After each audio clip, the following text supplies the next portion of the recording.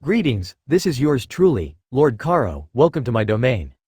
Legacy Part 1. Thank you for the save, young hero, said a monster of a man with striking blonde hair. We couldn't have won without you. Izuku was starstruck as he looked up at his childhood hero and inspiration. Words failing to escape from his mouth as he stared at the heroic and legendary hero before him. His role model was finally acknowledging him. You can't be shy now, All Might said as he gave Izuku a thumbs up. With all you did today, I'm sure you'll be the #1 hero in no time. Now tell the world your name.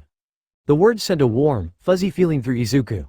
The sheer passion in All Might's voice spurring him on to announce his arrival as a pro-hero. He took a deep breath before doing his best to match his idol's volume and energy. My name is Izuku Midoriya. Get out of bed, his mother's voice hollered, rousing him from his sleep. I've got a surprise for you. Izuku let out a disappointed groan. He had been so close. It wasn't the first time Izuku had had that dream, and he knew it wouldn't be the last. He wished more than anything to share the stage with All Might, and he would not rest until he got there. Izuku. There was no avoiding it now. He fought his way out from underneath his All Might Bronze Age blanket. A glance at his All Might Special Edition alarm clock told him that it was 7 a.m. on a Saturday. He slipped on his premium V2 All Might nightgown woven from the same breathable fabric as All Might's gear. The gown covered up his All Might. You get the idea. Izuku absolutely loved All Might, the current #1 hero in all of Japan and the world. Izuku still had the video of All Might's debut branded into his mind. No one knew who he was or where he came from. A building had collapsed and he had just appeared from thin air with amazing strength and speed and swagger. Hundreds of men, women and children were saved in minutes. At the very next hero ranking announcement, All Might topped the charts, and it had stayed that way ever since. No one on this planet embodied being a hero like All Might did. Izuku, I'm coming, Izuku said, having momentarily forgotten why he was up so early in the first place. He could hear his mom speaking to someone on the phone, which wasn't all that uncommon really. Most of the time, she spoke to family or Aunt Mitsuki whenever they got the chance. She was facing away from him as she spoke to the other person on the phone. What was different about the scene, though, were the documents laid out before her on the table. His mom had the phone jammed between her shoulder and her ear. It was only then that he noticed the ever so slightly hostile tone she was using. You promised you'd make this trip with him, Hisashi. Why do you even bother making promises if you'll just break them anyways? His mother said, and a niggle of sadness and discomfort bloomed in his chest. His mom was speaking to his father. Izuku barely remembered his father. He had left a little before Izuku had failed the toe check, and the weekly visits turned into monthly before soon all there was the occasional phone call and birthday gift. He didn't hate his father per se. It was hard to think of anyone that Izuku well and truly hated. The truth was, for the vast majority of his life, it had always been Izuku and his mom. It was pretty difficult to hate someone whose face you could barely remember. At the very least, Izuku had a dim view when it came to his father because of how hard it had hit his mom. He remembered how much his mother used to love cycling and hiking and all sorts of outdoors activities. Being a single parent, though, she had less free time on her hands and her hobbies began to fall to the wayside as she cared for Izuku. One of his wishes was to repay his mother for all she had done for him, but that would be difficult to do as he was. Against his will, he frowned as a pen flew across the room into his mother's hand as she began to write stuff down on a paper. Usually, she never used her quirk in front of him, but she was so distracted by his dad's call that she probably didn't even realize he was there. It served as a harsh reminder of why his father had left, and also the day his mother, and on some level Izuku himself, had given up on the dream of him getting a quirk. He would soon be 15 and his dreams of going to the best hero academy in the world would crumble to dust. UA did allow those without quirks to take the entrance examination, but as many had said, it was impossible to get into the hero course without a quirk. There were other courses like business, support and general studies, but he had only ever had his eye on the hero course. That hadn't changed when he found out he was quirkless. It hadn't changed when his mother had told him to give up on his dreams. It definitely hadn't changed despite all the goading and ridicule he had suffered from Kachan and his cronies. His mother roused him from his dark thoughts as she spoke into the phone. Yes, all our travel documents are in check. You would know that if, never mind. I'll take care of it, and I know who to give the extra tickets to. Goodbye. His mother put her phone down before turning towards him and flinching back in surprise. Izuku, I didn't hear you come in. Let me get you something to eat. His mother floated away as she went to the kitchen. Anything specific you want? I'm fine with anything, Izuku said softly as he moved towards the table. He was finally able to get a good look at the documents. Passports, identification cards, plane tickets and a pamphlet? Izuku picked it up and his brow scrunched up in confusion as he read the title, The Samsara Resort? Izuku had never heard of the place before. It seemed pretty amazing, he had to admit. 5-star rooms, acclaimed restaurants and a myriad of activities to boot.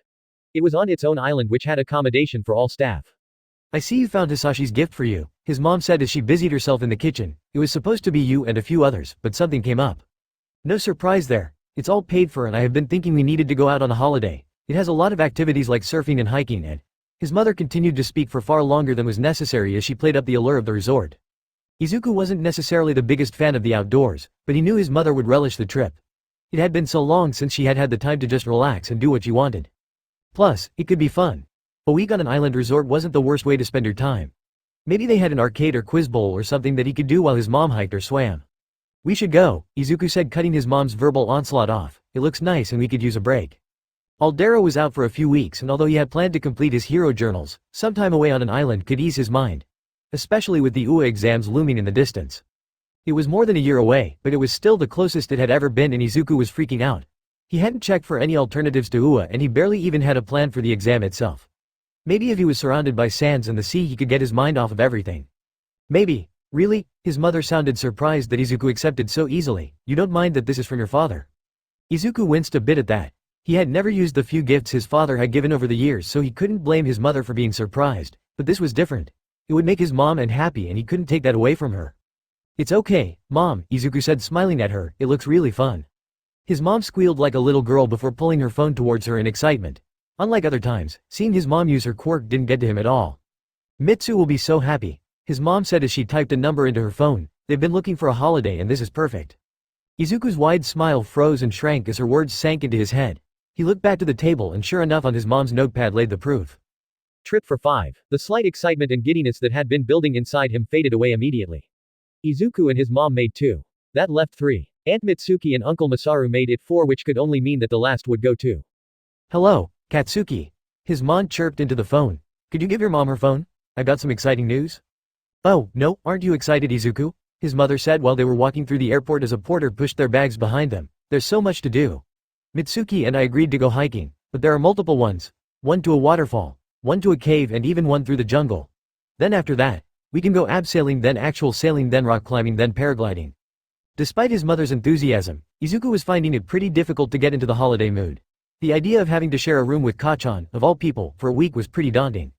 They had been a lot closer as kids, but as soon Kachan activated his quirk it all changed. Still, though, Izuku kept going back for more. As mean as he was, Kachan inspired Izuku. There was nothing on this earth that intimidated Kachan. Whether it was a bunch of bullies twice their age or their final exams, Kachan always dealing with stuff with ease, and he always excelled. His grades were usually ahead of Izuku's, and the few times he got beat would result in him blowing Izuku out of the water next time around. Sometimes, literally. Despite it all, Izuku kept coming back because if he needed an example of what it needed to be the #1 hero, then Kachan was a perfect motivator. For all his arrogance, he really did work hard for each and every bit of progress he made. Inko, Izuku. Izuku turned to see Aunt Mitsuki waving her hands rapidly in the air. We saved you a few seats. With that said, Mitsuki pushed a large suitcase off the seats they were near. The suitcase flipped in the air before landing on the foot of an aloof Kachan. He let out a loud groan before turning to his mother angrily. What the hell was that, you old hag? Kachan growled as he stalked up to his mother. Are you going blind or something? Watch where you put those things. It's not too late to send you back home. You little brat. Aunt Mitsuki matched her son's volume, which only drew stares and glares from everyone else in the airport. Excuse me, said a man who walked up to the quarreling duo. Could you not be more dignified, you? Shut it, you nobody, Kachan and Aunt Mitsuki said in unnerving synchronicity. It was enough to repel the man and others from intervening in the very public and very heated argument. Thankfully, the brewing argument was snuffed out when Izuku's mom came between the two. I think we should all just relax. Her words seemed to have the right effect as Kachan and Aunt Mitsuki caved to his mom's earnest tone. It just wouldn't do if we arrived at the resort angry. Katsuki. Why are the suitcases on the floor? Why did you ask the blonde hag?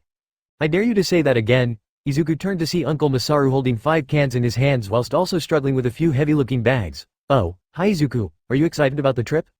Oh, of course, Izuku said as he helped relieve some of Kachan's father load. Here, let me get those for you, Uncle Masaru. Izuku took the cans and then the bags from a relieved Masaru who looked just a little sweaty. That wasn't good. If Mitsuki touched him now, then things would get even more explosive than her argument with Kachan. You're a good kid, Izuku, Masaru said, clearly drained of energy before collapsing into a chair. I'll just lie over here. Izuku took that chance to give the cans to his mom and Mitsuki, who had calmed down a lot now that she wasn't speaking to Kachan. His mother took the offered can, but Mitsuki pulled him into a tight hug that made his face burn with embarrassment. To make things worse, Izuku had a prime view of Kachan's darkening demeanor as Izuku was squished up against Mitsuki. Hi, Izuku, Mitsuki said, still hugging him tightly. You've grown so much, have you been exercising? Somehow, his face burned hotter and Kachan's face darkened even more. Izuku stuttered out a greeting before squirming his way free out of the death trap. No, I haven't really done too much exercise. Just a growth spurt, I guess. Mitsuki seemed to take mercy on him as she took a can from his hands. I'm glad to see you're doing well, Izuku. You really should visit us more. It's been far too long. Izuku looked over Mitsuki's shoulder to see Kachan scowl at him. He nodded and agreed to drop by eventually, but it was definitely a lie. Visiting Kachan's house was a great way to get the other boy to make his school life even more of a living hell. After giving a can to his mother, Izuku was left with a cherry, which he wanted, and a cola flavor. This particular brand of soda made absolutely dreadful cola, which wasn't something he expected Kachan to know. Kachan was almost religious with how healthy he was. There was no chance he would know that Izuku was going to give him the equivalent of dirt and toilet water with a dash of sugar. Which one are you having, Deku? Kachan sneered at Izuku, and somewhere behind him, Izuku heard their parents begin to plan out their week. Hey, Kachan, I was going to take the cherry. No sooner had the word left his mouth had Kachan swiped the cherry soda out of his hand. He opened it and downed it in one go before letting out a disturbingly loud belch. That's too bad. Kachan whirled around and plopped himself down on his seat. Izuku looked at the can of cola in his hand with a grimace. Maybe if he hid it underneath his seat no one would notice? 5 days in and Izuku had to admit that the Samsara resort was awesome. It was almost perfect really. The pamphlet had seriously underplayed just how cool the place was.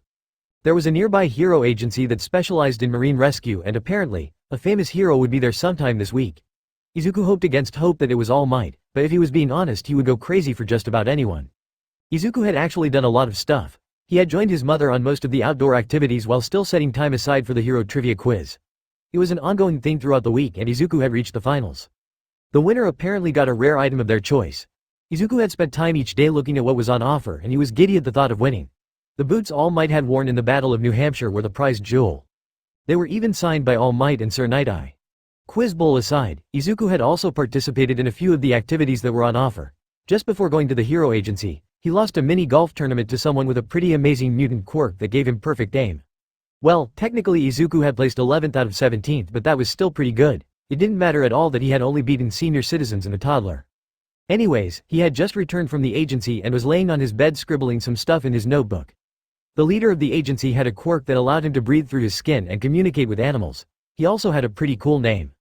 All good things came to an end, however, and the tranquility in the room was shattered when Kachan walked in wearing only swimming trunks and a towel around his neck. You're making notes here? Kachan's incredulity was palpable. Oh, come on, Deku. You do know all that studying won't help a quirkless loser as you get into a decent hero academy? Hell, I'm not sure even a normal high school would want you. Izuku couldn't meet Kachan's harsh gaze and his even harsher gaze. If he reacted then Kachan would just prick and prod at the wound even more, so he just had to stay quiet and hope. What are you writing about anyway? Kachan's superb reflexes let him swipe the notebook from Izuku before he had a chance to react. The deep? Why would you care about a rescue scrub like him? Didn't you hear about what he did to that dolphin? Izuku had not heard about the dolphin, and judging from Kachan's smirk he wasn't sure he wanted to. I thought you were gonna go rock climbing? Izuku said, trying to change the topic, and amazingly it seemed to work. I got kicked out by some loser. Kachan growled as sparks danced in his free hand. Apparently, I'm not allowed to use my quirk to help me. Such bullshit. Well, that does go against quirk usage laws, so it would be remiss of them to not remind you of anything, especially since you're not even at a hero academy nor do you have a special permit or civilian license, so you could potentially get the resort sued and cause a ton of collateral damage, especially since the hero agency specializes in sea rescue and your quirk could have caused a rock slide. Deku! Kachan's shout coupled with a loud bang from his palm wrenched Izuku from his nervous mutterings. You gotta stop doing that, Kachan said before throwing Izuku's notepad back at him. Get dressed. I signed us up for a scavenger hunt. The prize is an early copy of a training manual written by Endeavor. Wait, what? Kachan wanted to work with him? Why you want to work with me? Izuku smiled hesitantly, but the smile died on his lips after Kachan's reply. Not really, no, Kachan said idly as he began to get dressed. I got told I needed a partner and no one wanted to work with me after the rock climbing thing. Fucking gossipy extras. Ah, that made more sense. It still could be fun. Bring your bag, Kachan said as he made his way out the room. You're going to carry everything. That's all someone like you is good for. A porter for the real heroes. Maybe, hopefully. The scavenger hunt was going terribly. They were hot, thirsty, hungry, frustrated, and just about everything else in the book. The food Izuku had thoughtfully brought along had mostly been eaten by Kachan, leaving a grumbling mess in Izuku's stomach. They hadn't even found one thing yet. The list had 25 items. To reiterate, this was terrible. On the other hand, Izuku found out that Kachan was atrocious at anything to do with map reading, riddles and directions. It wouldn't be so bad if those weren't essential for scavenger hunts. It was cathartic to see that even Kachan wasn't perfect at everything. It wouldn't be too bad if Kachan didn't ignore any and all input that Izuku tried to give him. They were running out of time as it stood, and Kachan had taken them way off the designated path to find a shortcut. Kachan's shortcut led past many red and yellow signs with symbols on them. The signs had stuff like the words, fragile, and danger, images of rocks falling from a cliff and a skull and crossbones. All of which painted a grisly picture of what could happen to them if they didn't turn back. They finally reached a rocky outcrop which overlooked a rushing river. More importantly, Izuku could swear the ground was groaning beneath their feet. Damn it! Kacchan screamed, causing a vision of avalanche to fly through Izuku's mind. We found nothing, this is all your fault, Deku. I knew I should have gone with that 3-year-old brat instead. She looked like she at least had a useful quirk. This is your fault, Kacchan. Izuku wasn't sure where the bout of confidence came from, but he was far too tired to care. You're terrible at directions and you've been ignoring my advice. We could have been back at the resort if you weren't so stubborn. Kacchan was stunned into silence and Izuku took the chance to reach for the map in the other boy's hands. Unfortunately, Kacchan had other ideas. Stubborn? Kacchan said disbelievingly. Did you finally grow a spine, Deku? It's about damn time it only took 14 years. The insult washed off Izuku like water. Give me the map, Kacchan. Not a chance, Deku, Bakugou said with a twisted grin on his face. If you want it so badly then come get it.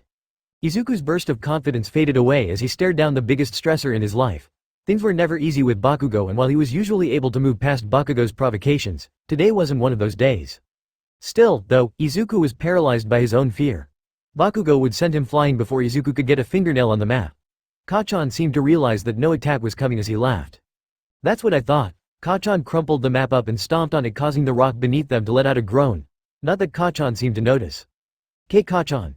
Izuku tried to warn, but the other boy seemed to misread his discomfort. Oh, did someone want the map? Kacchan's voice took on a mocking lilt. If you're so good at directions then find your way back to the resort on your own. I'm outta here. And to punctuate his point, Kacchan let out a double-barreled blast at the map, which was the last thing Izuku wanted to see. The shaky outcrop they were on groaned before it began a slow collapse, the rocks falling to the surging river below. Izuku fell face down as he tried to grab onto something, anything. What the? Kacchan had managed to save himself by propelling himself backwards with 2 blasts from his hands. It was only once he was safe that he realized something was amiss. Deku. Where the hell are you? Izuku slipped down the rough face of the inclined platform before he stopped at the very bottom. His arms were burning and screaming from the effort of holding himself up. A welcome branch saving the day for him. At least for now. He chanced to look down at the narrow river and he frowned as he saw the speed of the current. He would almost certainly get carried away, and he could only hope that it wasn't shallow or his day could go from bad to worse. Things did go from bad to worse when the number of rocks surging past him began to increase. The pieces were small, but it was only a matter of time before bigger ones began to follow. Deku, Kacchan shouted, looking far more scared than he'd ever seen him. I'll get you, just hang on. Kacchan put his hand behind him, obviously preparing to use his propulsion method again. Izuku almost listened to his former friend, but that simply wasn't meant to be. A large rock broke off the face and was now heading right for him. Izuku, in his panic, could only kick off the rock face in hopes of avoiding his face getting smashed in. It wasn't gonna work thanks to gravity. The rock was falling faster than Izuku was, and it would definitely catch him quick. It was rolling down the hill and gaining speed until a scream and flash of light washed over Izuku. Kacchan. Sure enough, Kacchan had fired a blast at the boulder, but it came at the cost of accelerating the collapse. The last thing Izuku saw before falling into the freezing river was a torrent of rocks chasing after him. Thankfully, Izuku did not have to worry about the rocks thanks to the river's current. He was swept away before his feet could even graze the bottom of the river. That was where Izuku's good luck ended. Unfortunately, he got slammed left and right and up and down. It was like he was wrestling with Gang Orca, but somehow worse in every way. Izuku vaguely remembered there being tips for this situation, but in truth, he could not remember any. He fought and strained against the currents as he was dragged and spat out by rapids and eddies. Izuku lost track of any sense of time and space, but it was when he felt the wind on his skin that he realized that he had stopped. His body was still submerged in the water, but somehow he had. Izuku reached behind him, and despite the pain his body was in, he was able to laugh wryly. His bag had gotten caught on some overhanging roots and he was stuck pretty good. The current was a touch more gentle down here. Nothing too drastic, but just enough for Izuku to swing and pivot onto dry land. He ripped his bag free from the roots, and remarkably it was still in great shape. This was probably the best advertisement for the Plus Ultra All-Might backpack anyone could ask for. Izuku's elation at escaping the river didn't last as he saw that the bag was empty. That meant both his and Kacchan's phones were gone. Furthermore, Izuku couldn't risk tracking back. His body had taken far more hits than he had expected if the treacherous path behind him was to be believed. The river wound and shrank and dipped many times. It was surrounded by sheer cliffs on either side. Izuku had been lucky that Mother Nature was feeling ever so slightly guilty as she allowed a tree to nab him by his bag. Izuku could only hope to follow the river downstream, and maybe there was something or someone he could find. Maybe. Izuku had found nothing.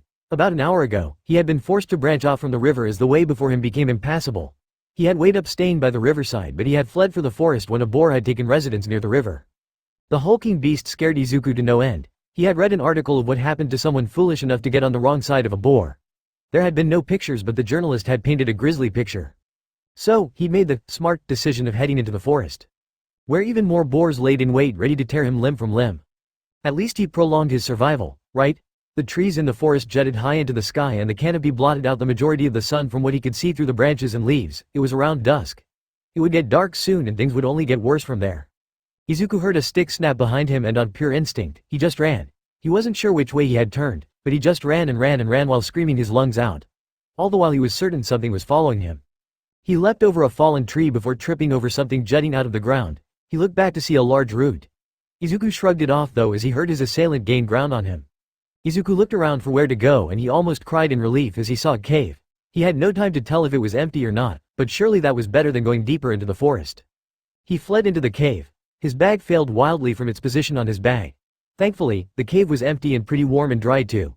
It even had an opening that illuminated the cave pretty well. It did smell absolutely terrible, though. Unfortunately, whatever it was followed him into the cave as well. I don't want to get eaten by a boar. This is so bad. Izuku scrambled to the back of the cave as he saw the shadow of his hunter appear. He took one more step back and there was a loud boom as his foot came into contact with something that was decidedly not earth. The acoustics in the cave had the knock-on effect of making his predator pause, which was revealed to be a deer? Izuku said with a smile. That's what I was afraid of? It's kinda cute, aw. His words morphed into a scream as a massive wolf attacked the deer. Blood and guts and fur flew through the air and Izuku fell on his butt as he scrambled for a way out. Left and right. No. Back. No. Up. Front. Never. Izuku looked down in panic before his eyes widened. As the rabbit was getting mauled, Izuku began to frantically wipe the rocks and dirt on the floor away. He worked quicker than he ever had before and soon the detritus was gone to reveal a trapdoor. Izuku had no time to ponder where it led to.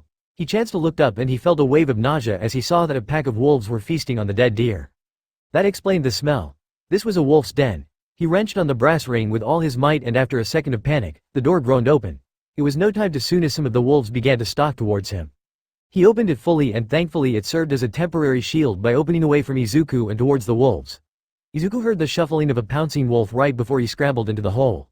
The trapdoor slammed shut, but even then Izuku could hear the wolves scratching and sniffing at the trapdoor. His body ached from the fall he took, but thankfully it wasn't anything bad. Exhausted from the day's events, Izuku fell asleep right there on the floor with his bag on and his arms serving as a makeshift pillow. Some indeterminate time later, Izuku woke up and his eyes slowly adjusted to the darkness. To his surprise, the room below the cave was bigger than he expected. Actually, it was less of a room and more of a tunnel. For some inexplicable reason, Izuku felt compelled to go down the tunnel. He could hear the wolves moving around in the cave, so that was obviously a no-go. There was no light down here and the silence was crushing as it pressed down on Izuku from all directions. Eventually, his mind settled into a daze of sorts as he continued to move forward. It was obvious that the tunnel was man-made. Izuku could feel intricate carvings on the walls and the floor was perfectly level.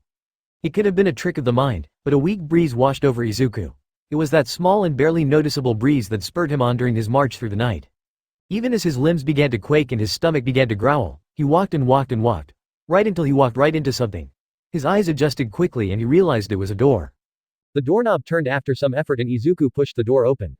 Weirdly, it led to a ladder illuminated by what looked like the sun, which was way too bright for someone coming out a dark tunnel. Izuku climbed up the ladder with haste before throwing himself onto the ground. The sun was stabbing at his eyes. Idly, he realized he had slept through the night and until the morning. He adjusted to the daylight and he blinked in confusion as he took in what surrounded him. Dilapidated houses stretched as far as the eye could see. The houses were all made of a mix of wood, stone and metal, but one thing they all had in common was that they were all centuries beyond repair. Hello? Izuku's voice echoed loudly through the village. Anyone here? There was no one. Izuku left the destroyed building he had walked out and began to walk around the destroyed village. In the distance, there was a mountain with 5 strange protrusions on it. A closer look took his breath away as he realized that what he had thought were unusual rock formations were actually faces. 4 men and 1 woman. It reminded him of Mount Rushmore. Were these 5 the leader of this village or civilization? For some reason, they were all surly and moody. It reminded Izuku of Endeavor's face at every billboard ceremony.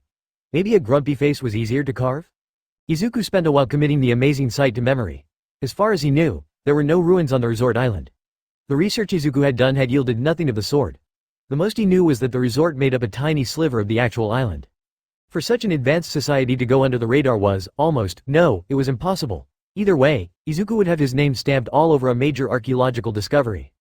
You know, if he didn't die here. Izuku put that out of his mind as he began to explore. He must have been in a residential district of sorts judging by the ceramic dishes that survived this long. Once again, Izuku was thankful for his bag as he began to pilfer only the best items he could find. It was nothing major. A few plates and bowls.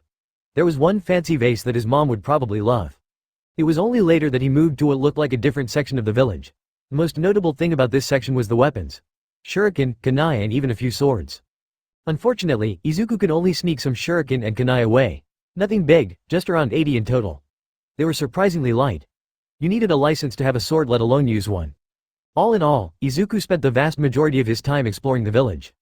There wasn't really that much cool stuff left, though in some places were just plain inaccessible. The only cool things he had been able to find was a weird metal plate attached to some cloth. He could tell it was meant to attach to his head kinda like a bandana. He had found tons of them but only one in mint condition. It had been in what Izuku could only guess to be a classroom of sorts, which was amazing. Universities were nothing new, but to find out that this place had its own had him giddy with excitement. Especially with relatively modern design. It was similar to the layout of large schools long ago. This discovery could boost his profile when he became a hero. Finally, Izuku came to the largest building of them all. It was right by the university and was circular in appearance. The vast majority of hallways and corridors were impassable, however, so Izuku decided to explore the ground floor only. This led to him finding a courtyard that in contrast to the rest of the village was in mint condition. There was a tree right in the center of the courtyard. It had thick roots that spread to the edge of the courtyard. The trunk of the tree looked as if a god had twisted it round and round. Most notably to Izuku's starving mind, there was a delicious-looking fruit hanging from one of its branches. Izuku's stomach ached painfully at the sight, and before he knew it he had shrugged his back off and walked up to the tree. He stopped right in front of it, though as a strange sensation came over him. It felt like the air was charged with something just beyond the normal. The feeling increased tenfold as he grabbed onto the fruit. It was purple and pink and orange with silver concentric lines tracing around it. He plucked it free almost as if controlled by an external source. Before he could even stop to consider the implications, he had taken a massive bite out of the fruit. It tasted divine. Izuku took bigger and bigger bites out the fruit before soon it was all gone. Izuku scanned the tree for any more of the heavenly fruit, but the second he touched it the tree died. It collapsed into a pile of ashes that was blown away almost immediately by a strong breeze. What the? Before Izuku could even verbalize his question, giant glowing white symbols appeared in a three-dimensional dome up in the sky. They danced and shimmered and morphed before suddenly freezing. Izuku could only stare at the symbols in shock and wonder and confusion before the symbols turned into a gray mist and just faded away. What kind of a place is this? Izuku's question went unanswered as a burning sensation emanated in his stomach. He looked down to see a blinding blue light shining from his stomach. The phenomenon spread all over his body, tracing all around his body from his fingers to his toes to everywhere in between.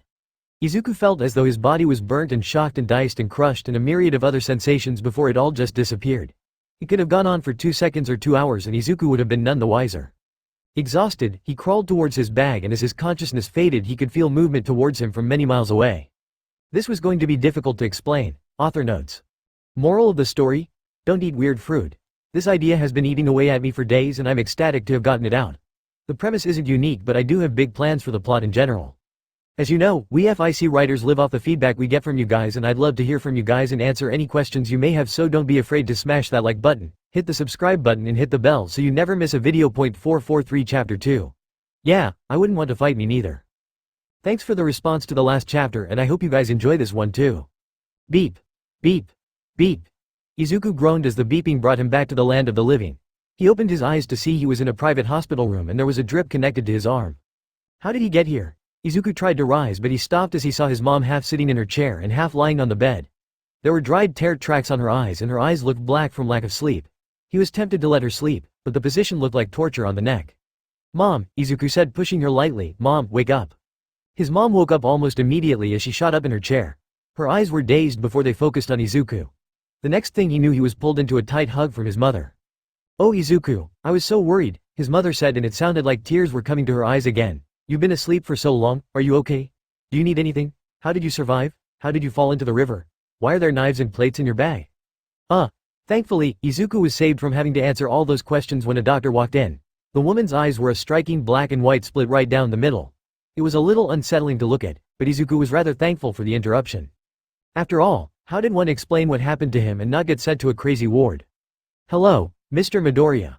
I am Dr. Shirai and I've been your doctor for your stay in Samsara, Dr. Shirai said as she held a clipboard. I've just got a few questions for you, is that okay? Izuku cleared his throat feeling how dry it was. Why yeah, but, could I please get some water? How silly of me, of course. Dr. Shirai left and a few seconds later she returned with a jug of water and a glass. I'd forgotten these in the hallway. Your case is just very interesting. That was ominous. Izuku's mom took it upon herself to pour him a glass. He downed it all in one go and still, he felt rather parched. His mother poured him a second one and he drank more slowly from this one. Do you feel any pain on your body at all? Dr. Shirai said and he shook his head no. When was the last time, excluding now, that you drank water? Before the scavenger hunt. The questions were all pretty mundane to Izuku and Dr. Shirai was kind enough to not ask them all at once like his mother had. She then asked a question that made him hesitate. A pro hero found you unconscious in a previously undiscovered ruin over 30 miles from a cave they tracked you to, Dr. Shirai said and he tensed under her scrutiny. His mother must have sensed his discomfort as she asked, is there a question in there? Yes, Dr. Shirai said and she smiled to ease the slight tension. How does a boy escape a wolf's den and then make it unscathed to a ruin that has never seen the light of the day only to be saved due to a massive radio emission? Izuku, his mother sounded curious herself, what happened? Perhaps, it was because he couldn't really lie to his mother or because Dr. Shirai had a comforting aura around her. Either way, Izuku felt compelled to tell the truth. I got to the den just before the wolves did while running from a predator. Izuku didn't think it was necessary to say it was a deer. The wolves came right after I did, but there was a trapdoor in the cave that I fell into. I slept there through the night I think and it turns out that was a tunnel that led to that ruin, Izuku said his eyes glazing over just a bit. I don't know how long I was down there, but I just felt this urge to keep walking, it was weird. The doctor and his mother remained silent throughout his explanation which allowed him to convey his thoughts with more ease.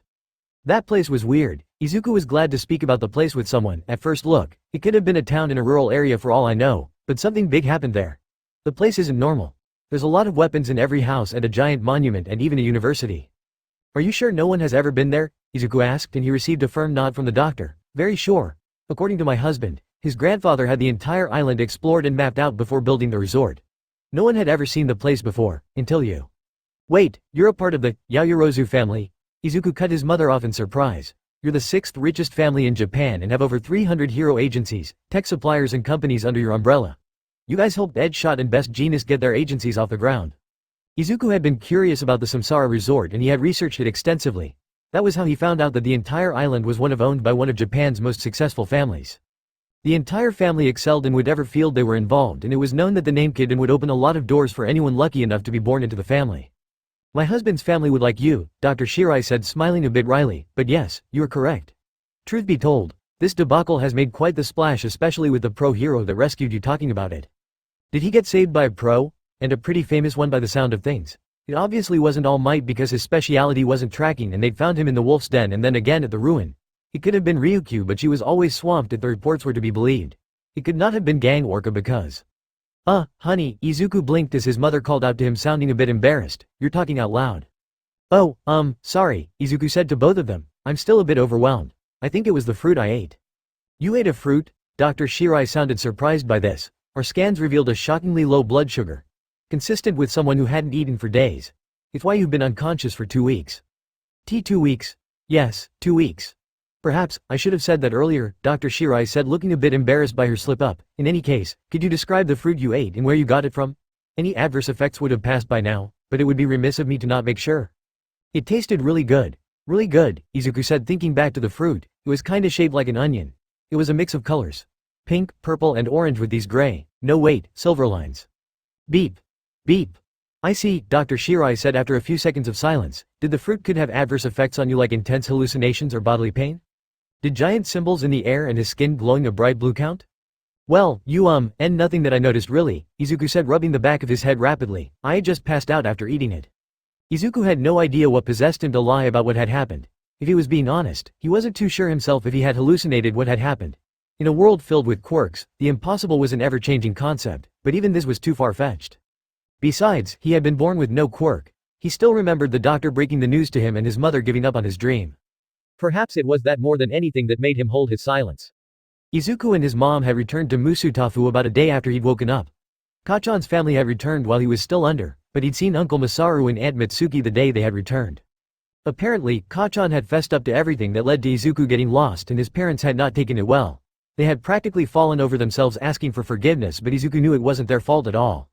Kachan was grounded so the word went and Izuku hadn't heard a peep from him since. Izuku wasn't cleared to return to school just yet and his mom still had to go to work. This meant he would be alone at home alone most days for the foreseeable future, which was good news. Izuku was positive that the fruit he'd eaten had done something. Not just to him but to that ruin in general. Speaking of the ruin, somehow, the press had caught wind of the boy who had found a lost civilization on a Yaoyorozu island, and a few agencies were offering a surprisingly high amount for interviews. His mother hadn't responded yet and she seemed hesitant to accept them. However, Izuku knew that the money could go a long way to alleviate the pressure she was under. Especially after the whole falling into a river and then being unconscious for 2 weeks thing. He'd been found by Hawks, who was the youngest hero in the top 15, and he was still rising constantly. His approval ratings were up there with the very best. Unfortunately for Izuku, Hawks had returned to his agency before Izuku could wake up and ask for an autograph. It was still cool, though. Izuku shook his head as he returned to the problem at hand. Today was his first day alone at home. His mother had left for work about an hour ago and she would only be back in well over 10 hours from now. Plenty of time to figure out what happened. Izuku vividly remembered the blue energy that had emanated from beneath his skin. It could have been a trick of the mind, but Izuku also just felt different. It was hard to put into words, but he felt as if there was more lurking beneath the surface. He got a blank notebook out and scribbled, "Attempt 1 foot" at the top. He put the pen down before he held his hands out in front of him. He strained and strained, but the blue energy did not appear. It was only after 10 minutes of focus and effort that he admitted that he would not have instant mastery of this. Whatever it was. Even Kachan had trained a lot to control his quirk. Hell, he was probably the only person at Aldera that seriously trained their quirk. Izuku decided to go for a more practical approach and he researched basic training methods for quirks. The blue energy reminded him of an emitter quirk and there were many official websites with helpful tips. Generally, a quirk came with some baseline level of understanding, much like knowing how to move a muscle. That being said, a lot of practice was needed to gain control of your quirk so as to not be a danger to yourself and those around you. Tip number 1. Try to clear your mind and visualize your quirk in your mind. It may take a few tries, but you will know when you have accessed it. Izuku read from the web page. From there on, it is up to achieve further control. Try to do this in an isolated environment. Admittedly, it sounded a bit corny to Izuku, but the website was approved by many hero agencies, so who was he to judge? Izuku shut his windows and curtains and soon his room was enveloped in shadows. He took it a step further and put on his noise-canceling headphones. Now, he was as cut off from the world as much as possible. It was not that simple, though. No matter what he did, visions still played across his mind if he let his mind wander. He constantly had to rein it in and that was surprisingly hard to do. He wasn't sure how long it took, but eventually, he was able to focus solely on the image of the energy.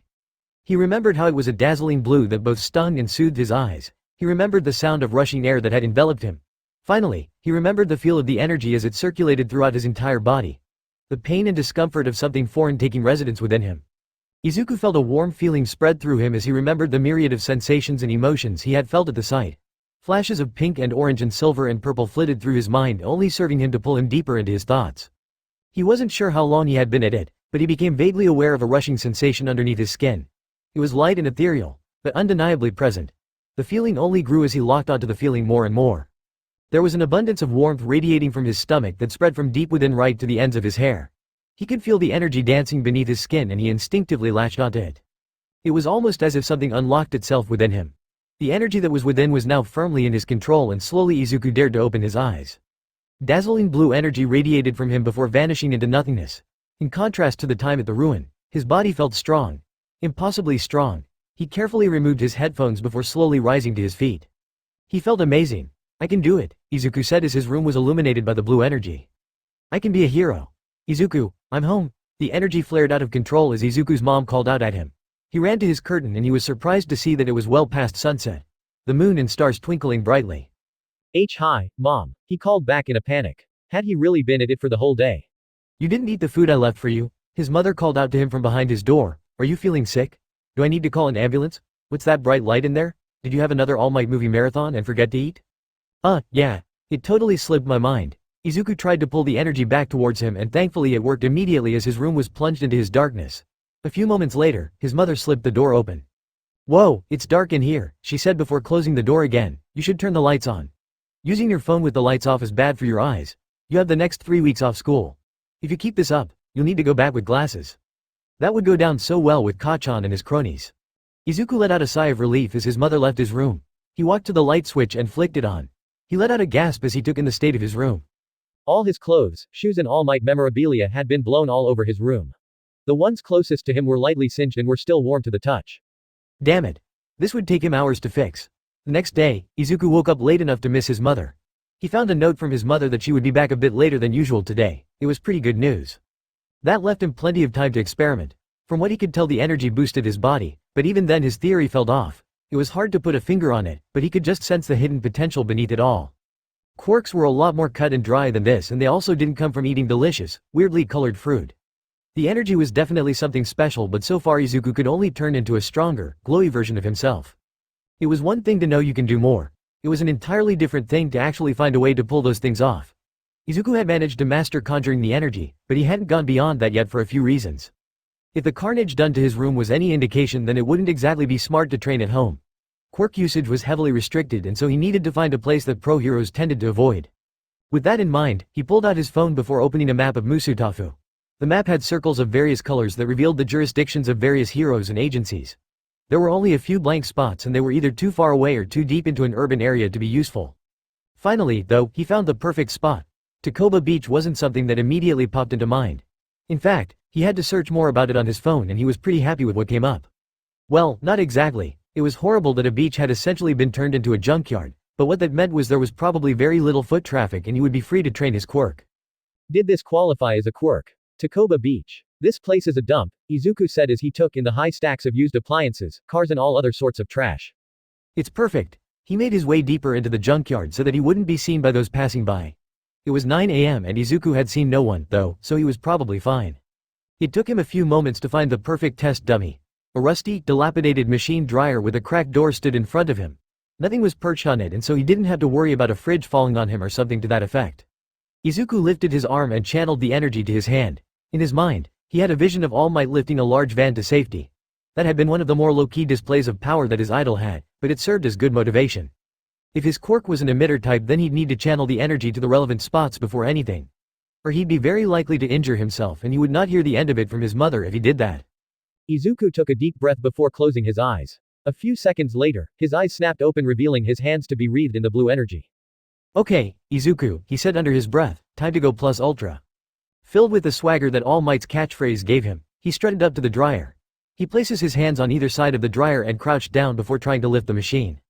It should have been simple. Instead, his hands wrenched the sides of the washing machine off completely. The large panels were stuck to his hands. He shook his arms in an effort to get them loose, and they did not budge. He kicked one of the panels with all his strength and he almost ripped his arm out the socket. What the hell? Panic bloomed in his chest, and paying no heed to how ridiculous he looked, Izuku ran.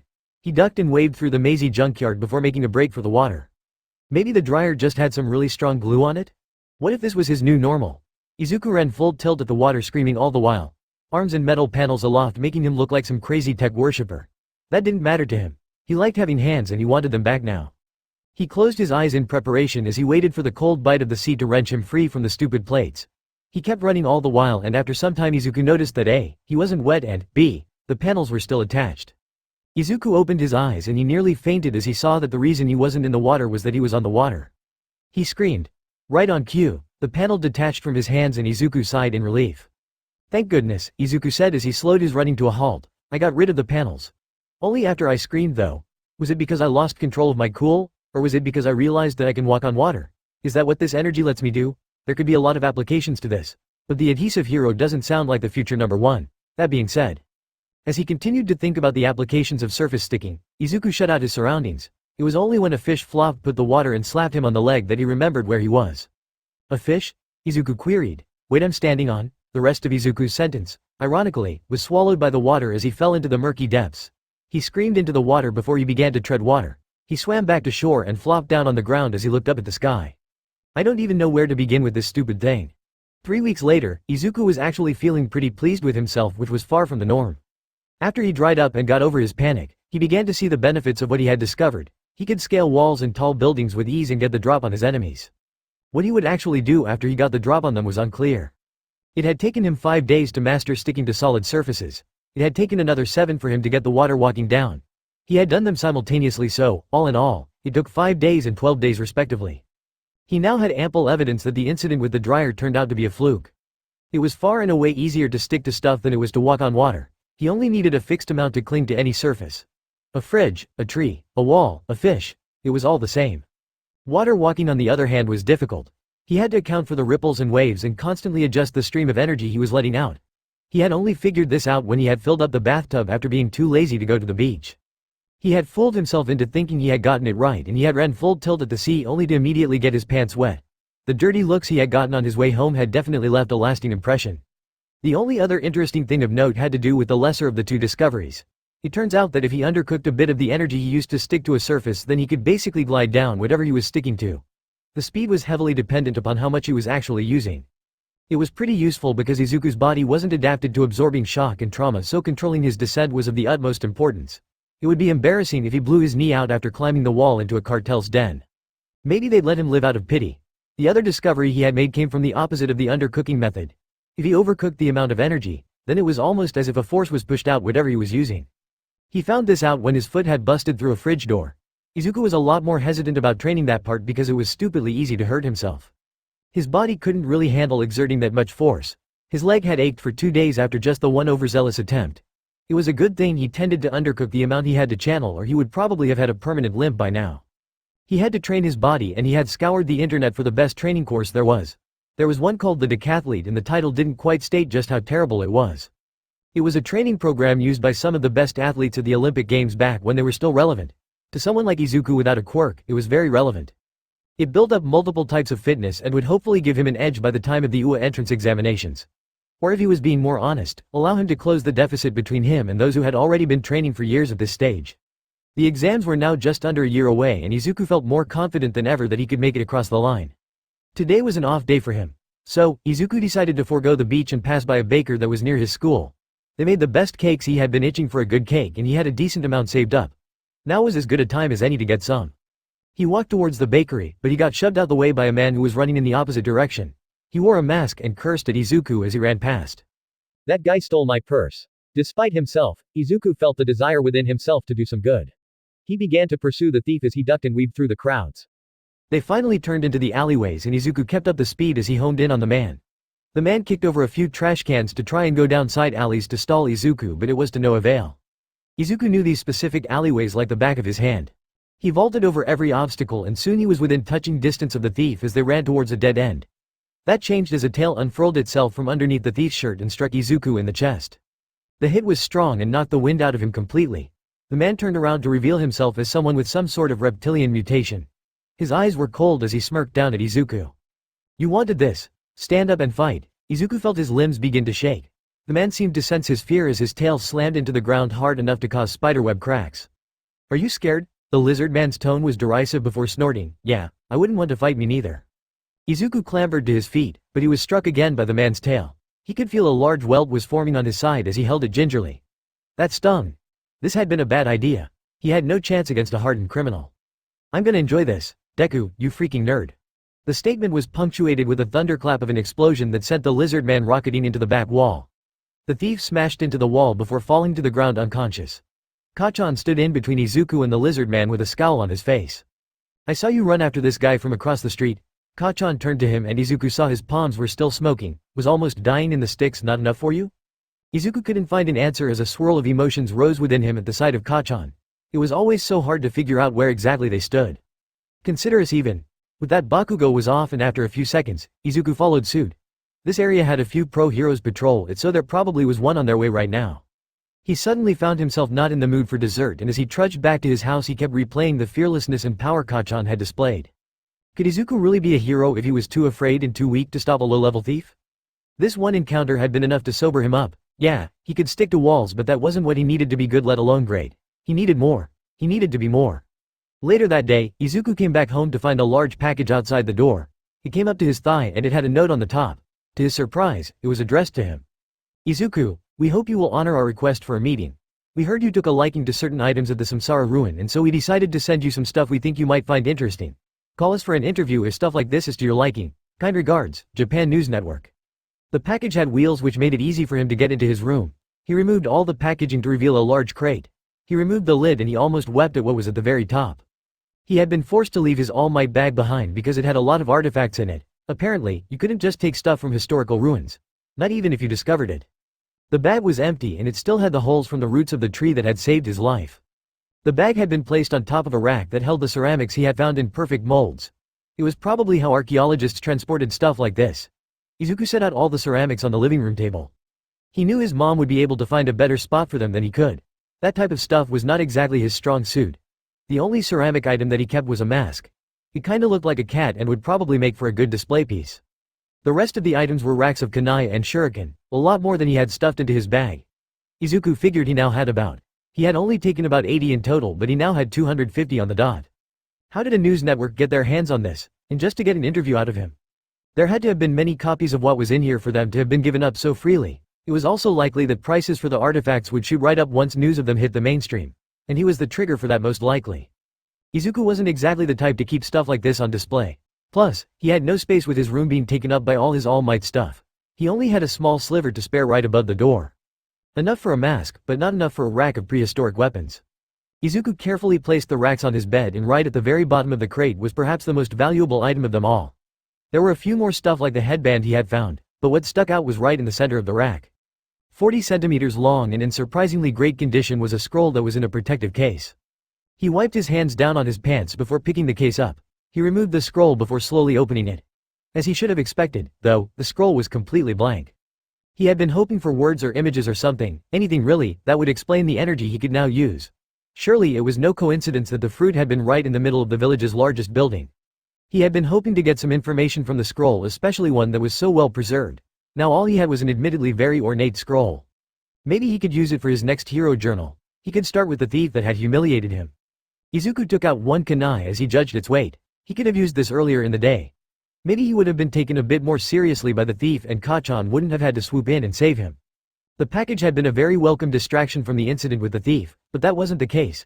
Izuku packed all the weapons away before putting the scroll on his bed. The short encounter with the thief flashed through his mind once more. The man's tail had hit Izuku hard enough to bruise. Kachan had been able to get the drop on the thief and incapacitate him while Izuku had been rooted to the spot. How far behind Kachan and the others was he? Bakugou was outstanding, but there would be hundreds of others near and maybe even above his level trying to get into UA.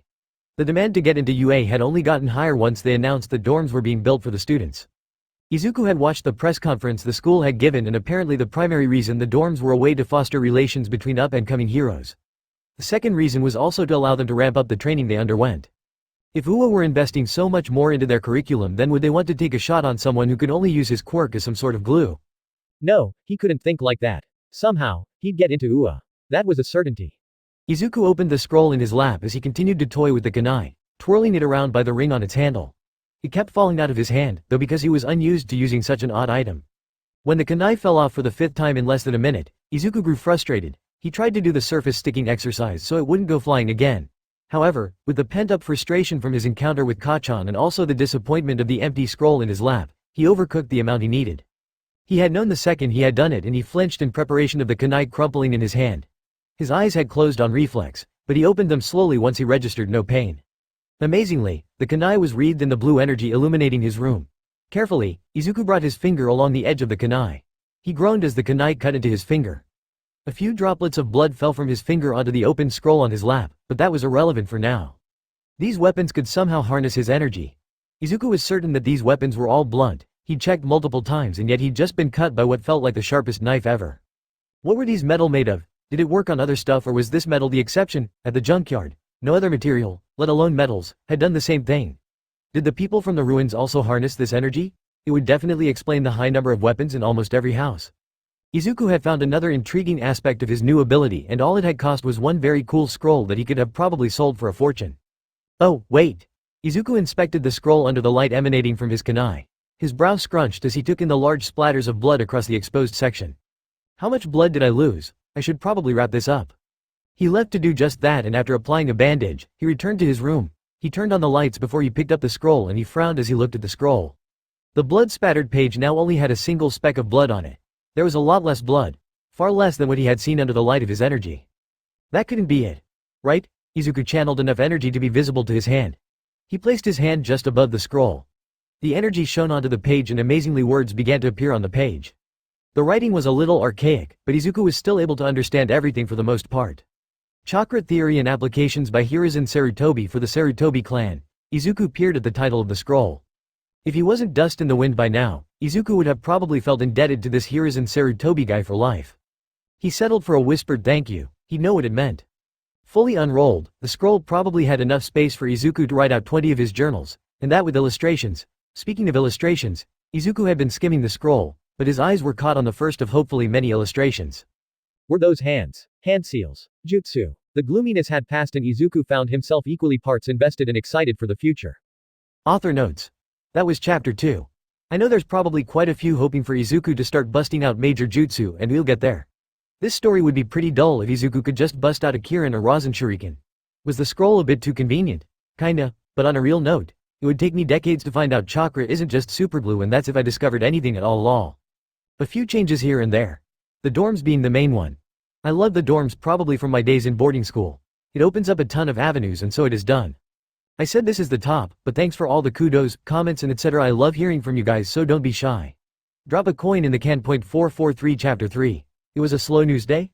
A bit longer than usual. Hope you guys enjoy it. At first, when Izuku had begun to read the scroll, a feeling of trepidation came over him. Don't get him wrong.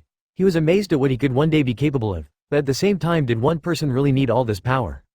Conjuring the elements, weaving illusions and boosting your strength to unfathomable degrees.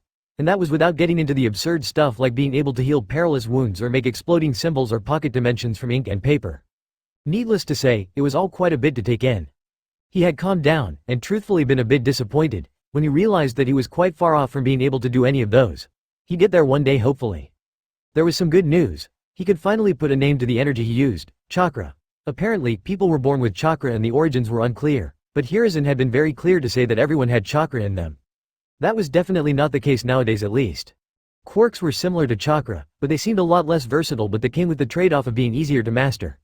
Hiruzen had mentioned in passing how he had trained for months to be able to make a spark of fire from his chakra. Quirks, presumably from being so closely tied to people's genetic code, just had an inherent mastery to it. They still needed to be trained, but it was as if a base level of knowledge came prepackaged with a quirk. Izuku had no such luck. He would have to grind it out for the next year to get into UA. Thankfully, Hiruzen's scroll had more than enough information to help him get a handle on his chakra. He had already earmarked what he would train. Chakra was a combination of physical and mental energy. So, as Izuku's mind and body got stronger, his chakra did as well. It was also possible to run out of chakra, which Izuku should probably have guessed. All that aside, Izuku had a plan for what jutsu he would first learn.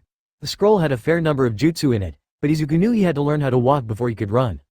And before he did walk, he studied how to walk. The 3 easiest jutsu in the scroll, according to Hiruzen, were called the substitution, transformation and clone. The clone was cool, but undeniably the simplest of the 3. The clones could not interact with any solid surfaces, but as a trade-off, they barely cost any chakra. The transformation and substitution were pretty much quirks on their own. The former allowed him to transform into anything, whilst the latter allowed him to swap places with another object. There were some limitations, of course. Both the transformation and substitution worked best with objects around the user's size. If he went too small, it required accurate control, and if he went too large, it required heaps and heaps of chakra. The activation process was also a bit of pain. The hand seals helped Izuku mold and shape his chakra in the right patterns to execute jutsu, but as things stood, he could barely get his fingers in the right positions for some of them. For the moment, before he went to Takoba Beach again, he was first going to get the hand seals down. It would be awfully embarrassing if he lost a fight because his fingers got a cramp or something stupid like that. Izuku, I'm home. His mother hollered at him. I went to your favorite. What are these plates doing here? Izuku put the scroll down and dispelled his chakra in a hurry. He had been so invested in the scroll, he'd forgotten to eat, and he'd also forgotten that his mother would come back home eventually. What would he say if she caught him using his chakra? He put the scroll in its box before putting it deep in his closet. He walked into the living room to find his mother inspecting the plates. She had a paper bag which probably contained takeaways of some kind. Hi, Izuku, his mom said. Her whole frame just seemed exhausted. Where did these come from? Some of these are really nice, but they did just kinda appear out of nowhere. It was from a news network, Izuku interjected, and he took the paper bag from his mother to prepare it. I think the Konoha ruin is getting a lot of attention, and this was a way to persuade me to give them an exclusive interview. It's very nice of them. No, it's not, his mother said with a raised brow. The media just wants to get as money as possible. A child getting lost on an island and only being found by happenstance would be a slight on both the heroes assigned to the case and the resort owners. The public would eat that up. But the money could really help us out. Izuku knew his mother had been working far too hard over the years. You wouldn't have to work so many hours, and once I become a pro, you wouldn't have to work at all. The last part about being a pro had just slipped out, and for just a moment he saw a flicker of pity come over his mother's face. That flicker was still enough to cause a surge of pain in his chest. Izuku. His mother's tone was babying, and it only served to amplify the pain he felt. I thought you got over this. You can't be a pro. You can do literally anything else. It was too bad. The one thing he wanted to do was the one his mom didn't think he could do. You are many things. Smart, sweet, strong, but you don't have a quirk. You could become a doctor or officer or. He wanted to show her what he could do. He could just walk up the walls or channel his chakra. Anything would do, but he didn't. Izuku wasn't mad at her. Not at all.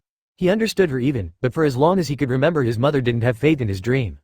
It hurt. It doesn't matter if I have a quirk or not, Izuku snapped at his mother and a part of him regretted it almost immediately. I just wish you had some faith in me. There's so much I wish I could show you, but not like this. Izuku felt warm tears trace his face. His mother seemed surprised by the sheer emotion in his voice. He wiped them away as he met her gaze, filled with otherworldly confidence.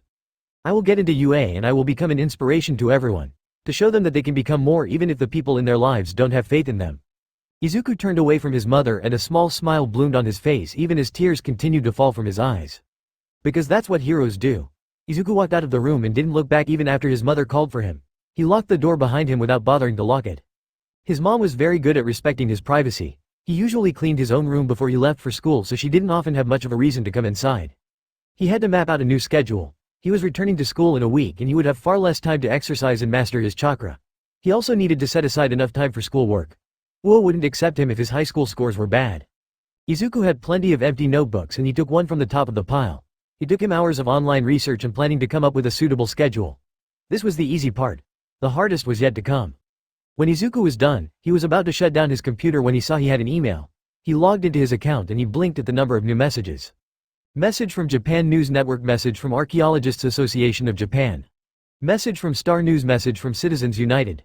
The list went on and on and on. The first was from the people who had sent him the items. They were very complimentary and polite and wanted to have an interview with him about the ruins. Izuku hesitated until he saw the price tag.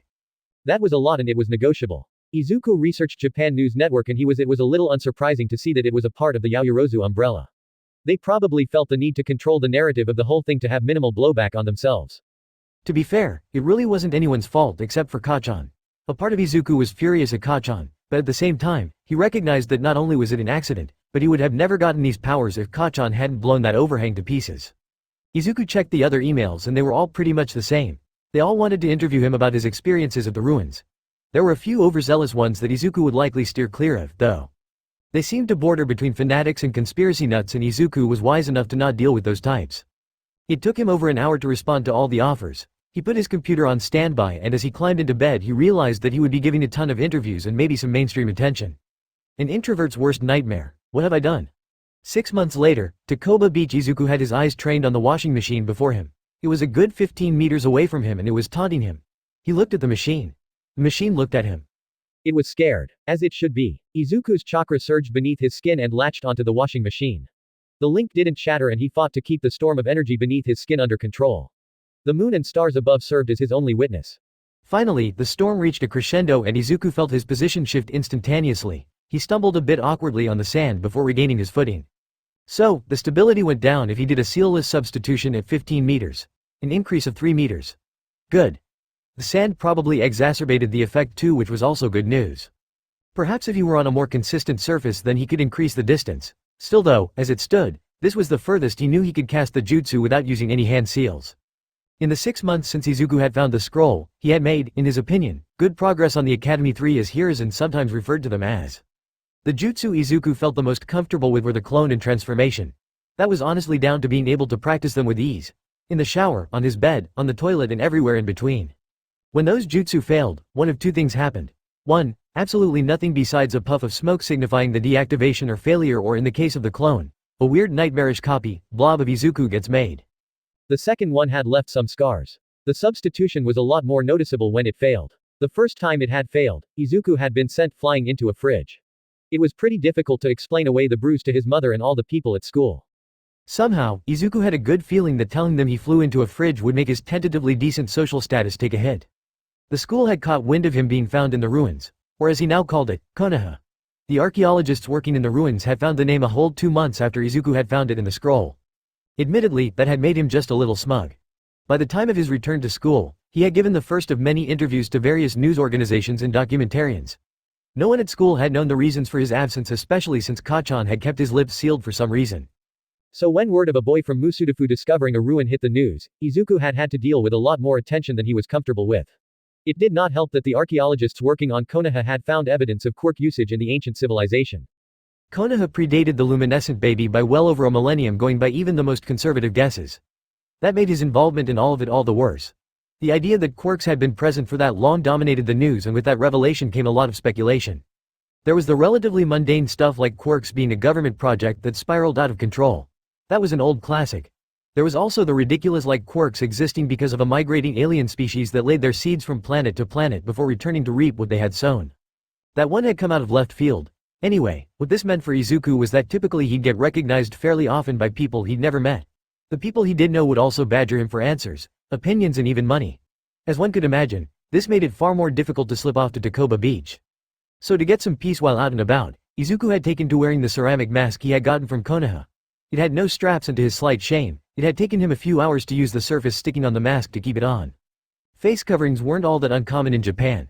Some people weren't comfortable with the mutations certain quirks granted, and so they covered up.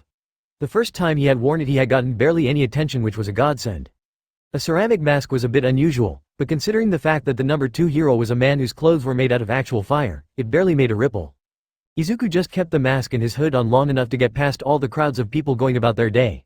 Takoba Beach was as empty as ever and became a sanctuary for his training sessions, which were usually early in the morning or began late in the afternoon. It was a cool Thursday night and Izuku knew he had to return home eventually. He had gotten a bit overzealous and had lost track of time.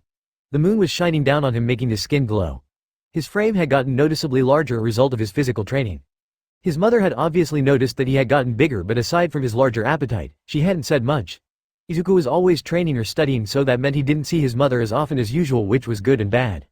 They had both silently agreed to not bring up the hero stuff until it became relevant. They got along just as well as they always had. But certain topics were anathema to both of them. The only time they had come close to broaching said topics was when his mother signed off on the consent forms Ua said to all their applicants. She signed it off without a word of protest. As a matter of fact, the only thing his mother had only ever taken umbrage with since their argument was the number of weapons in his room. Understandably, the racks of kunai and shuriken did not put her heart at ease. To be fair, Izuku hadn't begun to use those at all. You needed a license for weapons, and those weren't just handed out to middle school students. Plus, with the kill order ban on heroes, he'd need to show a lot of skill with them before being given the green light. Izuku had to think of alternative ways to fight if he ever ran out of chakra. Hiruzen, who Izuku had slowly realized was as much a scholar as he was a formidable fighter, had mentioned being prepared for any situation. Izuku hadn't run out of chakra at all yet. He hadn't even been close to, wasn't sure if it was down to the amount he had, the control he had, or some other unknown factor. What he did know was that he had to be prepared for a situation where his chakra was useless to him. He had debated joining a dojo, but there was no chance he could squeeze that into his schedule as well. He was already running on just a few hours of sleep, and more than once he'd fallen asleep in school, on the bus, and even here at Takoba a few times. There were 24 hours in a day, and somehow he needed more time. Thankfully, the scroll had an answer for that. The next section of the scroll had him giddy with excitement.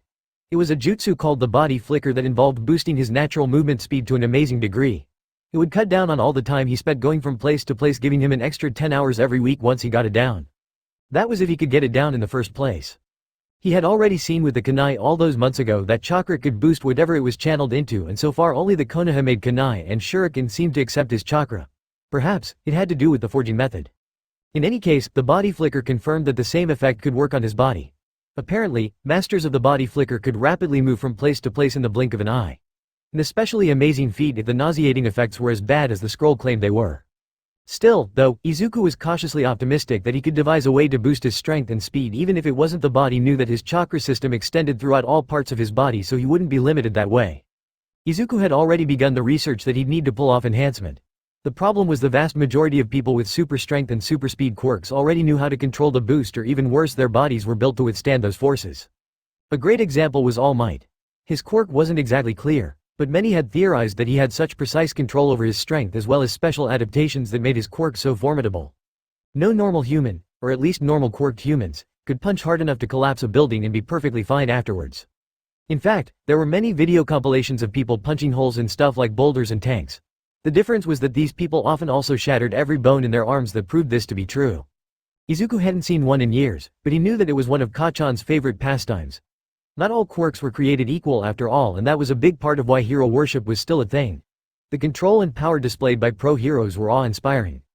Izuku's body was not super resilient or made for super strength. Therefore, he theorized that like the body flicker, he would have to reinforce his body and at the same time use the enhancement technique for no blowback. Needless to say, that was probably a long way away. A brisk wind washed over Izuku's position. He only had on a pair of shorts, so the wind made him scramble for his shirt and hoodie. It was getting pretty cold out. He put his shirt, shoes and hoodie on before he began to walk out the maze that was the beach junkyard. He had checked 3 times to make sure that the scroll was still in his bag. Izuku had considered writing down the scroll's contents, but he had decided against it. He tried to reason that it could be catastrophic if it fell in the wrong hands. The real reason was that the scroll was way too long. Izuku was pretty sure that a team of 10 transcribers would give up before they got halfway. Admittedly, it was stupid of him to take it everywhere, but if he didn't he would just worry that it was gone. "Leave me alone." Izuku froze as he heard a woman's voice break the serenity of the beach. He heard other voices argue with the woman in question and Izuku bit his lip as he realized what was up. If a bunch of criminals were harassing her then they must have known that this area was practically deserted. Even if he called a pro, it would take a few minutes for them to get here and a lot could happen from now until then.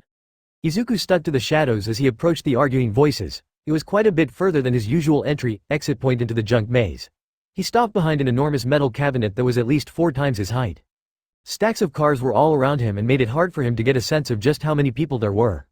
"Look lady, I'm not going to ask you again," said a deep voice, "give us all your valuables. That includes the fancy necklace and ring you've got on. That looks like it's worth a lot, am I right Gear?" "At least a few thousand, crank," Gear replied with a very high-pitched voice. "We could get that car I've been eyeing up. The ladies will." "Please, not those," the woman sobbed. "They're all I have left of my mother. Please, we only met here to sell you this camera.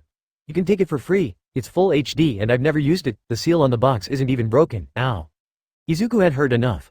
He was about to leap into action when he caught sight of his face in a rearview mirror. He would get into deep trouble if he intervened. A quirkless child taking on 2 criminals? And that child being the Konoha kid too? That would be goodbye to anonymity and probably any decent hero academy, let alone UA. That couldn't happen. Izuku silently shrugged his bag off and he wiped his palms off before taking out his mask. Hopefully, this thing was battle ready. Sumair could already hear Izuna mocking her now. "Another full hard drive? You hoard too much, Sumair. You intern for how much? You're too pliant, Sumair. Oh, you sweet summer child. You can't mix peanut butter and eggs, Sumair." Their relationship had been short-lived for a myriad of reasons, one of the more prominent ones being financial. She was still looking for a job, but investigate journalists weren't in hot demand. Izuna did not like that. He barely wanted her to work in the first place despite what he had said to his family at all those gatherings. Sumair did not need nor did she want the camera. It had been a gift from a very rich and distant relative of Izuna who had heard about her dream at one of their family dinners. The camera was objectively superb, but she couldn't even look at it without being reminded of all the squabbles she and Izuna had had over her career choice. She'd found a buyer almost immediately and when she had heard they wanted to meet, she had driven to the meeting zone without researching the area first. She didn't need the damn thing in the first place, though, and the price the buyer was offering was way too good to pass up. Besides, people wouldn't commit crimes when heroes were around, right? "Wrong. You didn't have to slap her," Gear said, his voice grating on her ears. "Just rip the necklace and ring off and we'll be gone. I think she even left her car in the lot over there. It looks awful, but one man's trash and all that." Her cheek burned from the slap Crank had given her. It had been enough to floor her and she looked up at her 2 assailants who were bathed in moonlight. Despite the fear she felt, she did not blink. "Just give them over here, lady." Crank's eyes were a mismatch, with one being a dull black and the other a bright red. "I can see you using your quirk. It must be useless if you're just lying there in the trash." Crank laughed uproariously and Sumair hoped it would attract attention. That died when she realized how it sounded like it was barely extending past the general area. "Hurry up, Crank," Gear said with a tinge of annoyance. "I can only muffle sounds for so long. We need to leave before a pro finds their way here." Too late. No sooner than a second after the words left his mouth did a shadow come over Crank and Gear. Sumair looked up into the sky to see a cloaked figure standing atop the metal cabinet she was leaning against. His whole body was draped in shadows, giving him something of an intimidating presence. "Who the hell are you supposed to be?" Crank said, taking out a gun which drew no response from the figure. "Heroes always have to identify themselves. I know what your silence means. We've got a wannabe over here, Gear." Sumair had moved away just enough to get a better view of her would-be rescuer. The black cloak was not closed in the middle and it revealed black skin-tight clothing underneath. The figure blended into the shadows near perfectly. In fact, the only thing that made him stick out was the white mask with vague patterns over it that she could not quite make out.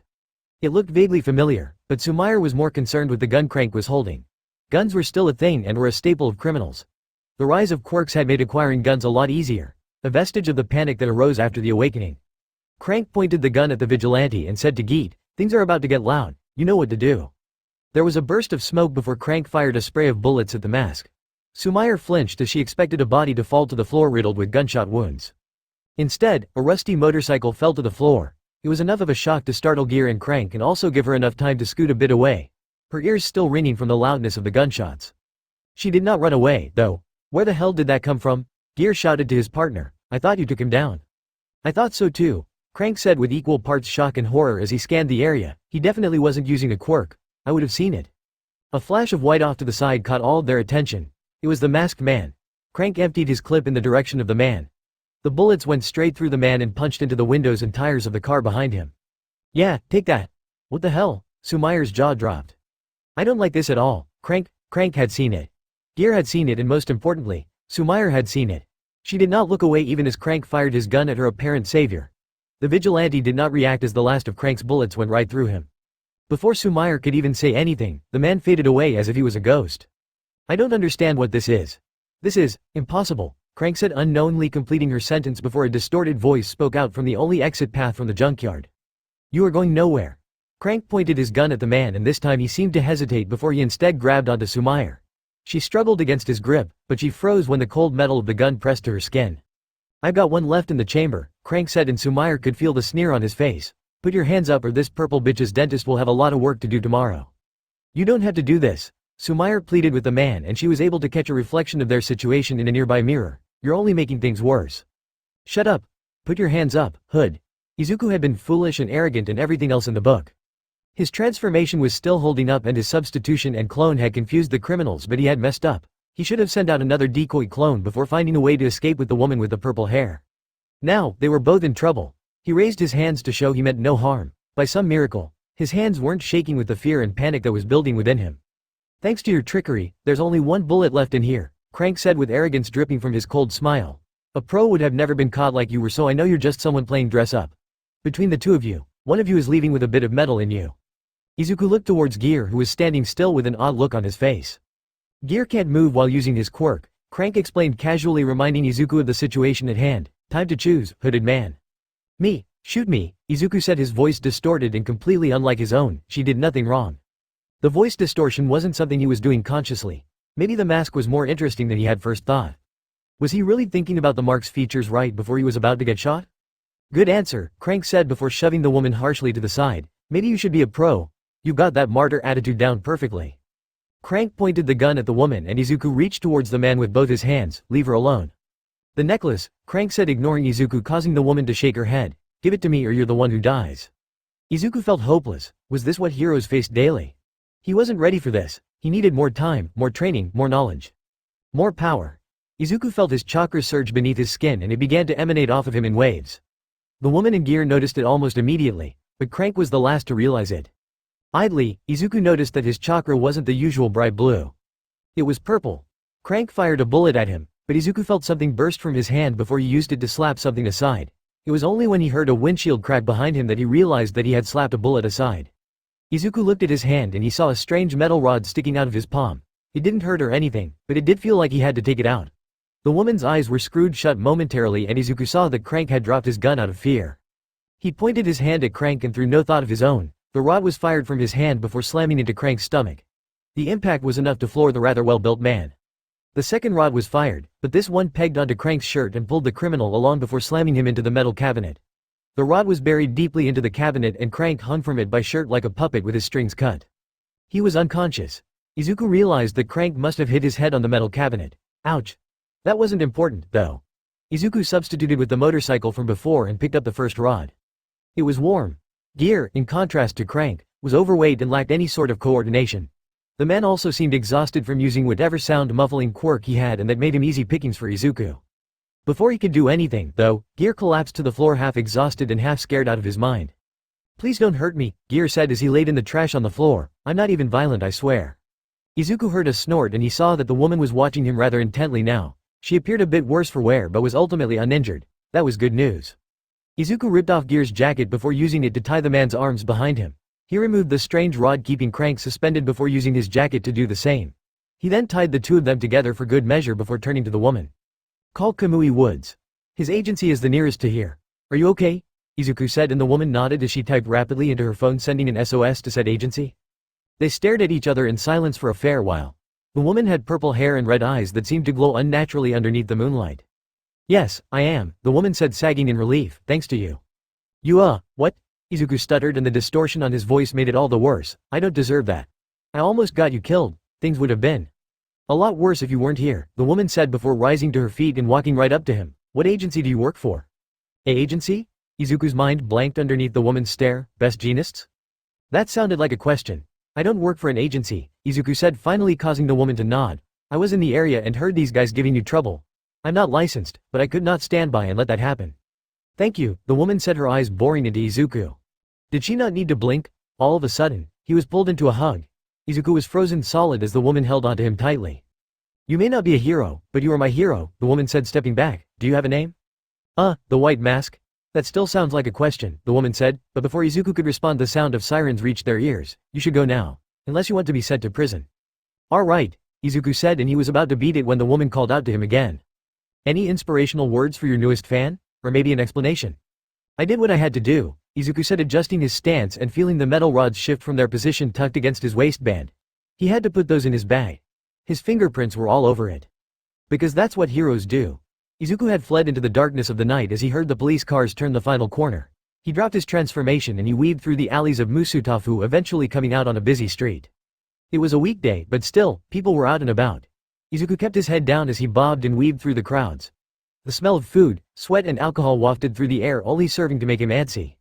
The police would be looking for someone a lot taller and bigger than him, but he still felt some trepidation. What if someone had followed him this? What if they saw him drop his transformation? They could have recognized him from any of the Konoha specials floating around and the police would be at his home before he was. Izuku left the populated area as he took a shortcut through the alleys. Normally, this wasn't an option at night, but right now he was all out of options. The rods he had created from seemingly nothing were in his bag with his scroll, and they made loud clanging noises as he ran through the dark and empty alleys. He got out near his house and he sped down the street, only slowing down when he saw no officers or pros outside the apartment building. He climbed up the steps 2 at a time before entering his flat in a hurry. His mother was glued to the TV and he froze as he saw what was showing on the TV. We have never heard of this Takoba Beach vigilante, but he will be apprehended, said Kamui Woods, his tone cool and harsh. Is that really fair to him? The reporter said, shoving a mic to Kamui's face. It is safe to say that if it were not for him, the victim, a Miss Sumayer Utsusu, would not be up and about. Reportedly, you only happened upon her because the vigilante was there in the first place to subdue the criminals. That may be true, however, all heroes must be licensed, Kamui said with an edge to his tone. It will not always go so smoothly if a civilian intervenes. How smoothly would it have gone if the vigilante had not intervened? Kamui seemed to glare at the rather insipid reporter before turning away. That's enough questions. I have work to do. There you have it, ladies and gentlemen, the reporter said, smiling towards the camera. The pro-heroes would rather you stand by than help your fellow humans. We at Starlight News will always bring you pure and raw news. This is Masukomi Souza at the Takoba Beach junkyard. Izuku. Izuku flinched as he tore his focus away from the TV. His mother was looking at him and her face was scrunched up in concern. I called your name 3 times, she said as she turned the TV off. Are you okay? Why yeah, just a little tired, Izuku said, wiping the sweat off his forehead. I think I'll go shower now. Did you make any food? Of course I did, his mother said, and she continued speaking as he walked away. Are you sure everything is fine, Izuku? You look pale. Izuku paused before taking a deep breath. He turned back to his mom and smiled. I'm fine, Mom. I promise, Izuku said with a warm smile. I think I just pushed myself too hard today and I've still got some homework I didn't finish in the afternoon. Silence. Alright, his mother said finally. I'm glad you're okay. With all these crazies running around, who knows what could have happened. You heard about what happened at Takoba, right? People cannot just take the law into their own hands. That's what the pros are for. I saw the police cars drive that way, Izuku said, feeling a bit queasy. It's a good thing they caught those 2 criminals. Were there 2 of them? His mother queried. I didn't see anyone mention that. Usually, that type of stuff only comes out later. I guess something like this would have some leaks. Izuku let out a sigh as his mother explained away her own question. Finally, he was able to peel off and go into the bathroom. He turned on the shower and he undressed as he waited for the shower to heat up. Izuku inspected his face in the mirror, finding his skin to be unnaturally pale. He closed his eyes as he recalled the short scramble between him and the 2 criminals. If those rods hadn't appeared when they did, he would have been. Izuku stumbled over to the toilet before puking right in the bowl. His skin crawled and his head throbbed as the reality of the situation settled on him. He could have died. He was alive by mere happenstance. If Crank had fired a bit more to the right, then Izuku would have bled out in the heart of a junkyard with nothing to his name. No lives saved, no children inspired, just nothing. That caused another bout of puking. It went on until he was dry heaving, and it was only then that Izuku saw the room was filled with steam from the shower. He went to the sink to rinse his mouth and he frowned as he saw blood leaking from his nose. He wiped it away before hopping into the shower. The biting heat of the water helped to calm him down, and by the time he was out of the shower he felt a lot calmer. He dressed quickly and finished off the last of his homework before opening his bag. He took out the metal rods and he marveled at them. One had a blunt end while the other ended in a dastardly sharp point. These had come from his skin. There was no blemish on either of them, even the one that had deflected a bullet. Interestingly, they were warm to the touch, almost as if they had their own source of heat. Could it be? There was only one way to find out? Izuku channeled his chakra into one of the rods and he blinked as he realized that the rods weren't rejecting his chakra. He pulled the chakra he had put in the rod out and to his surprise it crumbled away to dust. Cool, Izuku breathed as the dust blew across his room and then dissipated in barely visible sparks of blue. He did the same to the other rod, which left him with neither of the weapons he had used against Crank and Gear. That was good. A sharpened rod would have definitely not been the sort of thing to keep with you, at home or elsewhere. Izuku tried to summon another rod, but he sighed as nothing happened. It reminded him of his discovery of water walking and surface sticking, which Hiruzen alluded to being exercised for gaining control of one's chakra. Somehow, he had to reverse engineer the rods. They were too useful for him to simply ignore, and what if they popped out if he got startled by a cat or something in public? That would be an awful look. Izuku got ready for bed and before he slept he saw that TBV was trending. It probably wasn't important. Izuku fell asleep almost instantly, the day's events catching up with him. It was all buried and gone. Now though, he probably wouldn't have to worry about the incident for the rest of his life.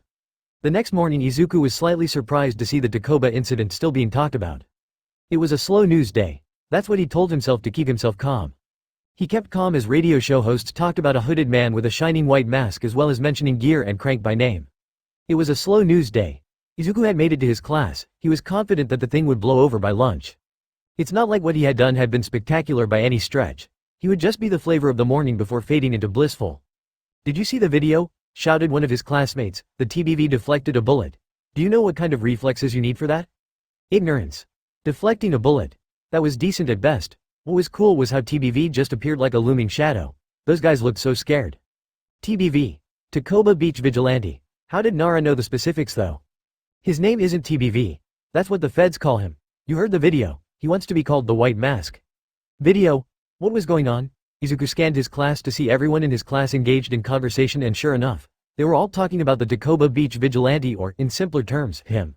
He got shot like 4 times and then just faded away. That's an amazing quirk. It was a slow news day? That's not his quirk. He fired these weird objects from his hands and was glowing purple. That is definitely his quirk. Did you see that Crank guy after he got hit with one? He could barely move. This was really bad. I think the best part about the White Mask is his attitude, said Amy dreamily, a girl who looked down on Izuku and quite a few others. He's so dreamy. I'm glad I found the video on that Sumair chick's website. Izuku froze as he fully processed Ami's words. Where's the video? Izuku said to Amy, surprising himself and the others with the urgency in his voice. Is this from the Takoba Beach Vigilante? Wow, Midoriya. You said all that without stuttering, said one of Ami's friends, her tone mocking. I guess spending some time in that ruin did you some good. There were a few chuckles here and there, but Izuku could not care less about that at the moment. Amy realized that her friend's jibe wouldn't chase him off and she scoffed before answering. It's trending #1 everywhere. I thought a nerd like you would have known all about this, but I guess it's way above your pay grade. Besides, his name isn't the TBV or whatever.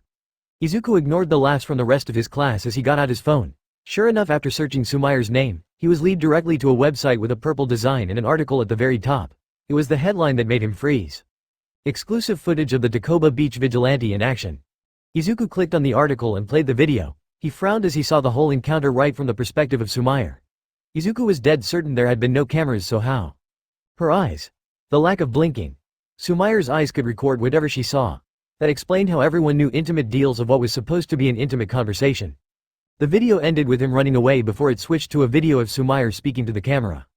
The White Mask saved my life and I could not stand the slander that was in the press, Sumair said, and her eyes weren't red anymore. They were now just a normal black.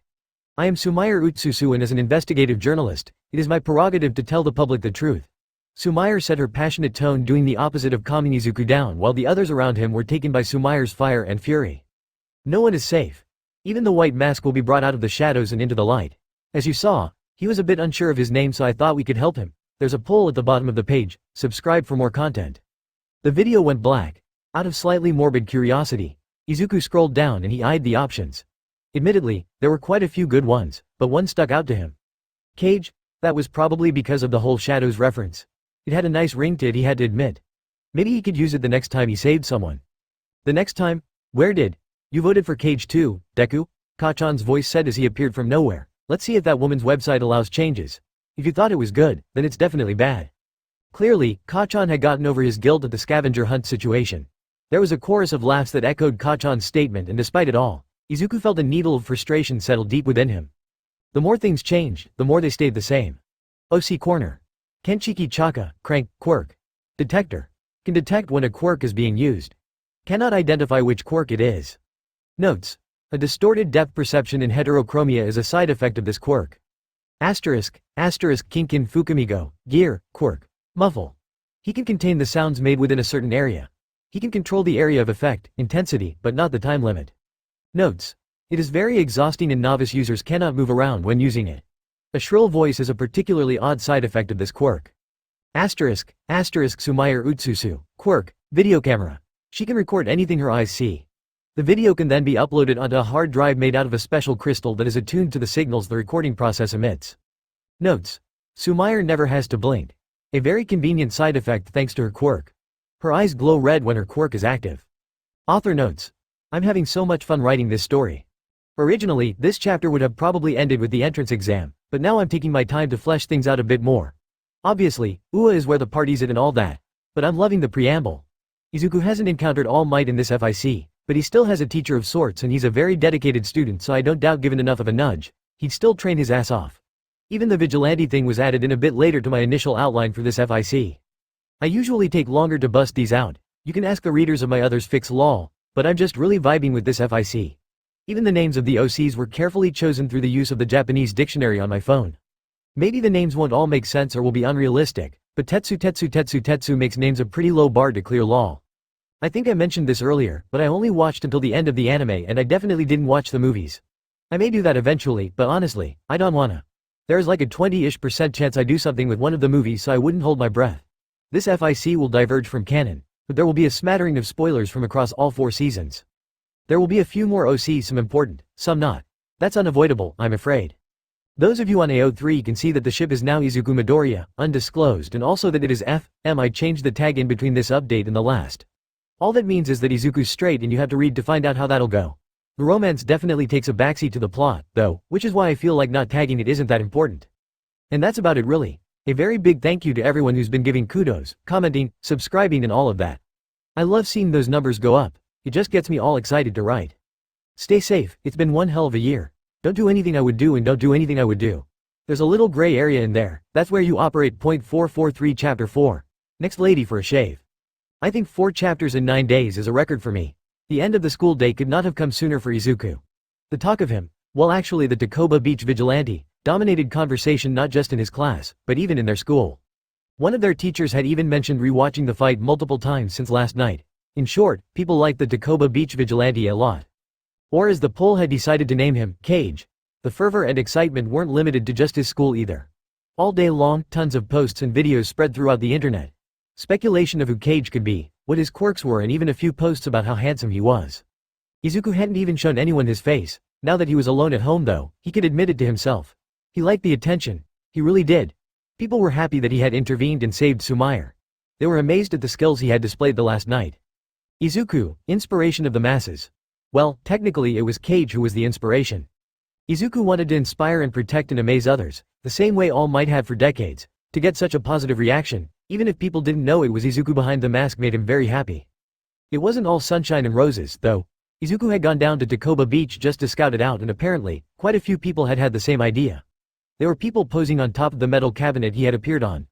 Others crouched in front of the bullet-ridden car that his clone had stood in front of. Izuku wasn't sure when it would end, but what it meant was that he definitely couldn't practice at Takoba anymore. If it became a popular hangout, then it was inevitable that he would run into someone he knew. The other problem was on the other end of the spectrum. Cage had a lot of new fans, but he also had a lot of haters. Izuku knew that animosity from some people was part and parcel of the game, but it was doubly so when you were a vigilante. The few pro-heroes from around Musutafu had strongly condemned Izuku's actions. The most prominent of these being Kamui Woods, who was a shoe-in for a top 10 spot with his current trajectory. That condemnation from pro-heroes was definitely enough to sway people to the other side. Many called for his arrest, called him a lawless vagrant and all sorts of stuff. It hurt a bit more than Izuku was willing to admit. He would not let it get him down, though. Izuku would scour Musutafu for a new training spot until the beach cleared up again. He decided to use the rest of today to catch up and maybe go a bit ahead in his classwork. Izuku felt that he had made it far enough with the Academy 3. The only one that he needed to use instinctively was the substitution. The clone and transformation were great as is, and in truth, there was not a lot more mileage he could get out of them. Maybe he'd think of something later. Instead, he would focus on working out the mechanics of enhancement, before starting the body flicker, and trying to master the substitution. It took a bit too long for him to use the latter, so he had to shave the activation time down as much as possible as soon as possible. Finally, Izuku would try to figure out how to conjure those metal rods again. He had been a bit rash in getting rid of them and he'd been unable to make them ever since. The scroll made no mention of object creation from pure chakra, so he was well and truly stumped. It was just something he would have to figure out. Izuku's computer let out a chime signifying an email. He went to his inbox and he freaked out as he knew the email was from. It took him 10 minutes to open the email. He didn't have to worry, it was just a confirmation of his application. His results were good enough to get into the testing phase despite his supposed lack of a quirk. It probably helped that the question about quirks only came after the candidates for the exam had been chosen. Izuku wasn't entirely sure what he was meant to say about his chakra. He could not keep it a secret forever. Somehow, he'd slip up and the fallout would probably be immense. It wouldn't take much time to figure out that his chakra wasn't a quirk, and then he would have to tell them the truth. That a magical fruit from a magical tree gave him magical powers. This was without mentioning the giant symbols that had appeared in the sky.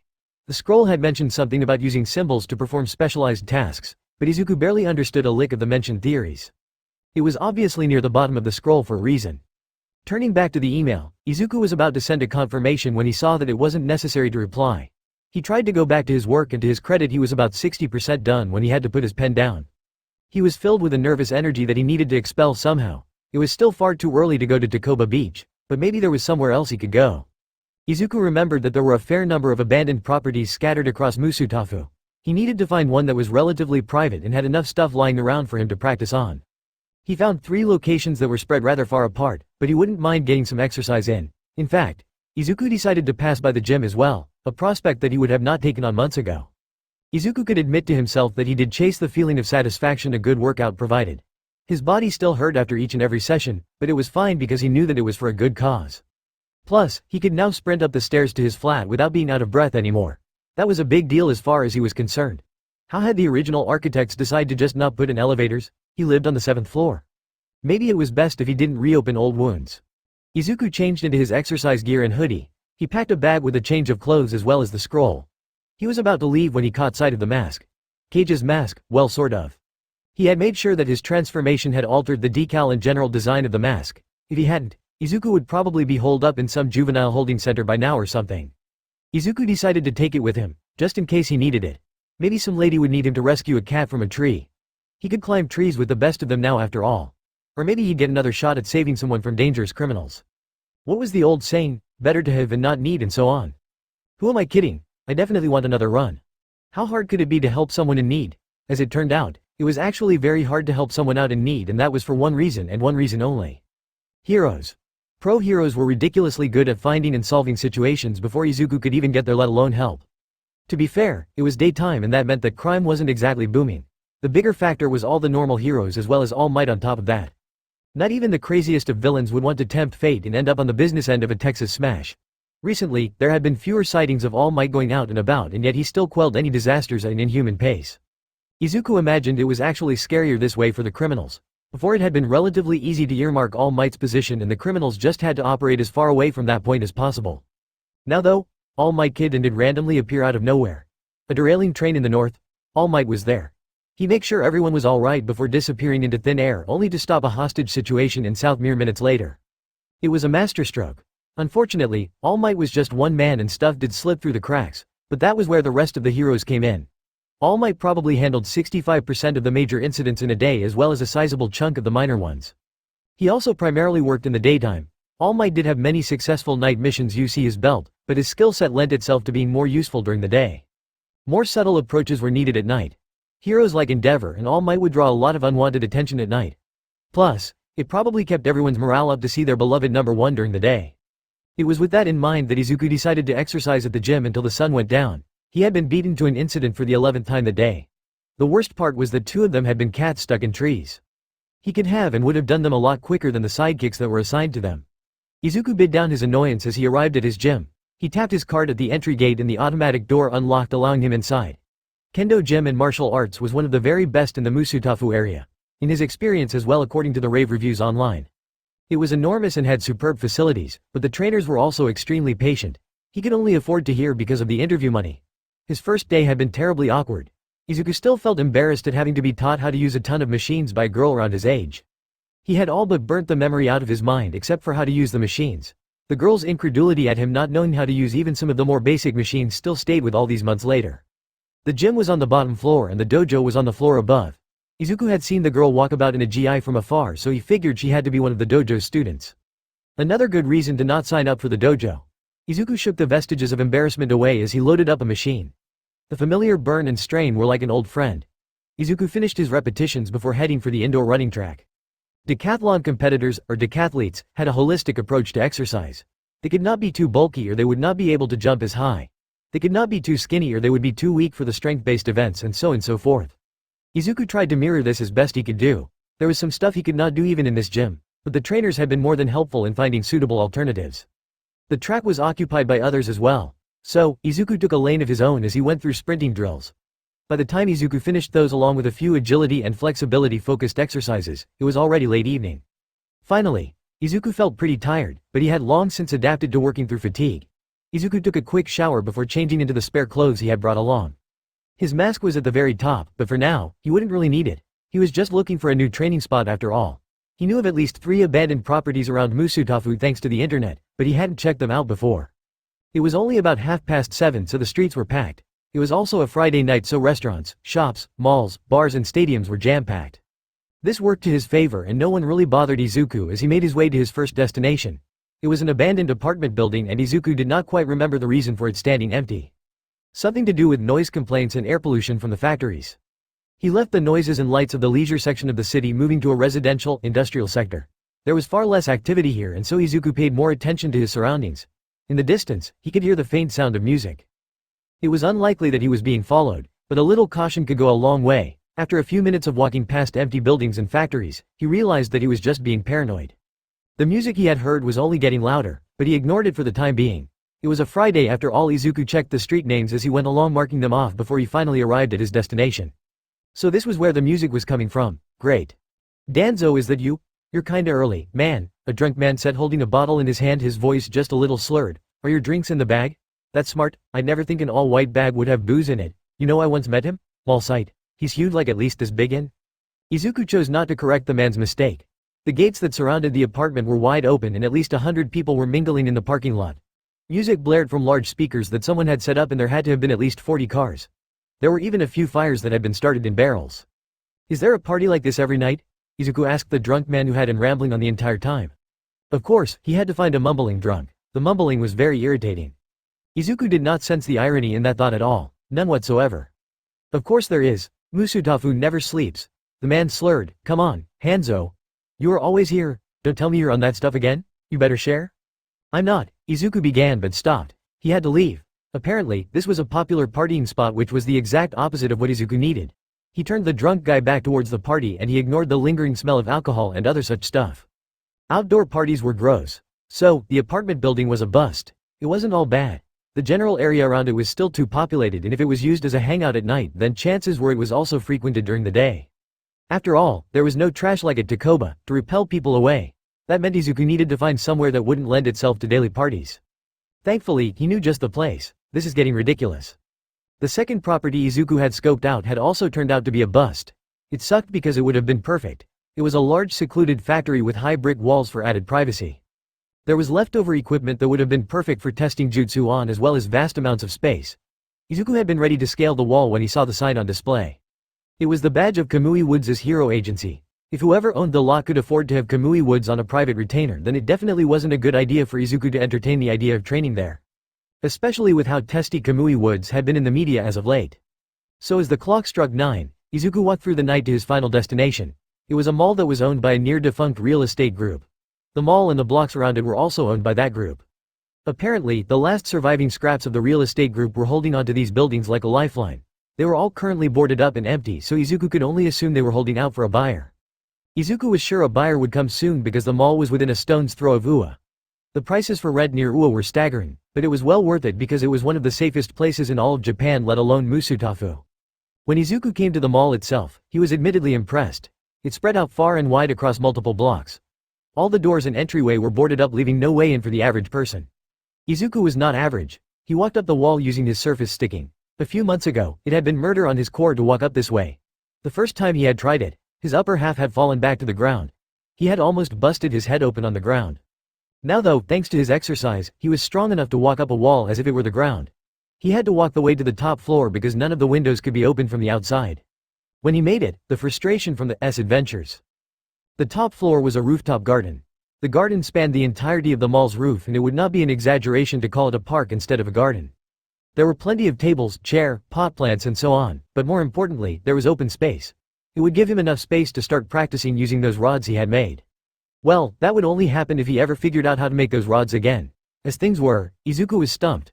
They had appeared in a crisis moment and he wasn't crazy enough to take a chance on it happening again. He had rewatched the video of the fight multiple times over and he just did not get it. At the moment, it had felt like his body had acted on its own and surpassed his normal limitations. It was like those stories of women being able to lift fallen cupboards or cars off of their children. What people were not told was that often these women damaged their bodies extensively in pulling off these feats. The body had self-imposed limitations on how much effort one could exert. It was through intense exercise that someone broke through those limitations and pushed the bar further. So, it was possible that Izuku's chakra acted similarly. Perhaps, for whatever reason, he could not recreate those rods. It could be a power issue, lack of control or anything else really. Izuku was certain that he'd crack the code eventually. For now, though, he had done enough scouting. He would come back tomorrow so he could start working on the enhancement technique. As it was, Izuku had zero firepower. The rods would have been useful, but until he figured that out he had to find an alternative. He kicked a chair leg that had rolled near him out of frustration. Maybe I could use this, Izuku said, not entirely joking. It was getting pretty late and having a weapon, even if it was a chair leg, would be better than absolutely nothing. The sound of dogs barking in the distance made his mind up for him. He picked up the chair leg and it was surprisingly sturdy. It would probably suck to be on the wrong side of it. Izuku picked up his bag and improvised weapon before going back over the edge. He undercooked his chakra just enough to allow him to slide down to the ground. The streets were dark with the only light coming from intermittent street lamps. To keep his mind busy, Izuku toyed with chair leg he'd taken along with him. He imagined himself beating away imaginary foes at every turn. If someone had seen him, he'd have looked crazy, but as it was he was all alone. After about 15 minutes, Izuku had made it back to proper civilization. The night was still going strong for a lot of people. It was nothing new. Friday nights were often the liveliest of times along with Saturdays. At this time of the night, there was no more public transport so Izuku had to walk back on the busy main roads. The problem was there were even more people out now than there had been earlier in the evening. His mother had sent him a few messages already which made him begin to get annoyed at the crowded walkways. There was a shortcut that went past the Kendo gym that would allow him to get home a few minutes quicker.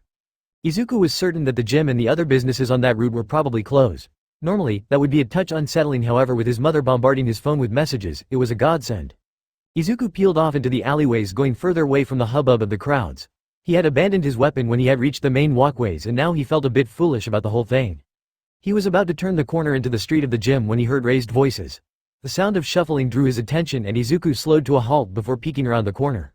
He nearly groaned when he saw a girl with orange hair surrounded by 2 men and 1 woman. The girl stood at the main entrance to the gym and there was a parked car nearby with its headlights off. There was a 4th person, a woman, sitting behind the steering wheel. "We won't ask again, girlie," said the woman and the apparent leader. "We know you lock the gym up on Fridays and we know you guys keep some valuable stuff in there. We know all about your alarm system too. Just unlock the door and things won't have to get messy." Izuku heard enough. He reached into his bag and he prepared a quick plan as his fingers closed on the cool ceramic of his mask. He would not have time to waste. He could not make the same mistakes as he had at Takoba. His eyes scanned the alleyway for stuff he could use and a rough plan formed in his mind. Time to be a hero. Itsuka did not have the time to deal with this. She'd gotten her confirmation from UA that very day and she had been so pumped she had trained extra hard. She could afford it. Tomorrow was the weekend and that meant she could train for even longer. And yet, here she was getting robbed in front of her parents' gym. Like hell. Itsuka enlarged her fists as she dropped into a stance. One of the men took a small step to the front of the pack and the driver began to climb out of the car. Okay, 4-on-1 was not that bad. The camera is rolling. "Let's do this thing already," Itsuka said as she began hopping from foot to foot. "I think I left my stove on so we need to speed things up." She couldn't even cook. Not really. A little taunting never hurt anyone. That was what her fists were for. Despite the taunt, however, none of them moved an inch. Itsuka was nervous until the man at the front took another step forward. "Look over here, Carrot Top." Itsuka met his gaze on reflex and she felt her muscles lock as she stared into his eyes. They were a bright pink and she felt embarrassed at falling for his quirk so easily. "Thanks for that, Narami," the leader said, and as she walked forward her nails began to lengthen until they were 10-inch long spikes. "We're gonna need you in the car, Kaihi," said the woman before turning to Itsuka. "You better pray to your gods. This is gonna get ugly if you don't unlock this door right now." "Give me my bat, Kaihi," said the man closest to the car. "This girl looks tough, she may need some preparation." "Anything else, masters?" Kaiji said before handing the bat to her partner. I'm not your servant, Hiken. Keep your bat on you at all times. Itsuka felt her worry grow as she saw Kaiji and Hiken chat back and forth. If they were so casual whilst in active crime scene, then this definitely wasn't their first time stepping between the ropes. The only saving grace was that the camera coupled with the street lights would capture their faces clearly. The lights were above them and it allowed her to see their facial expressions despite the time of the day. It was also thanks to the light that she was able to see a large shadow form on the ground. The others noticed it too, and Hiken was the one to spot where it came from. Up there on the roof, what the hell is he holding? Before any of the criminals could move, a large trash can sailed through the air and slammed on the windshield of the car. The result was a loud crunch as it shattered into pieces. The alarm of the car blared through the night air. Someone would definitely have heard both the crash and the alarm. The airbags in the car activated and Itsuka almost felt bad for Kaiji. The woman was not strapped in and so the airbags slammed into with full force, putting her out of commission.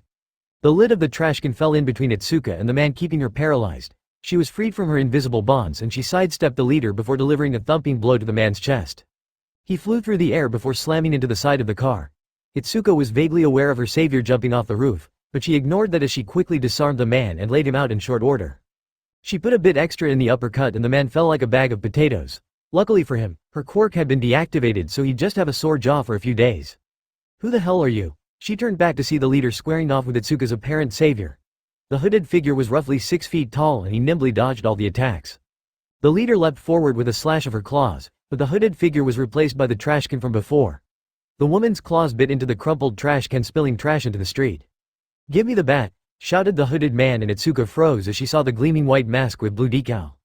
Before she could, though, the man jumped off the car and wrapped himself around a lamp post with just his leg. The leader had gone for broke in her failed attack and she had cut into the bonnet of the criminal's car with her claws.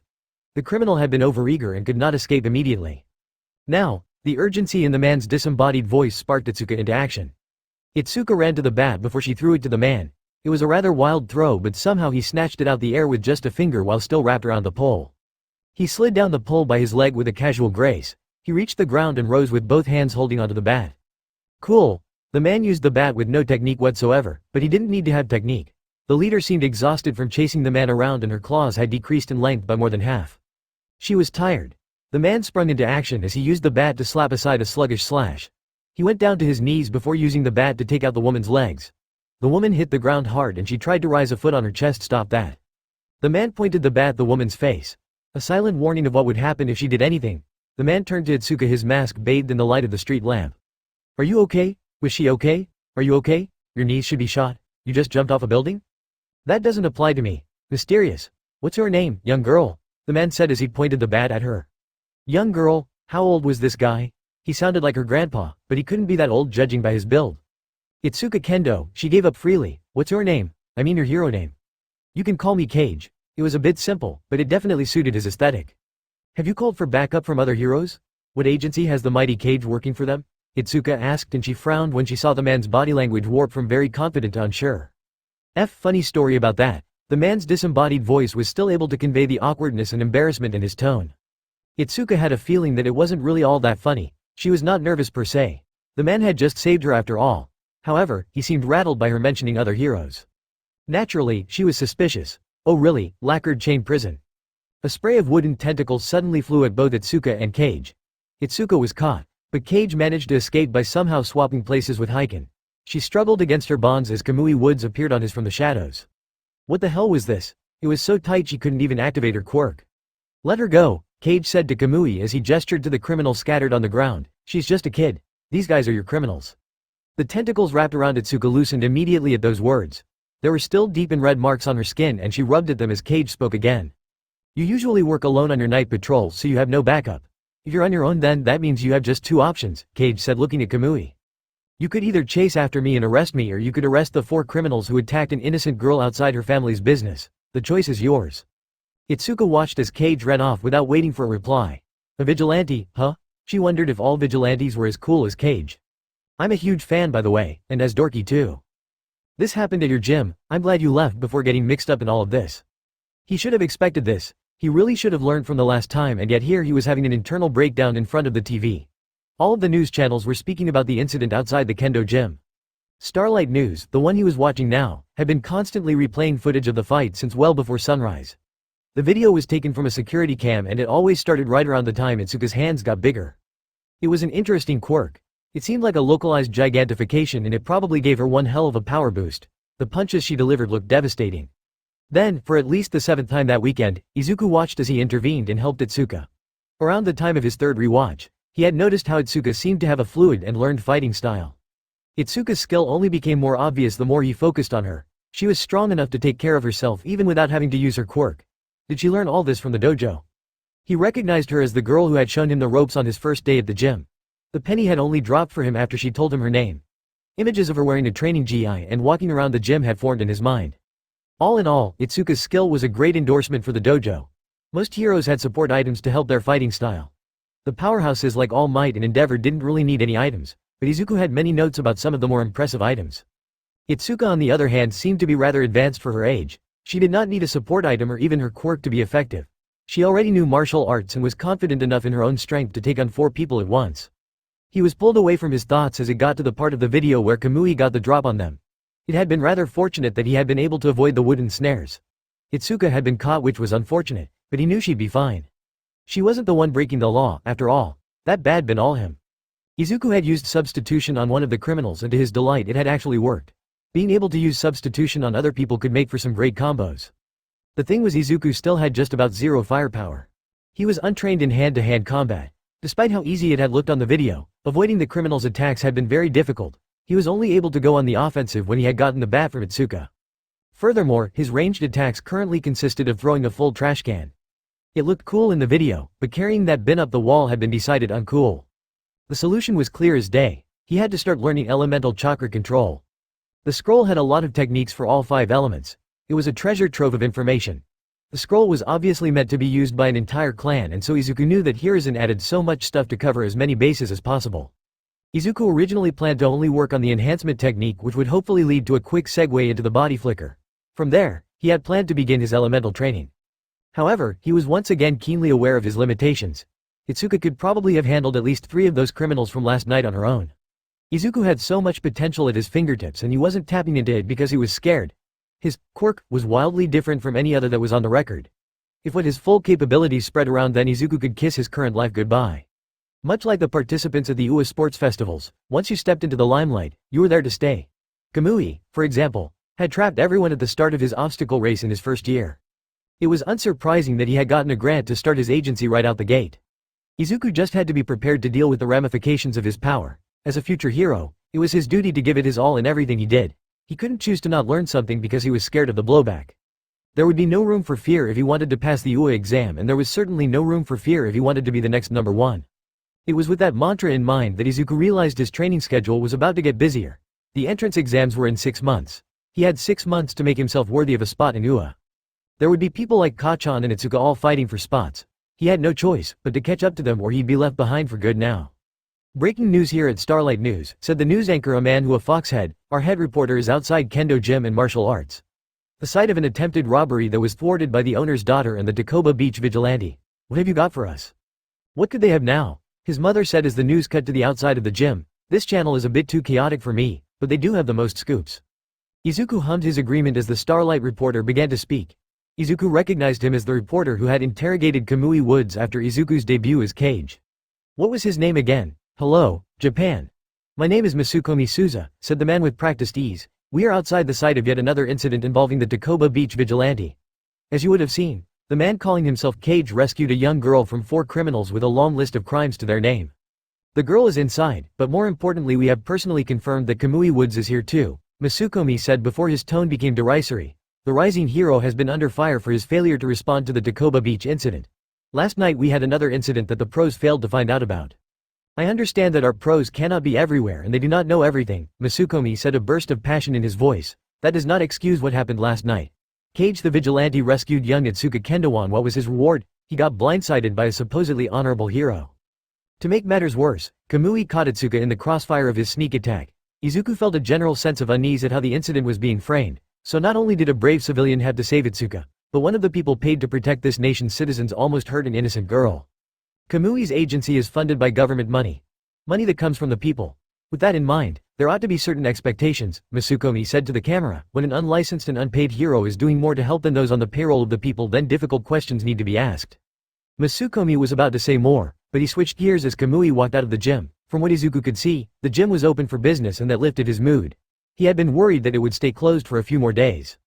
"Kamui, I'm here for Starlight News," Masukomi said as he ran over to the pro. "Last night, you failed to respond in time to save Itsuka and you also failed to capture the Takoba Beach vigilante, also known as Cage. Furthermore, there is footage showing you capturing young Itsuka after Cage had already subdued the villains." Kamui seemed annoyed by Masukomi's words and Izuku understood how that must have felt. "Your projected approval ratings have also understandably taken a large hit," Masukomi said with a false neutralization. "How do you intend to regain the public's trust after two back-to-back failures like this?" Kamui closed his eyes and was silent before opening them again. His stance was rigid and firm.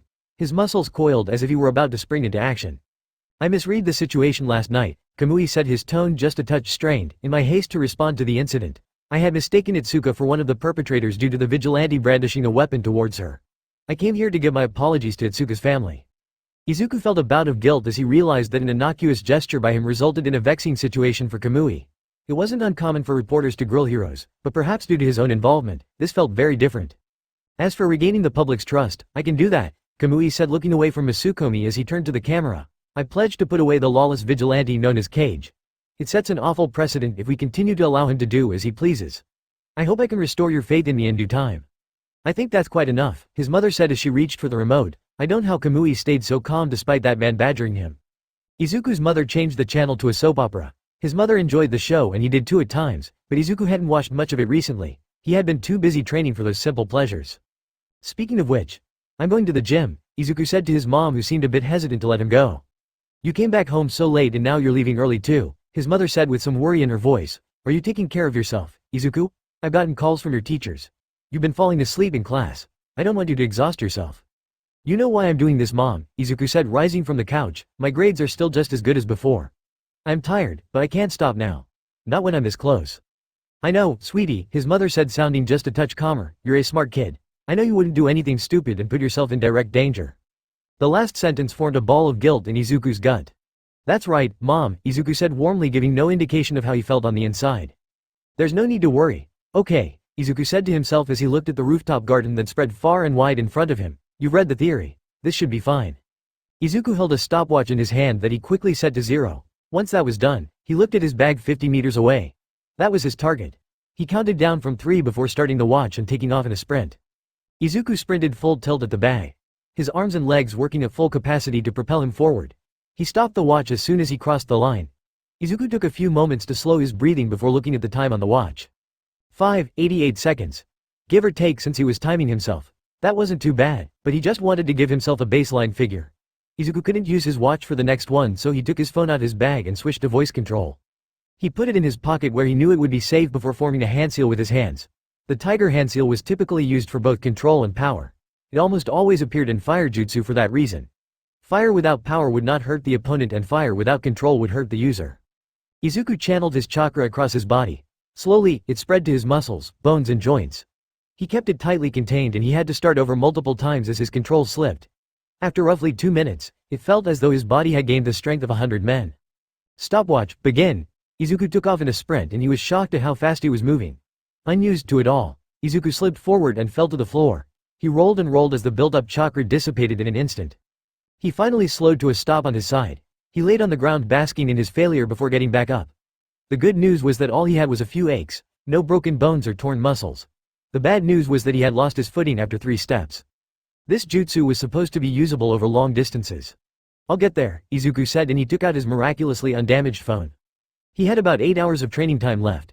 He'd devote 3 more hours to the body flicker and then he'd spend an hour on the starting exercises for each element. The best way to find out his affinity would be via elimination.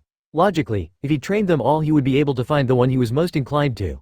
He could then hyper-focus on that and then choosing another element to train. Simple. 8 hours later, abandoned mall rooftop. Izuku hurt. His feet hurt. His hands hurt. His arms and legs hurt. His head hurt and his pride hurt.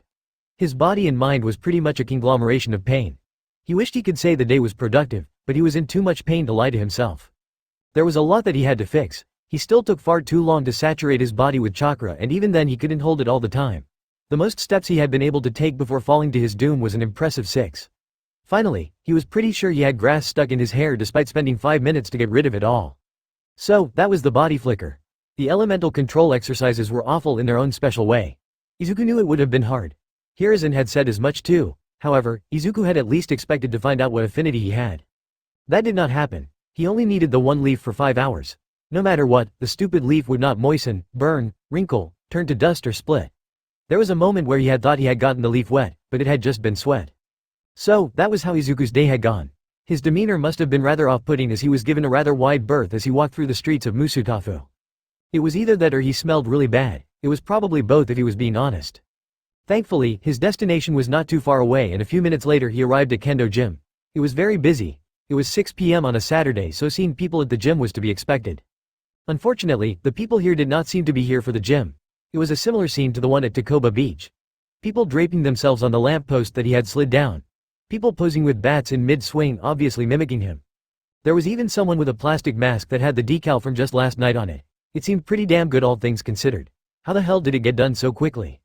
We should just leave, Bakugou. Izuku almost groaned as he heard the voice of one of his classmates. They're not letting anyone without a membership card in. I'd sign up, but my parents would kill me. Those things are impossible to get out of. Sure enough, just as Izuku reached the entrance, Kachan and a few of his tagalongs from school were outside the gym. They hadn't noticed him and as Izuku took his access card out, he hoped it stayed the same way. That girl in there got to speak to that vigilante and she fought alongside him. Izuku heard Kachan say, if she knows something about him then I want to know. He's different from all of these losers out here taking photos. A few people jeered Kachan, which obviously only made him angry. Shut up, you extras. Unsurprisingly, people went back to minding their own business. As I was saying, Kachan said as if he hadn't just insulted an entire crowd of people, if I work with this cage guy or maybe even take him down, everyone will know my name.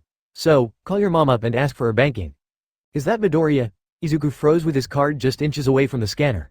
He turned to the side and met the surprised faces of his classmates and the completely befuddled face of Kachan. Deku? Kachan said, looking him up and down in confusion. What are you doing here? Oh hey, Kachan, Izuku said and he floundered for a bit. What are you doing here? I asked you that first, Deku. Oh, right, well, Instead of answering, Izuku scanned his card before going inside the gym. He slammed the door in Kachan's face and so he had a prime view as Kachan pressed his face against the door. I'll figure this out, Deku. The declaration was loud even through the glass doors. It attracted quite a few stares towards Kachan and their classmates. Thankfully, Akuma pulled Kachan away as they left. Kachan kept his glare pinned on Izuku until he was dragged out of sight. That was the perfect icing on the crab cake that was today. Izuku nodded towards some of the regulars that he sometimes spotted, but he didn't go and put his stuff in his locker like he usually did. Instead, he went up to the top floor. He'd never been up there before and he was amazed at what he saw. Punching bags, boxing rings, medals, trophies, and there was even a sumo ring. There were quite a few classes going on as well as people walking around or observing. That made it rather difficult to find who he was looking for. Thump, take that. Next lady for a shave. Come on, who's next? Until it suddenly became easy. Izuku saw Itsuka standing in the middle of a boxing ring. She stood over a man twice her age and probably thrice her weight. The man laid on the floor and was trying to crawl away from the orange-haired monster. Izuku walked over to the ring and thankfully there appeared to be no one up for a shave. Izuku stopped by the ring, but unfortunately, Itsuka seemed to take that as a challenge. You wanna go, short stuff? Let's go. What? I just wanted to sign up for some lessons. Oh, her demeanor shifted almost immediately. Sorry, I'm just feeling a bit antsy today. Wait a second, I know you. She vaulted over the ropes before coming to a stop just inches away from him. Her skin was flushed from the boxing match. She just hand and her boxing gloves were still. Her eyes stared deeply into his own. Wait, she had called him short stuff. They were the exact same height. That wasn't important. Did she somehow recognize him from last night? His transformation had been up the entire. You're the guy who tried to use your arms on the leg press machine. Itsuka said, stifling a laugh behind her glove. Oh man. That was great. I mean, you could have died, but good thing you didn't. You said you wanted to sign up for lessons, right? What do you want to do? Karate? Judo? Boxing?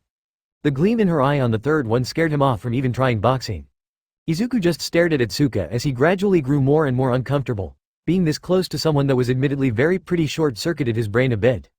He took a few steps back to regain his composure. I was actually thinking about doing something with a weapon. A weapon? She sounded surprised as she unstrapped her boxing gloves. You strike me more as a fists kind of guy. What sort of weapon? No, wait, I've got a better plan. She dropped her gloves to the floor where they landed with a loud thud. She must have sensed his surprise as she picked one up and pointed towards slits around the wrist and the top. They're weighted gloves. She pulled out a metal bar from around the wrist. My dad said I need a handicap to make this more challenging for me. Anyways, follow me. She took off in a random direction and Izuku sped up to catch up with her. Where are we going? You'll see. They walked in silence until they reached a door neath the back end of the floor. He followed her inside and he was amazed at what lay inside. A bevy of weapons ran from the floor to the ceiling. Staffs, nunchucks and even this weird length of fabric that was vaguely familiar. It was a bit overwhelming to see so many different types of weapons all at once. I forgot to ask, Itsuka said almost oblivious of his awe, what's her name? Izuku Midoriya, he replied and he held out his hand to her, nice to meet you.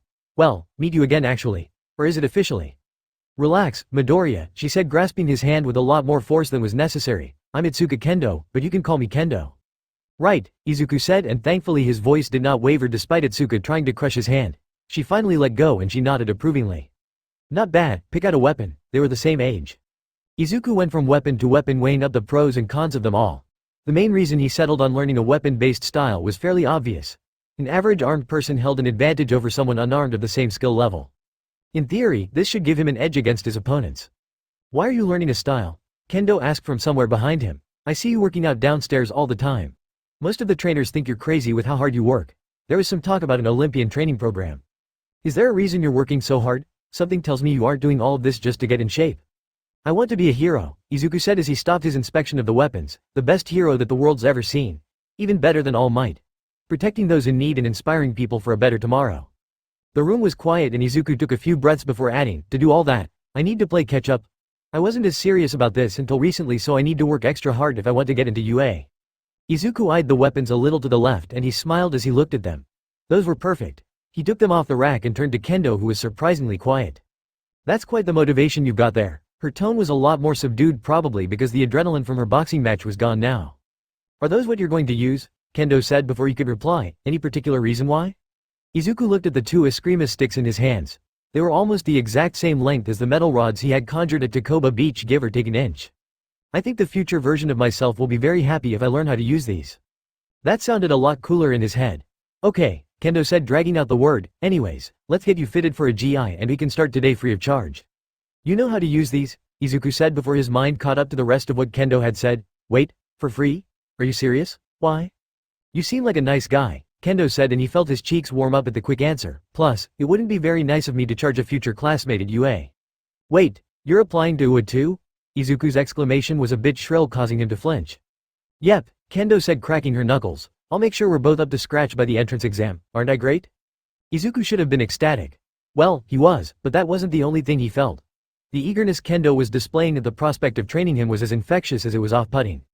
He recalled her standing over a mountain of a man just a few minutes ago. With that image came a cold realization. He was the next lady for a shave. Author notes, and that's number 4. Kendo strikes me as being uber competitive when it comes to sports for the most part. As you know now, Izuku's first teacher in this is not All Might. I have plans for that, but that's for later. I know there are a few people who want Izuku to have a Rinne Sharingan and a giant green Susanoo with rabbit ears and all that. Instead, he's struggling with the body flicker. Pacing is key, guys. Plus, the struggle to reach the top is one of the core themes of both My Hero Academia and Naruto so it at least fits the bill lol. I just want to thank all of you who have commented, subscribed and bookmarked this story. The response to this story has been great. It's really great that so many people are interested in the story. It makes writing all these chapters a lot easier knowing so many people enjoy them. You know by now, that I love hearing from you guys so don't be afraid to speak up. You can also PM me on FFN if you have a question you want to ask privately. Until the next 1.443 Chapter 5.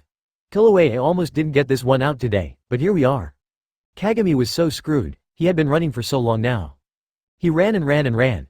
The rain pouring from the night sky made it hard to keep his balance and, unfortunately for him, the rain also drowned out all of his pleas for help. His bare feet cut through puddles of water as he ran right through them. The rain, however, did not drown out the drone of motorcycles in the distance. He could hear them circling the empty streets as they hunted him down.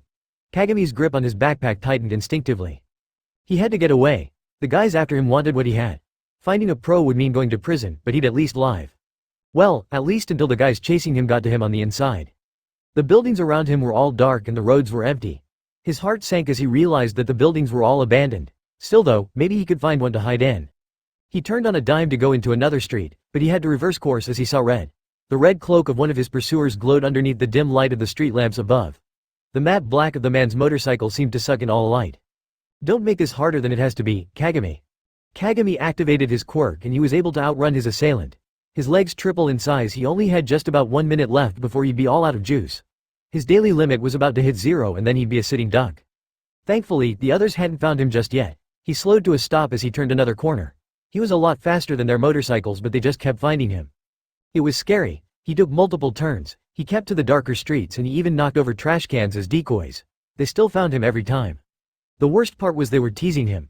The second they found him, they'd let him activate his quirk and run away. As if they knew that no matter what he did or where he ran, he could not and would not escape what was coming. Kagami was starting to feel that way too. He had never had this problem before. When he had done errands for his bosses, none of the pros assigned to him could get even a whiff of him. His devices were all untraceable and few people ever saw his face. Furthermore, with the rain, it had to be near impossible to sniff him out in an open field, let alone this maze of abandoned property. How were they doing it? He stopped near the alcove of a nearby building. He tried with all his might to bust down the door, but it didn't work. He could try to go bust the windows open, but that would only expose where he was. This was it, wasn't it? Come on, Kagami, he said to himself, leaning his head against the stubborn door. There had to be somewhere he could go. Kagami looked up in inspiration, and right as lightning streaked across the sky, he got a glimpse of someone in the skies. He couldn't discern much, but the brief glimpse was like a warning signal all on its own. They were tracking him from above. He had to go somewhere where they couldn't see him. The apartments were all a bust. He had a feeling that all of them were equally inaccessible. There couldn't just be apartments around here though, right? Maybe there was something else. Like a parking structure or an abandoned factory or something. He heard the sounds of motorcycles gradually get louder even through the rain. He scanned for anywhere to run to and he almost cried in relief as he saw an enormous structure through the gaps between the buildings. If he could get inside there, then he could definitely lose his pursuers. Kagami exploded out of the alcove as he made way for the mall. His legs were burning with exhaustion and fatigue. This was definitely his last shot. That was beside the point, though. He had to make it or it was all over. The structure which he recognized as an abandoned mall was now just a few seconds away. The blare of motorcycles became ever louder as they closed in on him. Evidently, they were tired of this cat and mouse game. Kagami didn't look back even as the street became awash with light from the motorcycles. There were about 4 of them. 5 if he counted the person directing traffic from the air.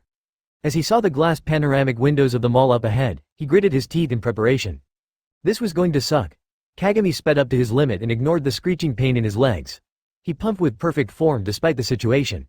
His sprinting form having been perfected long ago. When he was about 20 meters away from the mall, he jumped. A deluge of water was kicked up as he used the remnants of his energy to propel up and into the air. As he heard the motorcycles behind him brake harshly, he swung his foot from behind him at the glass window. It was just one single kick standing between him and freedom. Time seemed to slow down for him as he neared his escape. The decisions and circumstances leading to his current predicament flashed through his mind. He never used his quirk to attack others. He wasn't that bad of a person. He had even wanted to be a hero when he was young. The increased power in his leg muscles wasn't as good as that ingenium guy. He ran out of juice the more he ran, and the more he ran the longer it took to fill back up. Needless to say, that dream didn't take off. If he had had the same genetic adaptations as the Ida, then maybe he could have made it a pro. Perhaps he could have worked alongside ingenium too. A 2-for-1 deal or something. Of course, life had other plans for him, and instead of being a famous and adored hero, he became a courier for some shady people.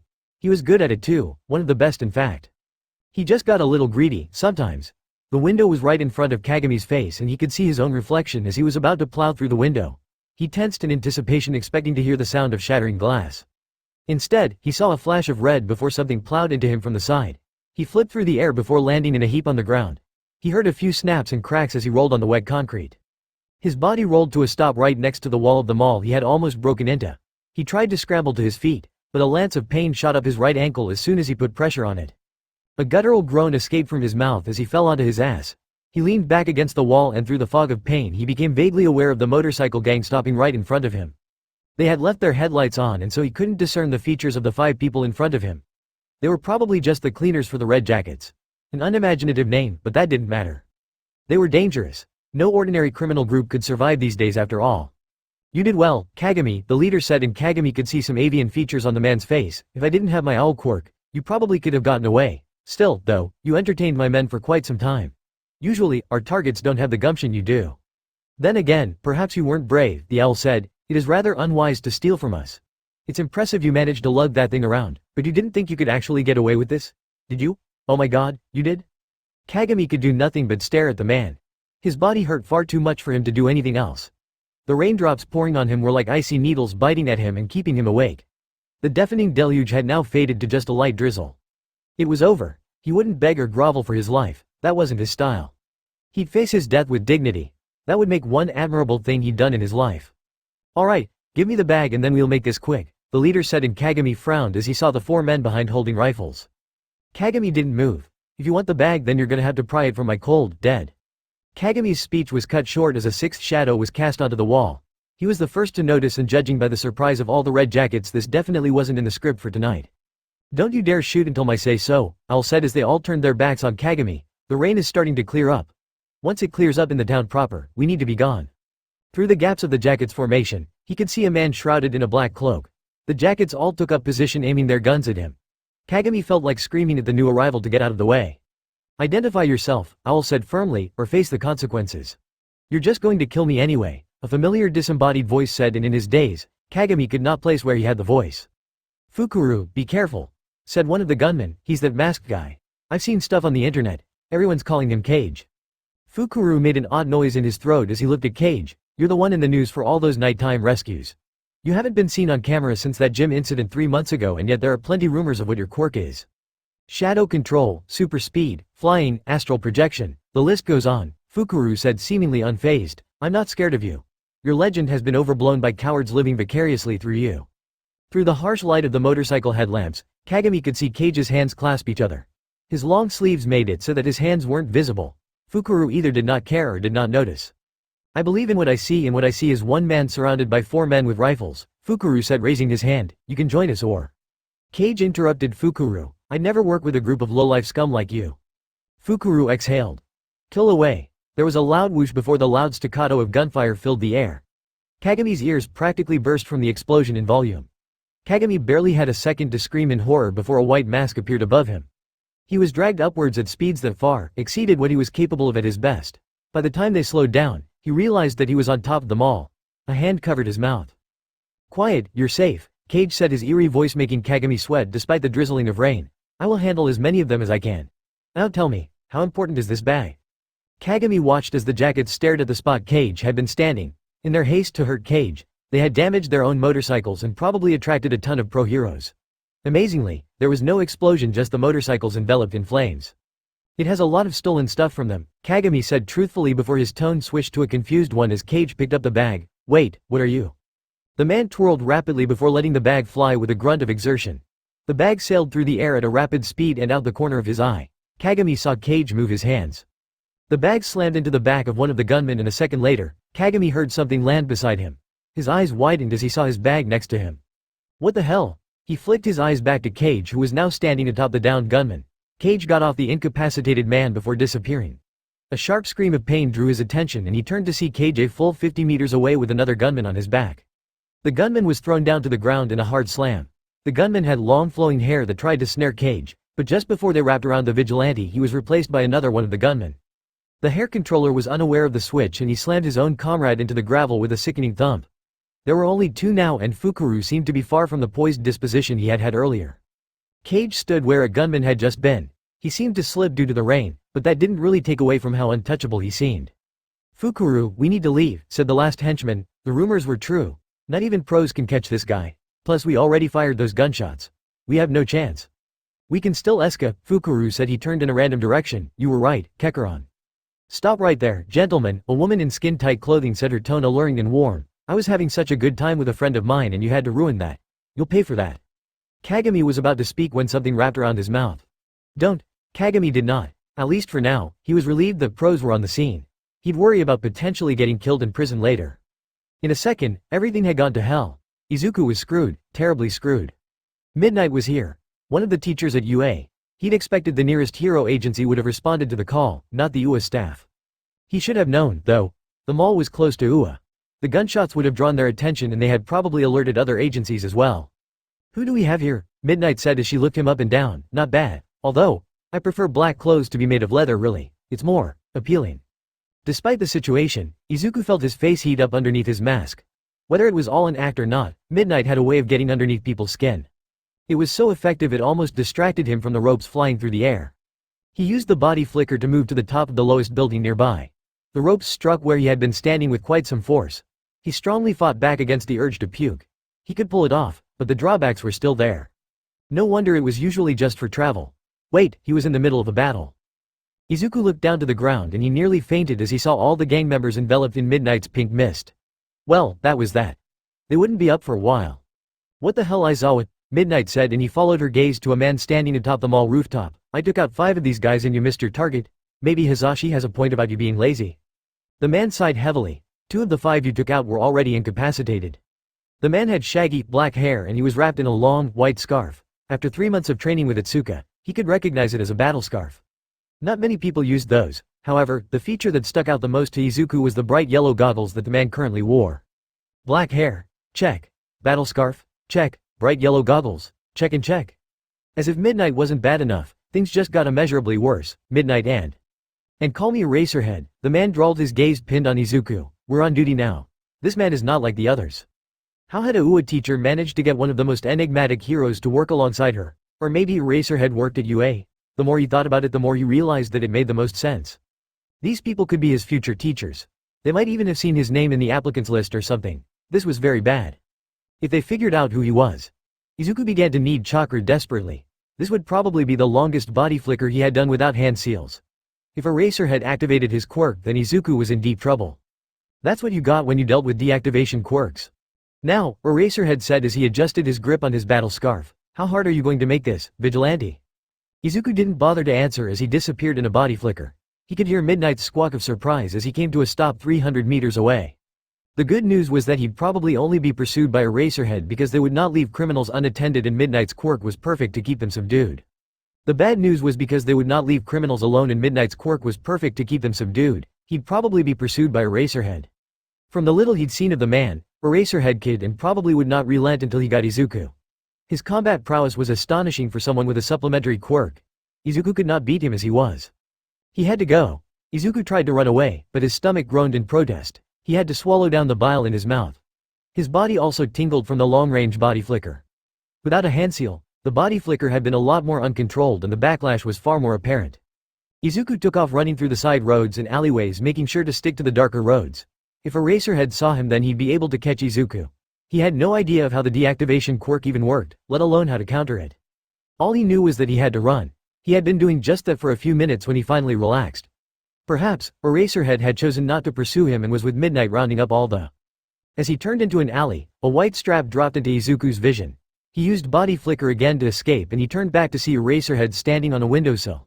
He stumbled a bit as a strong bout of sickness came over him. He'd been confronted by Kamui and now it was Eraserhead. Why always me? Izuku muttered, too low for Eraserhead to hear. Interesting, Eraserhead said, and yet his tone was entirely dispassionate. You have breathtaking speed, but it takes a lot out of you. Why else would you choose to run through these side streets and alleys?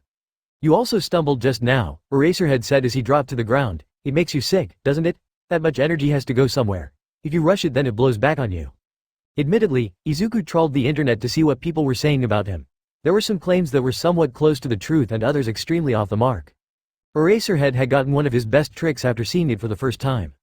Izuku raised his hands to prepare another body flicker, but he had to scramble out of the way of the battle scarf. He just about managed to do that when it doubled back and caught him by the wrist. He used his chakra to stick to the floor and squatted down to disguise it. Eraserhead seemed to realize was futile to try and reel him in, and so he charged. Izuku panicked as he saw Eraserhead's hair spike up. A brilliant red gleam emanated from behind the man's goggles. That had to be his deactivation quirk. Izuku spied a pipe on the ground and he almost cried in relief when he spotted it. He picked it up just in time to block a kick from Eraserhead. He used his other hand to reel the pro in. Izuku tried a horizontal strike to the side holding the scarf, but it got deflected by the man's palm.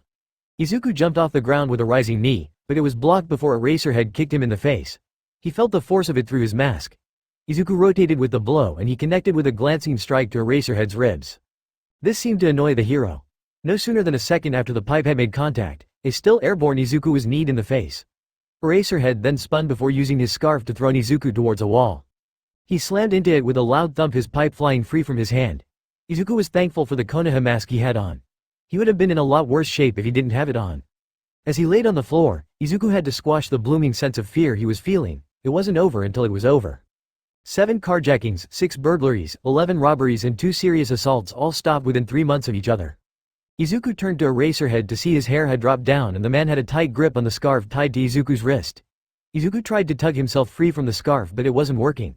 It's so tight it was practically imprinting on his bones. It's pretty good for someone who's not professionally trained, or at least not fully, Eraserhead, and he tugged on the rope, making Izuku fall onto his face. Now, let's see who this vigilante really is. Izuku tugged on the scarf again to know only he had a knife to. Wait. Of course. A burst of wind erupted from his hand in a flare of blue and white chakra. In an instant, Eraserhead reactivated his quirk and Izuku was resigned to his fate until he realized that the wind chakra was still pouring from his hand. It was rough and unrefined as evidenced by the jagged cuts forming on Eraserhead's battle scarf. The important takeaway was that he had managed to use his chakra. Eraser's quirk didn't work on him. Belatedly, he realized his transformation was still active. Even someone as nonchalant as Eraserhead would have reacted if Cage suddenly shrank in size by half a foot. Man, Izuku wouldn't forgive himself for being so ignorant. Izuku almost sighed in relief as the battle scarf was cut in half around his wrist. He heard Eraserhead mutter something under his breath as for the first time that night, Eraserhead displayed an emotion other than apathy as he spoke. That's clearly an emitter quirk, he said with surprise and a tinge of confusion. It has to be able to cut through my scarf that quickly and you already showed me your super speed. Izuku allowed the sleeves of his cloak to overlap, shielding his hands from view. He made a hand seal underneath the sleeves as Eraserhead continued to speak. I've read the reports on you, Cage. Some reliable and others less so, but you have still done a lot of good these past few months. He needed to build chakra for a bit longer to make this in one shot. He'd probably feel it tomorrow in the morning too. However, from what I've seen and read, you should not exist. In the distance, Izuku could hear the whirring of police sirens. It's impossible for someone to have more than 2 quirks, and if even a tenth of those reports are to be believed, you have a lot more than just 2. 10 seconds. What are you? 5 seconds, I'm a hero. Just as he finished building enough chakra, Izuku heard the screech of tires on asphalt. Eraser must have notified the police of their location at some point during the fight. It didn't matter, though, because he was ready. Good luck for the academic year, was said to the air as Izuku sped off in a blur. His muscles, joints and bones were saturated with chakra as Izuku sped down empty alleyways and roads. The rain would have kept people indoors and so traffic was not an issue, especially at 11 p.m. on a Tuesday. Izuku slowed to a stop in an alleyway behind his apartment. He put his mask in his bag before his stomach let out a powerful lurch. There was a nearby dumpster and Izuku threw it open before he painted it with all of the meals he had had today. A few minutes later, Izuku was getting the occasional dry heave as he trudged up to the top floor. He used his key to open the door and he felt bittersweet at seeing his mom asleep on the couch. He locked up the house and turned off the TV before covering his mother in a blanket. He threw his bag to the side and without even taking his shoes off, he collapsed onto his bed. The last thing he saw was the jagged cuts littered across his hand. What a day. Mom, Inko twitched awake as she heard Izuku's voice calling her. She realized with some surprise that she was on the couch under a blanket. He must have covered her when he came back last night. Inko was constantly worried that Izuku was pushing himself too far, but she knew that this was what he wanted. If she stopped him, she could probably never forgive herself, and she wasn't even sure she could stop Izuku. All she could do was try to be supportive. She rose from the couch and went to where she had heard Izuku's voice. It had sounded like her bedroom of all places. She walked in to see Izuku sitting in front of his vanity desk. Hey, Mom, Izuku said with a little caution, you use makeup, right? I do. Not everyone was born with glycerin sweat, after all. Okay, that's great, Izuku said, turning around, and she gasped as she saw the bruises on his face. I kinda need your help. Izuku, what happened to your face? It happened at the dojo. It was Kendo's fault. All of it. She'll tell you that herself, when you meet her, she's awesome but way too competitive, and at her age, shocks like this in the morning had to be terrible for her heart. Inko was tempted to let him go to school like this for scaring her this early in the morning. She just rides me really hard in practice. I swear you'll like her though, she's. As her son continued to ramble, the one thing she wished she didn't pass on, she noticed his hand was bandaged up as well. What happened to your hand? Kendo, your face looks different.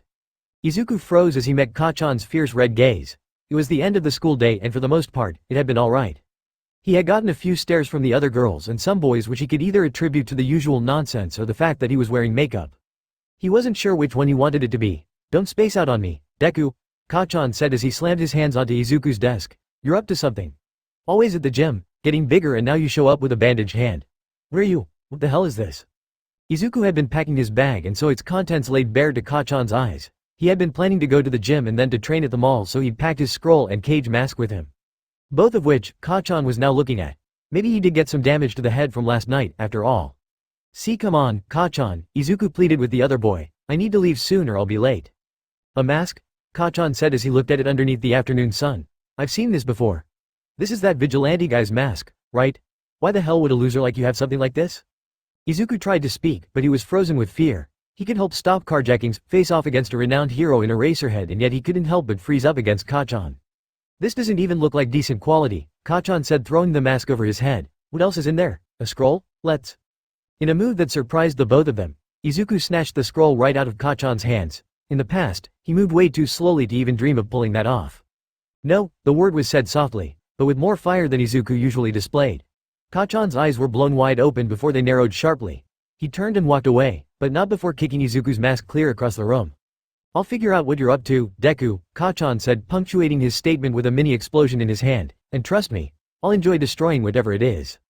They were the last two in the class, and as Kachan slammed the door behind him, Izuku was left alone. He sighed before walking across the room and picking up the mask. Not even a scratch. He packed his bags and with a rather heavy mind, he left for Kendo's gym. Izuku was replaying the incident with Bakugou in his mind, and perhaps that was why he didn't see the boy in question track his exit from the school. "Eat this." Izuku planted himself as Kendo's punch closed in on him. He swatted the punch aside with his left stick before jabbing the other one forward. Kendo grabbed onto the stick and tried to pull Izuku in. He had foreseen this, though, and he channeled Chakra to his feet to keep him in place. The second Kendo stopped pulling on the stick, he jumped forward with a rising knee.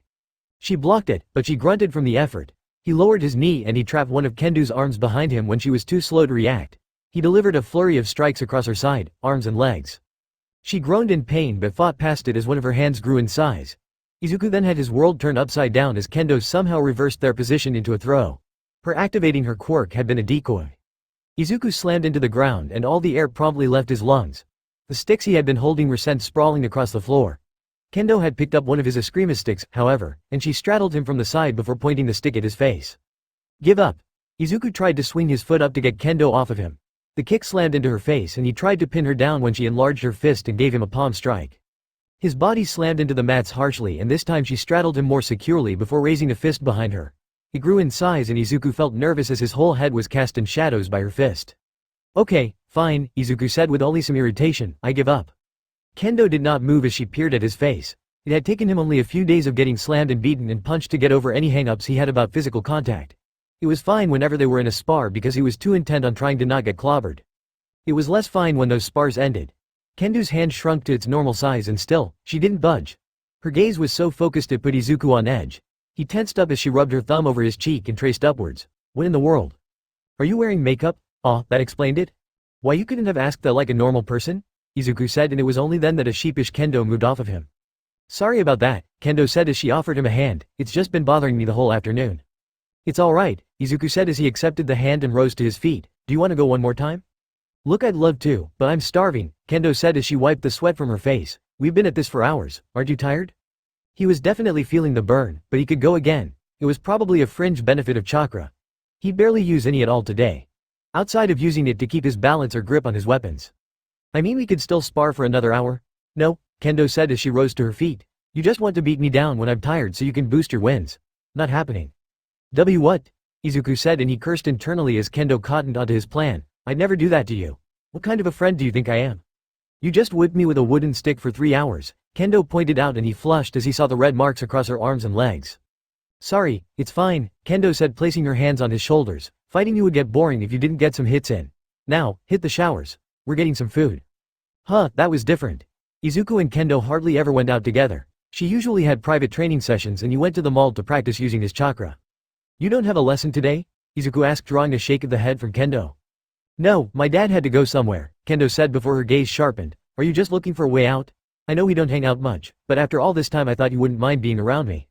"And no, it's not that," Izuku blubbered over his words as Kendo seemed to be crushed by his apparent rejection. "I know this good bakery place not from here, we can go there." "Sounds great," Kendo said as if she hadn't been on the verge of tears a few seconds ago. "Meet out front in 10? Okay, bye." Kendo left, leaving Izuku in the center of the dojo. The sounds of other fights going on around him barely registered as he realized how hard he had fallen for Kendo's trick. What just happened? Izuku had showered and gotten dressed in short order. Unfortunately, his mother had neglected to tell him that the makeup would wear off once he took a shower. The locker rooms were packed, so he couldn't even use a transformation to hide the bruises around his face. So, with a heavy heart, he walked through the gym until he reached the front door. Kendo was already there looking at something on her phone. The second he walked out, she glanced up at him before doing a double take. "What happened to your face?" "I fell down a flight of stairs," Izuku said, trying to skirt around the issue. "It's all good, though. Doesn't sting at all. Come on, let's hurry. That place gets packed around this time." It was a terribly awful excuse, but he couldn't really tell her that he'd gotten it fighting against an actual pro hero. Improvisation under pressure was not exactly his strong suit. He could tell that excuse didn't fly with Kendo when she scoffed. "Fine, don't tell me," Kendo said, rolling her eyes. "I'll just ask whoever it was in the dojo that cleaned your clock." "Was it Iwayne?" "No, he'd brag about it." "Or maybe Jin." "No, he sucks. Unless, it was Mai, wasn't it?" "Mai the receptionist?" Who else? It was a novel experience having someone to actually speak to. He was used to walking the streets of Musutafu being deep in thought. This was different and in a good way. Kendo was willing to drive the conversation after he managed to segue away from the bruises on his face. It wasn't extremely personal or deep stuff, but just normal stuff like villain incidents, schoolwork and the like. Once they got into the bakery, they were able to get their food quickly before settling in a booth. It was then that Kendo decided to broach an uncomfortable topic. Did you hear about what Cage did last night? Her eyes gleamed with excitement which only served to make Izuku feel a myriad of things. Kendo, understandably, kept up with news of Cage. It wasn't anywhere near as bad as Izuku's All Might obsession, but since he was Cage it definitely unsettled him. As if she'd just figure it out someday. He's that vigilante guy that's been in the news a few times, right? Izuku said as close to neutral as possible. What happened? Did he get caught? Cage get caught? Kendo said, her tone incredulous. You didn't get any brain damage from when Mai beat you up, right? This was gonna become a thing, wasn't it? You don't think Cage could get? Izuku decided to not respond to her latter question. Heroes have been on his trail for months now. You mean heroes like Kamui who caught me instead of him? Kendo said with a dry laugh. It's not like someone like All Might, Best Jeanist or Endeavor are going after the guy. No amount of public statements or interviews will make Kamui like those guys. Izuku could understand Kendo being bitter about the mishap with Kamui. She at least had a reason to feel that way. The problem was there had been a crackdown of sorts from the public on heroes. The dismay with everyday heroes was most prevalent in the news. The approval ratings had cratered across the board for lower-ranked heroes. The average approval rating had been 98% 6 months ago and it was now at 93%. It was not a large drop, but it was concerning that the largest drops were amongst lower-ranking heroes. The top heroes like Hawks, Ryukyu and Endeavor's ratings went up slightly, or in the case of All Might stayed at over 100%. They had all been involved in various large-scale operations which no normal hero could have come out of unscathed. The idea that only large-scale operations like that were what it took to improve ratings was difficult to process. Izuku felt guilty because he was pretty sure Cage had a hand in all of this.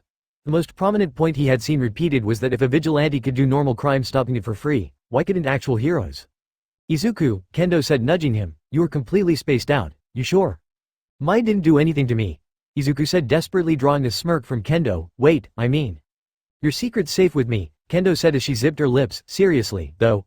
Cage apparently helped capture members of a large drug ring. He rescued a guy who was willing to spill all the beans for some protection. Wait, really? That's cool. It was also the first he was hearing of it? How'd they know it was him? Izuku asked, even though he knew the answer. That's the exciting part, Kendo said loudly, startling Izuku. He almost got caught by 2 UA teachers. Midnight and some other guy. I can't remember his name. And this is good because, don't play this game, Izuku, Kendo said with a heavy sigh. The entrance exam is in less than 4 weeks. We can find out more about Cage when we're in UA. You like filling out journals, right? About heroes? He'd told her that months ago in passing. Yeah, but we still need to focus on the exam itself. Hundreds of people our age. You sound like my dad now, Kendo said as she cut off Izuku's lecture. We are good enough to get into UA. I know I am, and you can hang with me even when I'm using my quirk. You already registered to use your Eskrima sticks, right? Yeah, then that rules out like 80% of who we could face, Kendo said as she went back to eating her food. Izuku was grateful she looked down because he was sure his face was burning up. Another part of having a training partner was getting used to getting compliments. He was fine with handing compliments out. It was almost inevitable with how amazing he found any and all quirks. He was not as comfortable with receiving compliments as his blushing face could attest to. I don't even know what your quirk is, but I know you've got enough about you to get in, Kendo said, and he had to rest his hands on his cheeks to hide his embarrassment. What is your quirk? Surprisingly, Kendo had never asked him what his quirk was. It was usually something that someone offered up. It wasn't rude per se to ask, but it was polite to wait to be told. Kendo had apparently run out of patience. He couldn't lie to her. She'd helped him a lot and she was nice. A lot nicer than everyone else their age. However, he couldn't just spill the beans. Not even his own mother knew about his chakra. He finally settled on an answer just as Kendo's gaze shifted from curious to confused. I'll tell you when I'm ready. Kendo stared a hole through Izuku and he began to feel sweat form all over his body. There was no way she knew, right? Cage had a whole foot on him and he hadn't even been caught on video since he had helped Kendo. Izuku tensed up as Kendo finally spoke. Fine, then, keep your secrets. That was the last they spoke of it. I can't make you tell me, Kendo said, and her tone set off warning bells in Izuku's head. I mean, I already told you as much as I could about my quirk. Plus, I've been giving you free lessons and… Do you want me to get you another slice of cake? Izuku said, the first that came to mind. That'd be great. I'll be back, my dad's calling me. As Kendo answered her phone and left him alone in the booth, Izuku could only ask one question. What just happened? They had been forced to take the cake to go. Apparently, Kendo's father had something he wanted to go over with her. They were now walking back to the gym and what had been light and breezy before was now quiet and just a little tense. Kendo was silent the whole way until they reached her gym. Izuku was about to say his goodbyes and leave when Kendo finally whirled around. "We can't train together anymore. I know I promised to help you train, but my dad's really nervous about UA and we're going to have an even stricter schedule now. He's upstairs right now. That's why he called me back at the bakery. I wish I could do something to change it, but..." Kendo trailed off, but the meaning was clear. This was her dream. "It's fine, Kendo," Izuku said, and he did mean it. "I also have a few things to work on, so this is a bit of a relief. I couldn't keep getting home past midnight." His mother had steadily been getting more and more worried as he kept coming back later and leaving earlier as the days went by. Maybe this would allow him to come home at a more reasonable. "We probably won't be able to meet up until the entrance exam," Kendo said before putting her hand out. "Please give me your phone." He did it without hesitation, and after a few taps on the screen, she handed it back. He almost erupted in shock and embarrassment as he saw Kendo's name and number saved as a contact. He had a girl's number. Even if it was just his sparring partner's number, it was a girl's number.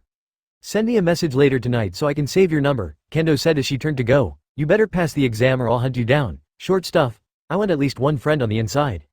Kendo left in a hurry after that as she rushed to get to her training session. Izuku was pretty happy as he walked through the streets towards the mall. He actually had a friend, now. And all it had taken was escaping the rushing river, finding an abandoned ruin, eating a magical fruit, becoming a vigilante, and 5 months of getting beaten into the ground. The first time was meant to be the easiest, right? Or at least Izuku really hoped so. OC Corner. Kagami Nayusan, a courier of drugs and other illicit goods. His quirk is similar to the renowned engine quirk from the Ida family. However, Kagami's muscles produce lactic acid at a high rate and also retain the lactate for far longer than is normal. This hampers the usefulness of his quirk. Hiro Fukuro, important member of the Red Jacket. His quirk allows him to do what an owl can do. Author notes. That makes it 5. Originally, this chapter was probably going to spill into like the 13k range, but I decided to end it where I did instead. Izuku had an unfortunate encounter with Aizawa, who's just so cool. Izuku is good, but he's not quite able to beat Aizawa. If you weren't keeping track, UA's entrance exam is now only 4 weeks away, so don't worry, it's coming. Thanks to all the response from the previous chapter. I really love hearing from you guys. It's always great to hear that you guys are enjoying this. Stay safe everyone, and I hope you enjoyed this chapter and stick around for the next 1.443 chapter 6. He was going to die, wasn't he? Better late than never, yeah? Izuku stood in the bathroom in just a towel. He was about to take a shower and was about to get dressed for school. Before doing that, though, he was examining the wounds from his fight with Eraserhead. The bruises were slowly beginning to fade, but unfortunately, it seemed like he still had to wear his mother's makeup to hide it. It was a good thing he was an outcast, or else people might actually realize that he looked different. He had already made peace with having to wear makeup. It was the lesser of two evils. What was actually harder to explain was the state of his right hand. He had used wind chakra to escape from Eraserhead's battle scarf. It had worked, but perhaps it had worked too well. He had a myriad of cuts crisscrossing his entire hand. They weren't terribly deep, so he was able to clean them and bandage them himself, but it was a reminder that he had quite a ways to go when it came to elemental manipulation. He'd gotten past the so-called first stage of elemental manipulation for all 5 elements, but it really did not feel like much of an achievement when he had discovered the second stage for all elements. Redirecting a lightning bolt, disintegrating followed by reforming a boulder, and splitting a waterfall were 3 of 5 of the next steps. Those were the 3 steps for lightning, earth and wind chakra respectively. Izuku did not even know where to find a boulder, let alone a waterfall. The fire and water exercises were equally ridiculous but ultimately irrelevant. There was a massive leap between step 1 and step 2. It was a leap so big that he wouldn't be able to bridge it for a while yet. It would be smarter if he focused on gradual improvement. He had mastered leaf exercises, so the next step up would have to be harder than the leaf exercises, but not as ridiculous as the final stages. So, for instance, instead of cutting leaves with wind chakra, he could try cutting rocks and metal items. That seemed a lot more doable than a waterfall. Izuku took off his towel and he jumped into the shower. The water was still pretty cold, but if he was late to class then there was a chance someone would point out his makeup. That would be awkward. About 10 minutes later, Izuku dried himself in the bathroom before wrapping his hands with bandages. He had bought some more after finishing the supply his house had yesterday. His mom hadn't yet seen what was under the bandages, and Izuku intended to keep it that way until the exams. It was easy for him to forget that his mother didn't know that he could use chakra. From her perspective, he was just putting his life on the line for a pipe dream. It explained her hesitance to really discuss anything UA-related. Izuku did want to tell his mother everything. He wanted it more than anything, but he was still dragging his feet on that front. A part of it was him just wanting to blow her expectations away, but he had another more pragmatic reason. If he told her, word for word, what had happened in Konoha, she would drag him to the nearest hospital and spill the beans. From there, he'd probably get an in-depth examination instead of the simple toe joint check. Who knew what that scan kit would reveal? Izuku already knew he had an entirely new system integrated into his body. Mutation quirks were like this, except that without fail this always occurred well before birth. A quirkless boy gaining powers after eating a fruit in an ancient city. The same ancient city with evidence of quirk usage well before the luminescent baby? The attention he'd get would be downright awful. If Izuku's couple of months of fame were any indication, he would never be left alone. Ever. That was just the positive reactions. Who knew what more insidious people would do to him if they caught wind of all of this? What would they do to his mother? It was why he could only tell his mother when he felt safe. Izuku got dressed in his uniform, and as he packed his bag, his eyes settled on the cage mask. It brought up a ton of mixed feelings within him. Izuku loved being able to help out his cage. Despite his goals for the future, he never quite fully believed he could make an actual difference in people's lives. Discovering his chakra had relit a flame within him he'd thought was long dead. However, rescuing Sumire had turned that flame into a raging bonfire. No, he wasn't saving 100 people in 5 minutes like All Might's debut or anything absurd like that, but he was doing something. He didn't even go out looking for trouble, or at least he didn't at first. The knock-on of training so late was that he'd be going back home when a lot of criminals liked to do their business. After the first few successes, he'd begun to take roads that were rather high-risk areas. Even then, he'd been very lucky. The truth was that truly powerful criminals weren't going around stealing cars or robbing university students. He'd been lucky that he had not yet faced an actually dangerous villain. He'd also been lucky that there was zero footage of him outside of Sumire and Kendo's videos. He'd been lucky that there were many clashing theories on what his abilities were. Finally, he'd been lucky that higher-level heroes were unconcerned with him and left his capture to the lesser heroes. Eraserhead and Midnight were some of the best, and he had gotten away solely because Eraserhead's quirk did not work on him. Again, lucky, in another timeline, Izuku would have been caught, his abilities exposed, and any pathway to the top, let alone Ua, would have been shut down. The more he did his cage, the more trouble he would be in once he got caught. Quirk usage laws were not an easy thing to bypass even for well-liked heroes, let alone a vigilante like him.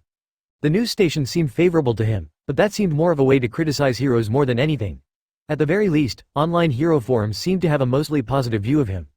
Still, though, the positives were vastly outweighed by the negatives, especially if he were to be caught. Izuku had known this before helping Sumire, he'd known this when helping Kendo, and he'd known this when facing Eraserhead down. So, why couldn't he quit, abandoned mall rooftop, after school? Izuku ignored the soft sounds of fabric tearing as he lugged his loaded bag up the wall. He had needed to make a pit stop of sorts, and this was his 7th such trip today. His hands and feet were stuck to the wall with chakra, but Izuku was still able to push through and climb onto the roof. The abandoned rooftop was the scene of a lot of Izuku's recent successes and practically all failures, and despite that, it was a sight for sore eyes as he finished his last supply run for the next few weeks, or so he hoped. The garden was still in a rather good condition, all things considered. The evergreen tree and plants hadn't once wilted despite the change in seasons. If anything, Izuku himself had done more damage to the surroundings than the weather had. Countless leaves had been destroyed in the name of him mastering the first stage of elemental control. The trees had regrown the leaves quicker than he could use them. Thankfully, it was a large garden, after all. It would take multiple copies of him working on the elements together to actually make a dent in the ecosystem of the rooftop garden. That being said, Izuku wasn't there to focus on the leaves anymore. He had to figure out additional exercises to build up his proficiency. He had already devised 2 such exercises for wind and earth. Speaking of which, Izuku groaned as he shrugged his bag off and left it near a rather large number of rocks. That should count as my physical conditioning for the day. That was heavy. Izuku had loaded his bag up to the brim with as many rocks, pebbles and bricks as he could find. As it turned out, that was a lot. He was sure his bag was in pretty bad shape, but it was all done now. Izuku picked up a rock as he decided to test his theory. He settled on using earth chakra and he tried to disintegrate the rock. The rock he'd picked was a bit bigger than his fist, so he couldn't envelop it entirely with one hand. He held it in his right hand as he channeled earth chakra into the rock. The rock accepted the earth chakra more easily than the leaf had, which was obvious. However, he still needed to channel about triple the amount of chakra before a few grains began to flake off the rock. After 3 minutes, the rock had been worn down to half its original size. Izuku scooped the fallen grains up as he tried to put the rock back together. His control over the tiny grains was not perfect, and after 15 minutes the rock was halfway to its original size when it imploded from the amount of chakra in it. He would have mastered earth chakra if he could disintegrate and reform a boulder under 30 seconds. Mastery wasn't quite required to learn jutsu, but Izuku wanted as much control as possible before he began making earth dragons and earth walls. The people at UA would be blown away. Well, actually, that probably wouldn't be the case. Izuku couldn't very well reveal his powers to the UA staff. Or at least not yet. He didn't know any of the staff personally, and they might be able to put 2 and 2 together when it came to his moonlighting as Cage. In all honesty, Eraserhead was the one Izuku was most worried about. Eraserhead knew that Cage was very, very fast and could emit some energy that could cut his battle scarf. That was it, and yet that was a large chunk of what Izuku's style relied upon. Despite what the man had said, the rumors on the internet were all over the place, so it was likely that those would not be taken as seriously. So, stuff like the substitution and surface sticking could probably be explained away. However, the biggest concern Izuku had was that he would somehow incriminate himself. Izuku had a good handle on his powers, but surely it was inevitable that he would slip up somehow. Especially with him moving into the dorms, he would have to be careful of where and what he trained. All it would take is one slip up and the beans would be spilled. So, Izuku had to either come entirely clean about his powers, which wasn't ideal, or he could make his quirk to be something else entirely. If he framed certain jutsu as being a cohesive quirk, then he would be fine. Which ones could I get away with though? The body flicker was doable. Being fast wasn't unique in the world after all, even if the body flicker was extremely fast on its own. Izuku knew he could slow it down and it would probably make him puke a lot less. The substitution, clone and transformation definitely had to be shelved, though. The last two were obvious and the substitution was good enough to be a quirk on its own. As much as Izuku liked it, he couldn't very well pass it off as him running extremely quickly and then putting something in his place before once again moving away. Who in the world would believe something like that? So, the academy jutsu were nixed off the list. Furthermore, he couldn't really use elemental chakra, could he? Besides the fact that he was likely to hurt himself, there was also the headaches it would arouse. Wow, Izuku. You can run super fast and use 5 elements? That is not weird at all. All in all, he had to rule out everything he could currently do except the body flicker. Ironically, it was thanks to the body flicker that he would be able to add something new in his arsenal. The body flicker used chakra to vitalize his muscles and give them more explosive strength. They exerted enough force to make him sprint at amazing speeds. From his research into training, Izuku knew that this would really help him with boosting his striking strength. The body flicker simply maximized how fast he could run. The enhancement technique would do the same, but for other explosive movements such as punching, kicking, jumping, and pretty much anything that needs quick and fast movements. He had 4 weeks to get it down. Izuku knew he wouldn't be able to carry a car down the street or anything since that was a different type of strength.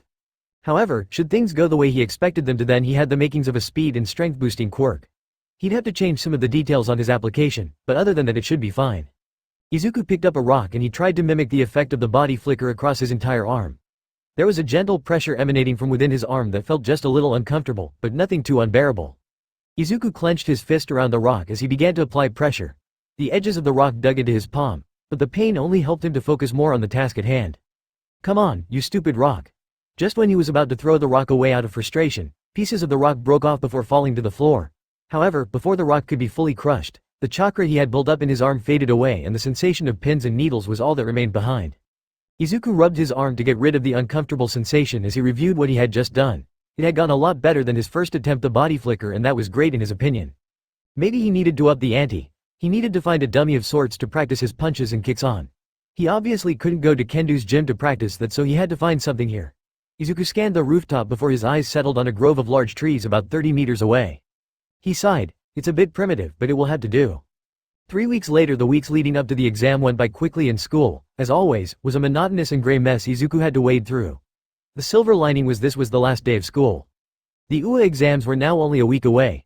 They had completed the vast majority of the last projects, tests and assignments on their syllabus. As it was their final year, their school would not give those going to hero academies their final exam. The marks they got for the entrance exams into hero academies would be combined with their year mark from Aldera to give them a final mark. The entrance exams by every hero academies were all moderated by external sources even if their difficulty level differed, so there was no underhand stuff going on. Bribery had been a huge problem in the past. Anyways, UA's exam was one of the hardest and strictest around, and that was just the theory portion. The practical portion was said to be even worse. It was why, almost, no one at Aldera High was even going to try the UA exams. It was very likely that your final mark could get cratered by a poor performance in an entrance exam. So, people went the safer route of easier entrance exams at decent high schools. It also lowered the number of times one had to take an entrance exam. You could apply to 3 different high schools, but a lot of the dates tended to clash, particularly for elite schools like Shiketsu High and UA. So, generally, people prioritized the very best high school they felt they could get into. The final 2 spots were their fail-safe choices. If something were to go wrong in their primary choice, presumably they would still be able to get into a lesser, but still decent high school. Mr. Gomasari was going through the class list and double-checking that everything was in order. Izuku tuned out most of everyone else as he waited for something he knew was coming. Amy Bako. You are applying to CI Academy, Musutafu Western and Musakui High, correct? The dates are the 26th, 27th of February and 1st of March respectively. Good luck, Amy. I know you can do well. Thank you, sir. Finally, Izuku had to know just how screwed he was. Hell, maybe he got lucky, maybe. Katsuki Bakugou, Mr. Gomasari said, and it was almost as if the entire classroom sat up straighter. You've applied to UA and UA alone. I suppose that makes sense. If anyone can make it into UA from our school, it's you. Don't forget me when you become a pro. Hell yeah, Bakugou. Put a good word in for me when I transfer to UA, Bakugou. The system's rigged. He should have gotten in on a recommendation. The upper-class pros protect their own. The room was filled with all sorts of praise for Bakugou. It was nothing new and in all honesty, was pretty much the norm for their class. Izuku wasn't jealous of Bakugou per se. Izuku knew that Bakugou worked harder than anyone he'd ever met in everything he did. Despite his volatility, Bakugou was very smart, which was admittedly not obvious at first glance. Furthermore, being born with a powerful quirk was simply a roll of the dice. Bakugou could easily have just been born with the ability to produce glycerin like his mother and no combustion from his father. It wasn't Bakugou's fault that he was both smart and lucky. If Izuku had been in his shoes, he'd probably enjoy the attention. Hell, Izuku did quite like the praise Cage got. Only when it wasn't intended as a jab at heroes, though. That being said, it wouldn't kill Bakugou to be less arrogant. Probably. Maybe. The jury was still out on that. Izuku Midoriya. Izuku was drawn from his musings as Mr. Gomasari called out his name, scaring the daylights out of him. In his stupor, he banged his knee on the underside of his table, causing him to let out a pitiful groan. Yes, sir? Izuku eased out, and the class took that moment to relish in his clumsiness as they erupted into laughter. Settle down, class, Mr. Gomasari said as he managed to regain control of the students. I know it's the final day and you're excited to take the next step, but there's no need for you to be so disruptive. Now, let's see where Izuku has chosen to. That can't be right. Mr. Gomasari turned away from his papers as he went to his computer. A perplexed expression painted across his face. Izuku felt a pit form in his stomach as his class began to whisper. The all-too-familiar cruel words began to spill from poorly contained conversations. I bet Deku forgot to apply anywhere. Forgot? A quirkless loser like him wouldn't get accepted anywhere. He probably has to go to a normal high school with other scrubs. This was said in varying ways and loudness, but the message was still clear. Everyone thought he sucked. Weirdly, Izuku was both hurt and not hurt by this. It was downright awful to be disparaged by what were supposed to be his peers and people he'd known for years now. On the other hand, Izuku knew that their vision of him was a year out of date. So, the joke was on them. Even if he was still seen as a joke. Ah, so it wasn't a mistake, Mr. Gomasari said, his brows raised as he looked at his screen. The man walked back around his desk and sat on his desk. Mr. Gomasari cleared his throat for silence, and Izuku could see that the man seemed torn between disbelief and confusion. In all fairness, Izuku understood the reaction. As far as everyone knew, he was still the shy, nerdy, quirkless loser with dreams he could and would never reach.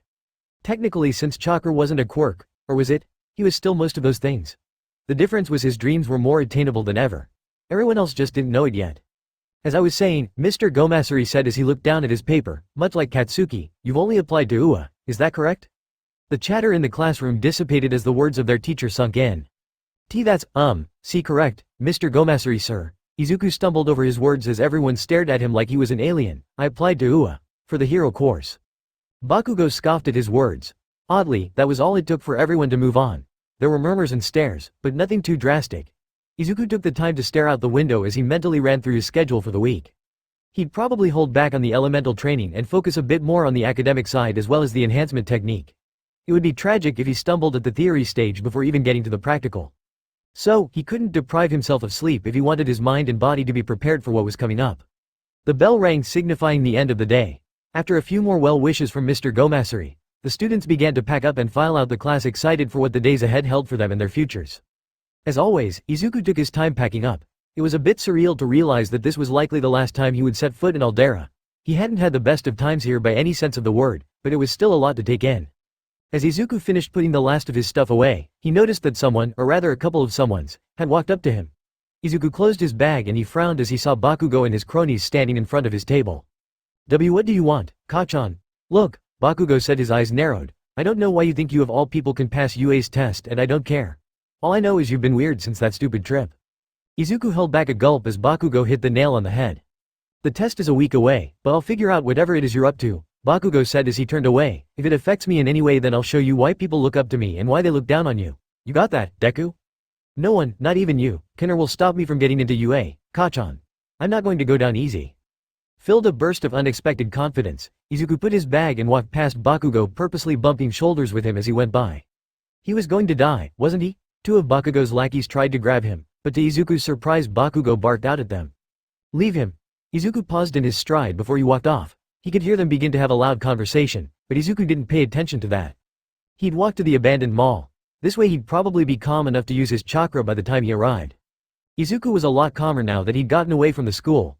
He placed a delivery at the bakery he and Kendo had gone to a while back. Normally, he would have ordered something, but his appetite wasn't quite there. Izuku was using his phone as a way to pass the time as he navigated the busy streets of Musutafu.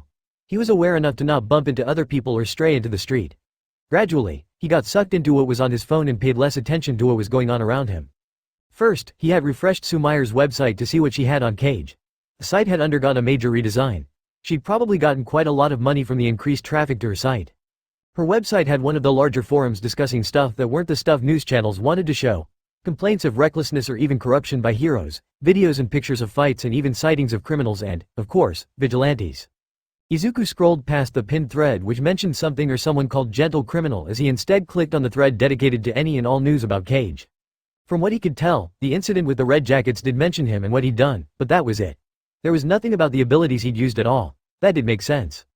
Eraserhead wasn't exactly the type to speak to the media unless he absolutely had to. Izuku was pretty sure he'd never even heard the man speak until that night by the mall, which was crazy for a not famous hero. Izuku skimmed the rest of the thread, but it was filled with random rumors, opinions and other stuff that wasn't really essential. Izuku closed his browser before opening his messaging app. He had just 2 messages. One from his mother about her going to visit Aunt Mitsuki and the other was from Kendo. It was a short video where Kendo sparred with what could only be her father. They were both wearing protective gear around their heads as they circled one another. She evaded or blocked all his attacks before connecting with a clean strike across his face. Her father dropped like a bag of rocks and Kendo posed over his prone. The thump of the finishing blow was audible from his phone speakers even through the afternoon activity. It was only after watching it that he saw the video's caption. It made Izuku sigh. That will be you soon. Want to put that fancy bottle of yours on the line next time we spar?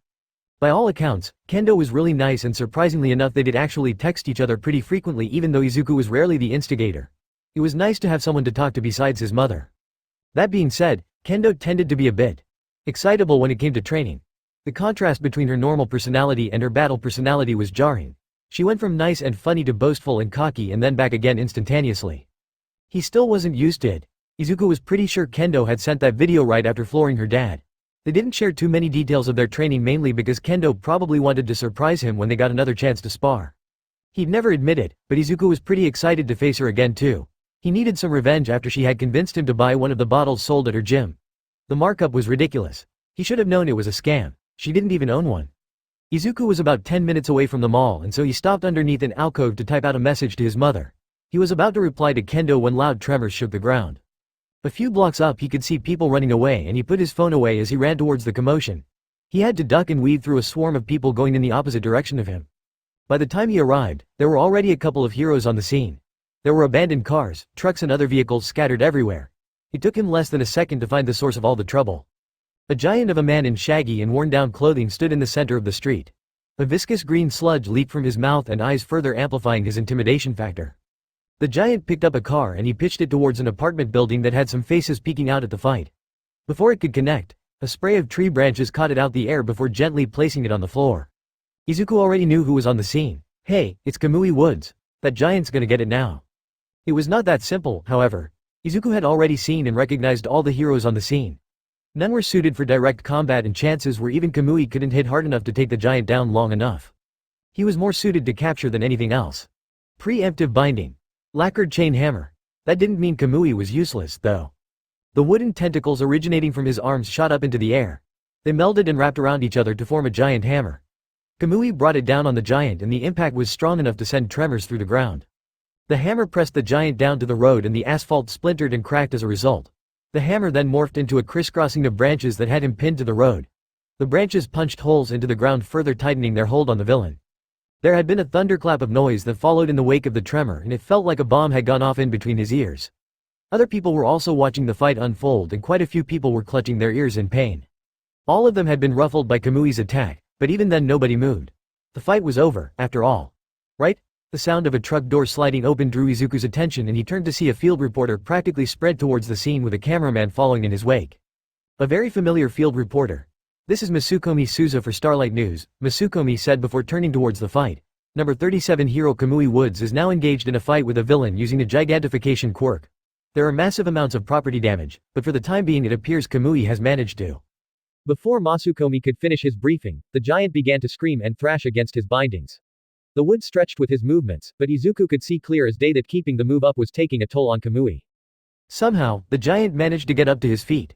A large chunk of the road was still attached to the giant due to Kamui's lacquered chain hammer keeping him flush against it even as he rose to his full height. The sludge dripping from the giant's face became thicker and thicker as the giant fought against his restraints. Kamui was using both his hands to keep the man tied up and was unable to do anything, or he risked letting the man loose. The branches began to pull tighter on the man, but all that seemed to achieve was make the sludge drip out of him at a faster rate. The green substance looked weird to Izuku's eyes as it bubbled on the ground as if it were boiling. No, that wasn't quite right. If anything, the sludge looked as though it's alive.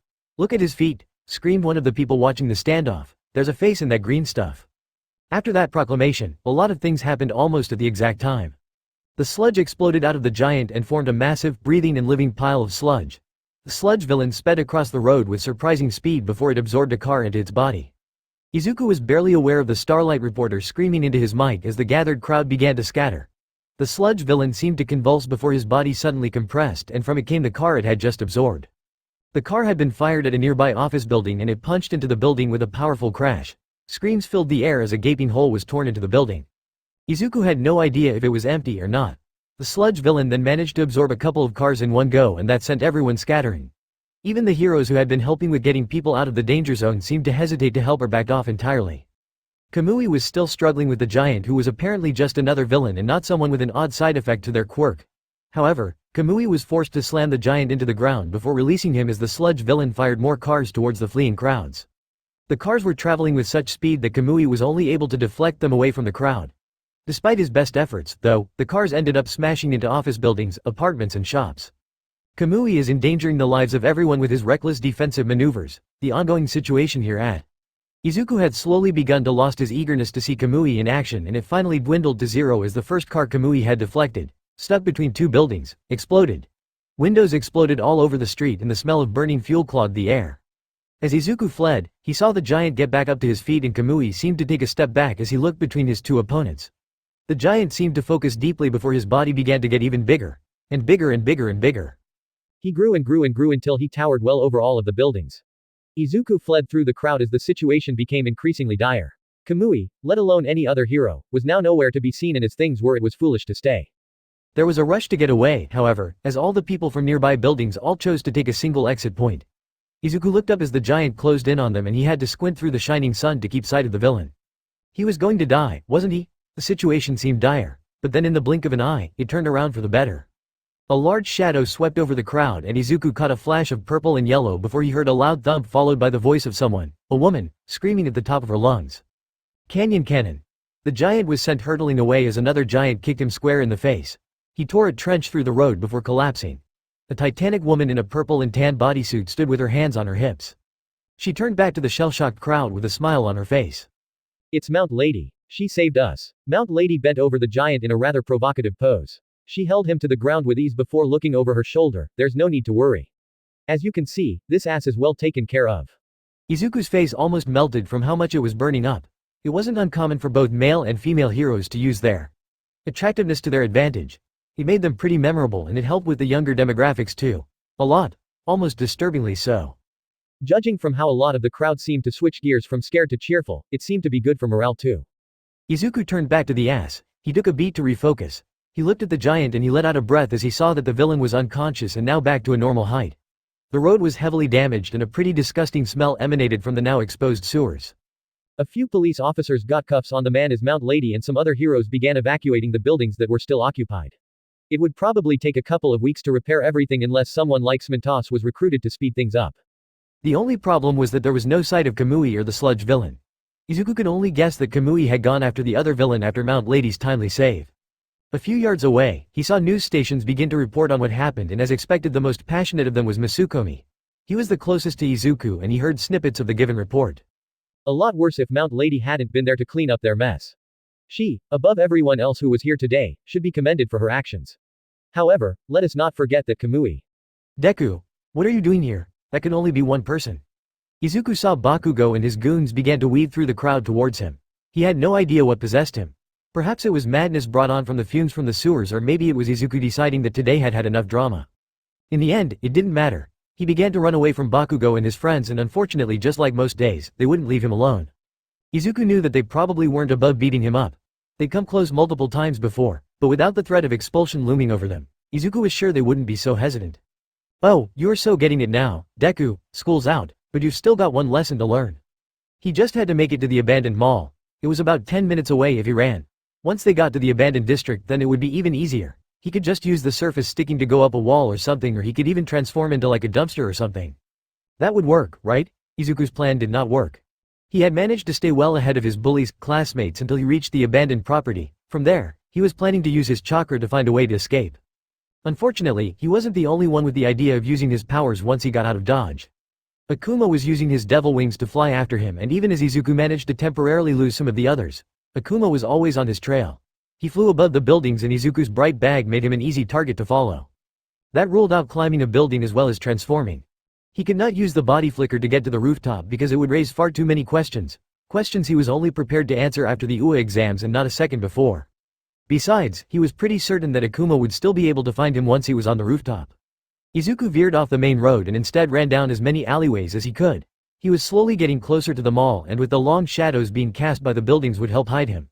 It seemed to work as he could no longer hear the flapping of Akuma's wings. Maybe he'd gotten tired. He burst from an alleyway and made it to the mall front. He managed to scale the majority of the wall before he was found out, but unfortunately, his luck seemed to run out just as he got one leg over the edge. His water bottle, loose from all the running he'd done, fell to the ground. He watched it fall through the air before landing on a manhole cover with a loud shatter. It reverberated through the empty streets, and Izuku knew that Hayamimi's Quirk would have definitely heard that. Why did he listen to Kendo about getting a glass bottle? That thing had floored his mother from how much it had cost. It was way too expensive for just a bottle, and she'd been concerned he may lose it, so she had made him put his name on the lid. Great. Izuku was forced to crouch down as he heard them approach. Akuma had rejoined Bakugou's group, which was good for Izuku. They spilled into the mall street and Izuku held back a breath as he saw that Hayamimi's ears were enlarged. If Izuku so much as let out a breath, Hayamimi would probably find him with ease. Thankfully, they did not seem to notice him at first until one of them pointed out the glint of the broken glass. What the hell is that? It's probably just from the building. These are all abandoned, right? Maybe they're just old. No, it can't be, Akuma said as they walked closer to the glass shards. My dad's a real estate developer and he said this whole area had a problem with their sewage system. Especially the mall. These buildings are still new and this glass is too small to be from the windows. What a nerd. Hey, I just know stuff. It's not my fault you couldn't pass an eye exam. I wear glasses. Exactly, shut up, Bakugou screamed at the bickering duo. Chunky, pass me that metal thing in the middle of that mess. Izuku felt his heart sink as Akuma handed the lid to Bakugou. He froze as Bakugou read the inscription before blowing the lid up as he clenched his hand. Where are you, Deku? You dropped your bottle, rabbit ears, find him. My name is Hayamimi. I don't care. Despite the retort from Bakugou, Hayamimi still used his quirk to search for Izuku. He tried to be as quiet as possible, but in the end, it was pointless. There's a heartbeat up on the roof. There was no point in hiding anymore. Izuku rose to his feet and he looked down at his former classmates. Bakugou's frown deepened as he caught sight of Izuku. You could have made this easier on yourself, but if you want to get beaten up here then be my guest. Now are you gonna come down here or are we gonna have to go up there? I don't want to fight, Kachan, Izuku said to his former friend. The exam's in a week. We can't afford to. I don't care about that, Deku, Bakugou screamed up at him. If you're not gonna come down here then I guess I'm coming up there. Bakugou placed both his hands by his side before he fired a simultaneous blast from both hands. The explosion was strong enough to send tremors to Izuku all the way up on the top floor and it completely destroyed the manhole cover that Bakugou was standing on. Bakugou was flung through the air at breakneck speeds, but he misjudged the angle of approach. Izuku took a few steps back as the other boys slammed into the side of the roof. His hands latched onto the edge of the roof and Izuku almost went to help him when Bakugou pulled himself up and over with ease. It's just you and me here now, Bakugou said as he approached Izuku. Those scrubs down there can't interfere with this. Izuku frowned as Bakugou's smile grew larger. He couldn't use his chakra. It would only result in a massive headache, especially if he was able to match up to whatever Bakugou threw at him. I won't use anything too strong, Bakugou said as he walked forward and Izuku spied a chair leg on the floor, just enough to show you that I can stop you from taking that exam if I have to. Hopefully, that meant he would not have to use his chakra. Bakugou rushed him and Izuku dove for the chair leg immediately. He sprang up to his feet as Bakugou lashed out, as expected, with a right hook. Izuku used the chair leg to slap aside Bakugou's arm before he lashed out with a sidekick. His foot went flush against Bakugou's ribs and sent the other boy stumbling a few feet away. Izuku held the chair leg at the ready as an irate Bakugou looked back at him. His red eyes held fury and shock and confusion. How did you? Screw this. I'm gonna enjoy this. Izuku had had plenty of practice evading strikes with Kendo and he was pushed to the limit as he strained to stay ahead of Bakugou. The other boy didn't seem to mind when he missed, letting out stronger and stronger explosions as he went tearing the garden to shreds. The main reason Izuku was able to avoid being hit was that he knew Bakugou's attack patterns like the back of his hand. He barely had any time for a counterattack as he shuffled back across the garden. Izuku managed to slap aside another attack by Bakugou before a kick slammed into his side. Pain erupted in his ribs, but before he could readjust, Bakugou connected with a low-powered blast that sent Izuku sprawling across the rooftop. Doesn't feel great, huh? He had lost his weapon and also been sent closer to the edge, and once Izuku rose he could see over the edge. Without warning, the memories from the scavenger hunt came flooding back. For just an instant, when he looked down he saw the rushing river that had almost killed him. You look scared, Deku. Izuku turned to see Bakugou a few feet away from him. I've heard about all the training you've been doing since that trip from my mom, Bakugou said with a frown on his face. Do you know how much stress you're putting your mom under? She calls my mom all the time because you stay out past fucking midnight doing who knows what. You need to accept that you can never, ever be a hero, Deku. Bakugou's words cut into Izuku like the sharpest of knives. You are just normal. There is nothing special about you, and there never has been and there never will be. Stop risking your life trying to change that. Auntie Inko deserves more than that. Izuku felt many emotions swirl up inside as Bakugou continued to berate him. Were his actions really having such a bad effect on his mother? Why didn't she say anything? How didn't he notice? Had he been so wrapped up in getting into UA that he forgot to check in on his mom? Is that why you're so angry? I don't want to fight, Kachan, Izuku said as he cut Bakugou off. I know I haven't been the best son for the past year and I'll work on that, but even then I won't let anyone but me decide if I can or can't become a hero. Izuku stared at Bakugou, who for once didn't seem as hostile. Izuku walked past Bakugou as he went away from the edge as he remembered the last time they'd been in a similar position. He could hear their classmates arguing about something, but neither of them paid it any attention. As he walked away, he could hear the flapping of Akuma's wings, which meant they'd probably be joined by the others soon. He turned back to Bakugou, whose gaze was still less hostile than usual. Akuma rose behind them, his wings flapping rapidly as he touched down on the ground. Izuku was about to speak when he noticed something off. Akuma's skin was a sickly green and a nasty sludge of the same color dripped off his wings and from his mouth and ears. Izuku felt as though ice was forming in his veins as he recognized the villain from before. Which one of you caused all that noise? A distorted and deep voice that was definitely not Akuma's said. The villain looked between the two of them before he saw the smoke trailing off of Bakugou's palms. Bakugou didn't seem to fully understand what was going on and Izuku ran towards him, but he was too late.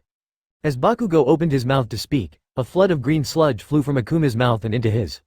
By the time Izuku reached Bakugou, there was green sludge dripping from his mouth. Let's have some fun, shall we? Not Bakugou said. Okay, for real now. He was going to die, wasn't he? Toshinori was enjoying the rest of his day off. There had been a rather major incident near the edges of town. Launched cars, damaged roads and scores of injuries. He'd been occupied with a hostage situation on the opposite side of town, and by the time he had arrived, the problem had been dealt with and the cleanup was underway. One of the villains, a sludge-like monster, had gotten away before Mount Lady could apprehend. They had assumed Kamui was in pursuit, but the man himself had said he had found no trace whatsoever.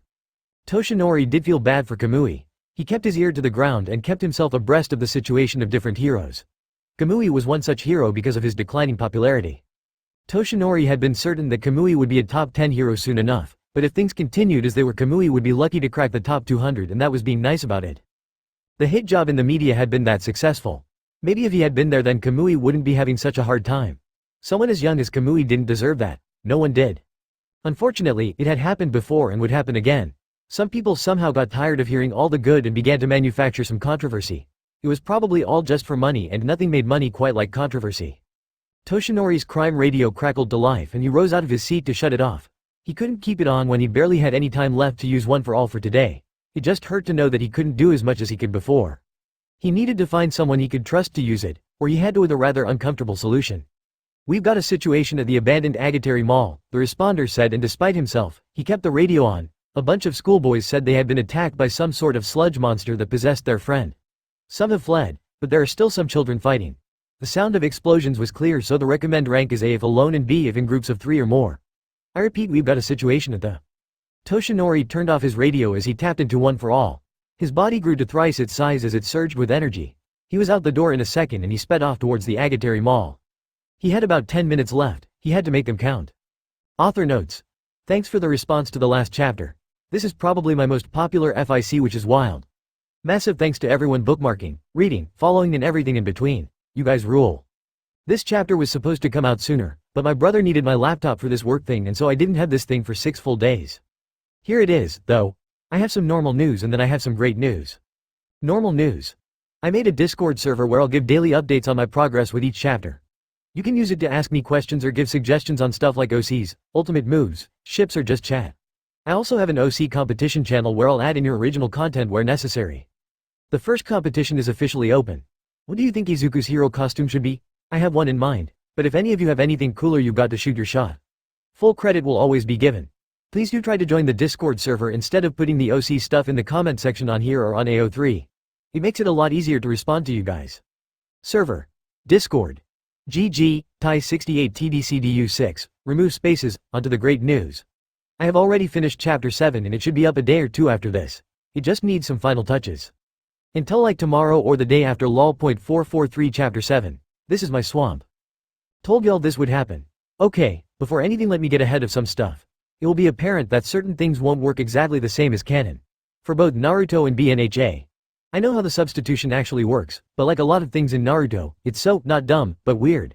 The transformation is an actual transformation and yet no uses it in battle aside from Naruto. Why? For the BNHA side, it is a shonen, and so some stuff will not translate well to text. Visual stuff like waterfalls of tears, sweat drops, nosebleeds and All Might's blood spewing. Plus, some characters are extremely flat like Ojuru or full-on blank like Koji and Shoji. I had to make adjustments to personalities as well as the world in general just to ground the story and then also to be able to make stuff more fleshed out. You'll see what I mean if you haven't already, but that's the long and short of it. I know I'm preaching to the choir with what I said above. This is fanfiction, we all know the deal, but I just had to get that off my chest lol.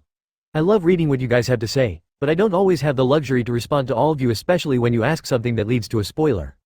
I take most of your concerns, the valid ones, into consideration, but often it's something I can't assuage without spoiling the plot, which is a no-no or it's addressed in literally the very next chapter lol. I already spoke about the tempo of the FIC, but I think with how quickly I've been pumping these out, if I may be so bold, and with how long this story will actually be, I'm content with keeping the current tempo. Not every chapter will be balls to the wall action, I'm afraid.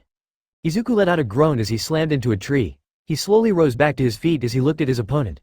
Bakugou's face morphed into an eerie smile that was unnatural to Izuku.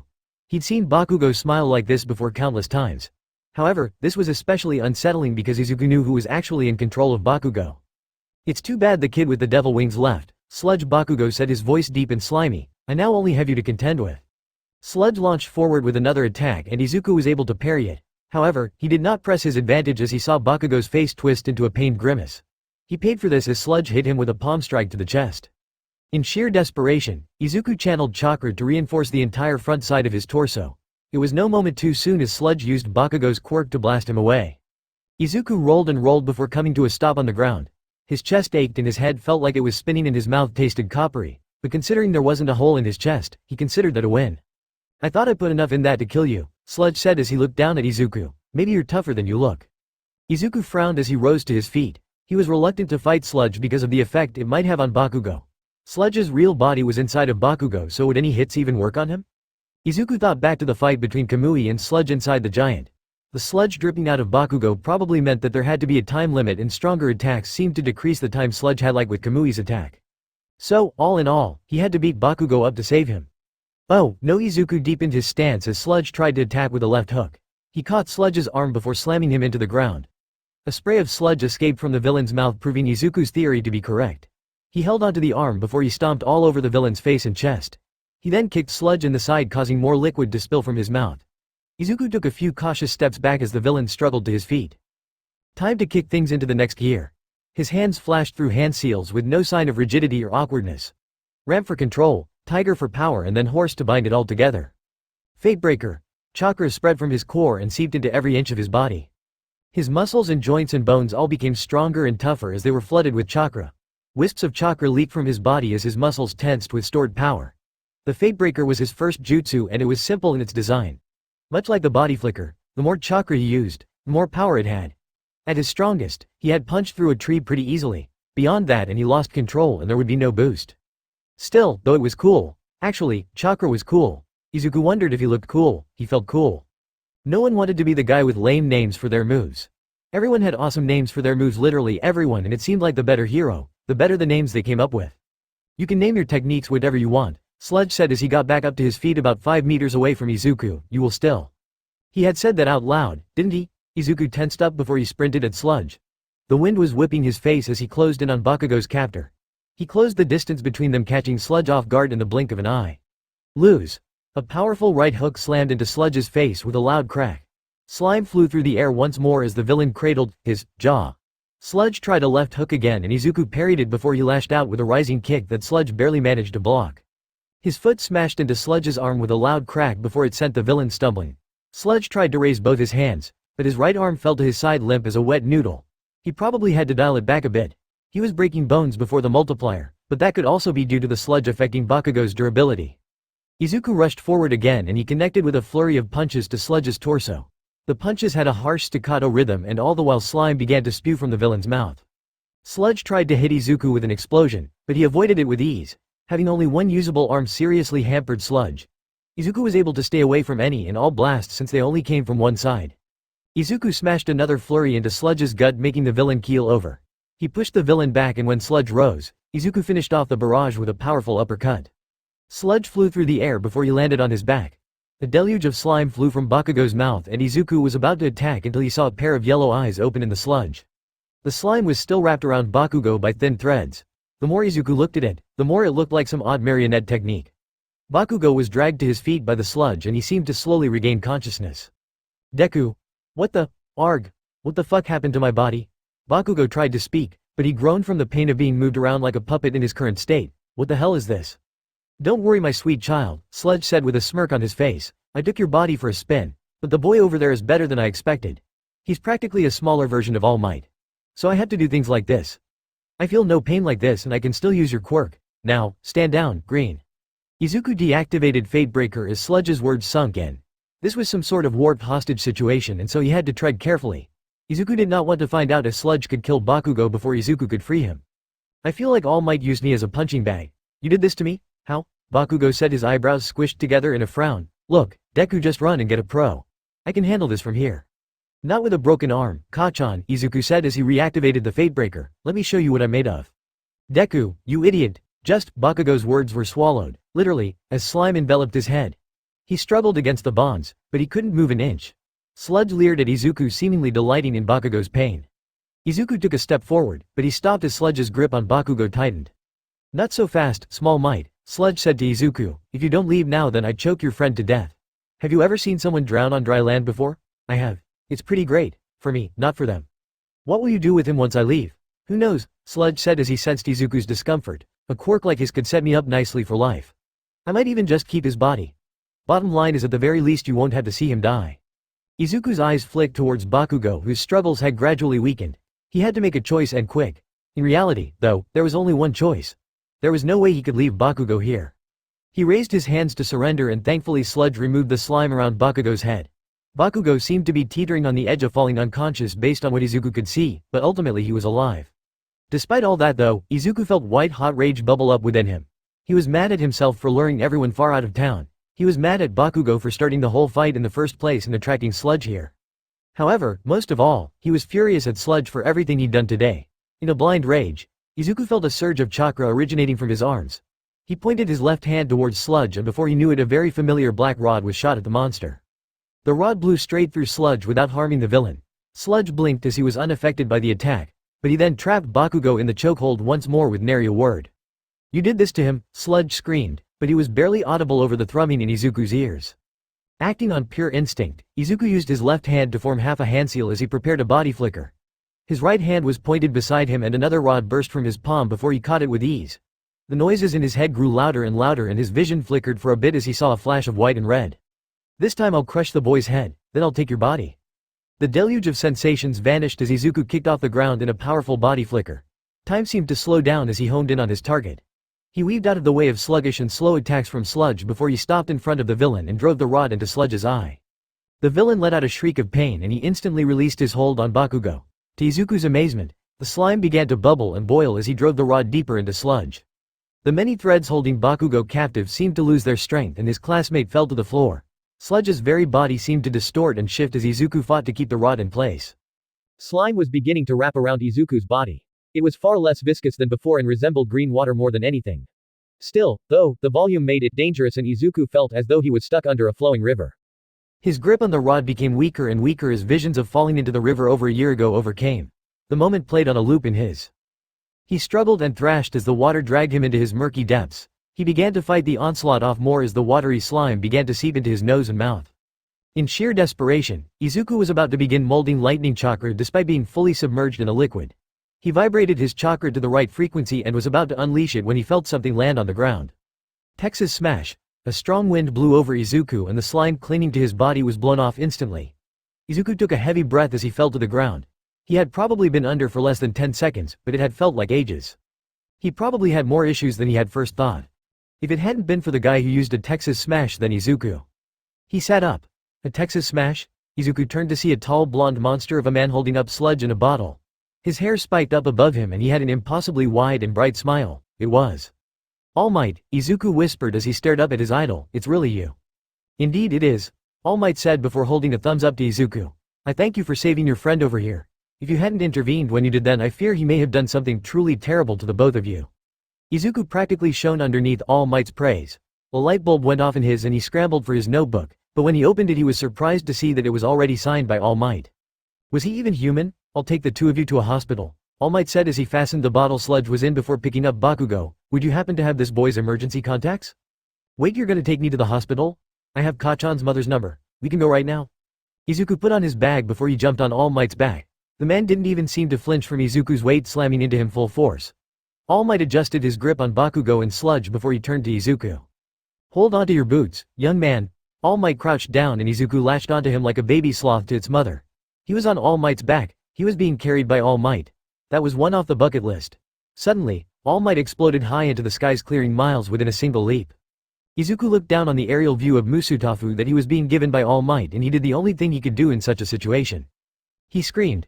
Musutafu Hospital. Despite feeling pretty good overall, Izuku was still checked into the hospital as a precaution. He had called his mother to explain what had happened and thankfully she had been with Aunt Mitsuki, which made things a lot easier. Unfortunately, he hadn't been allowed to see them as a stern-faced nurse had all but forced him to stay in bed. When he woke up the next day, the very first thing he saw was Bakugou lying on a bed of his own. The boy was scowling up at the ceiling, no doubt replaying yesterday's events. Bakugou had been rather beat up but was in perfect condition now. Maybe he'd been seen to by someone with a healing quirk? Are you just gonna stare at me or are you gonna say something? Well, this was awkward. How are you feeling, Kachan? Izuku said, and he was used to the eye roll that accompanied Izuku's usage of his childhood nickname. You took quite a beating yesterday. Yeah, I know, Bakugou said with a sneer on his face. I was the one cooped up in some room as some old lady kept kissing me. An old lady kept what? So are you going to tell me how you didn't get your guts blown out by that stupid villain?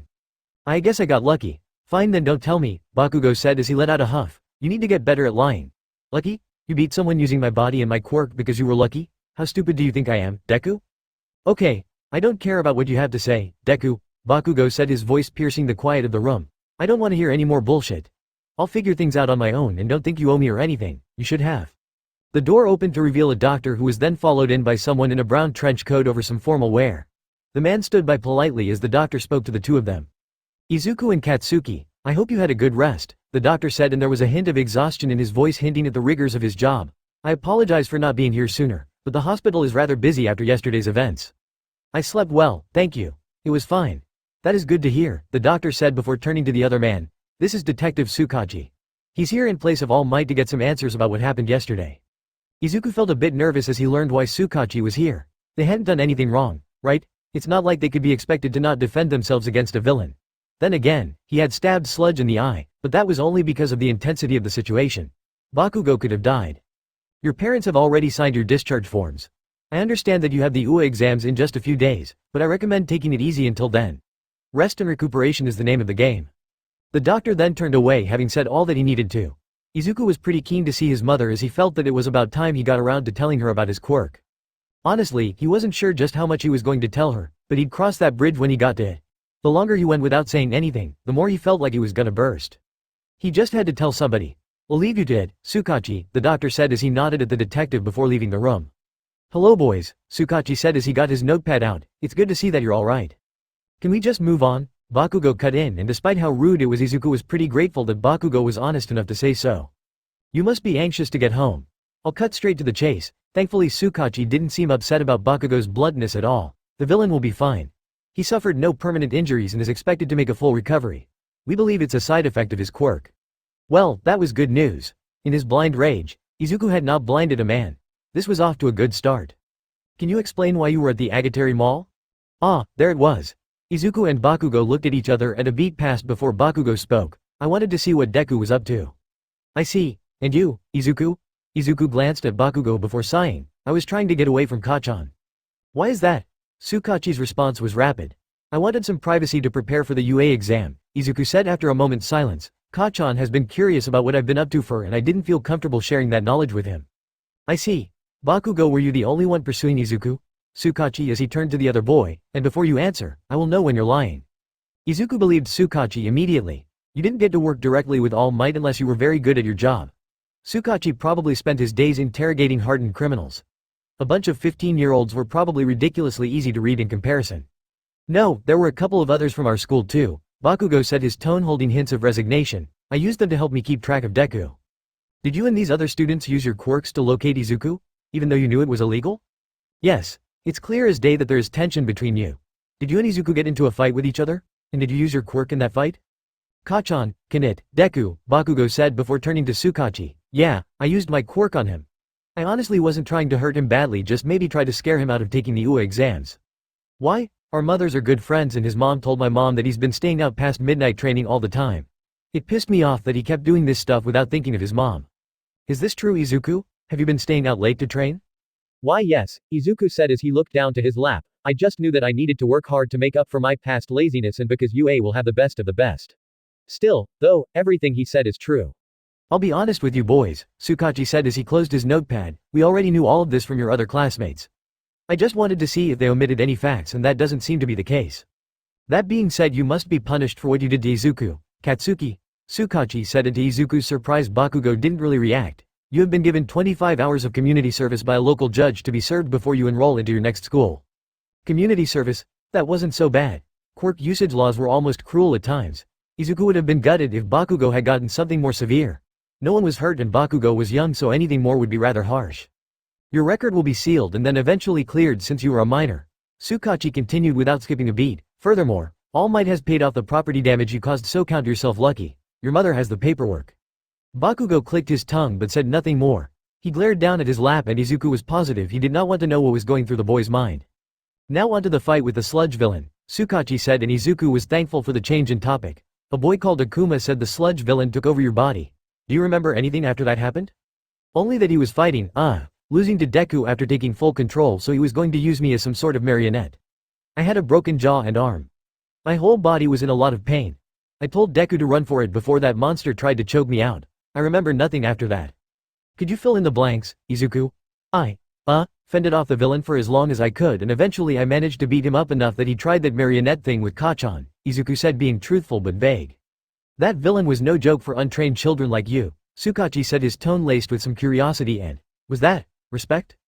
According to your mother as well as the other students, you don't have a quirk. How did you manage to beat him off if this was the case?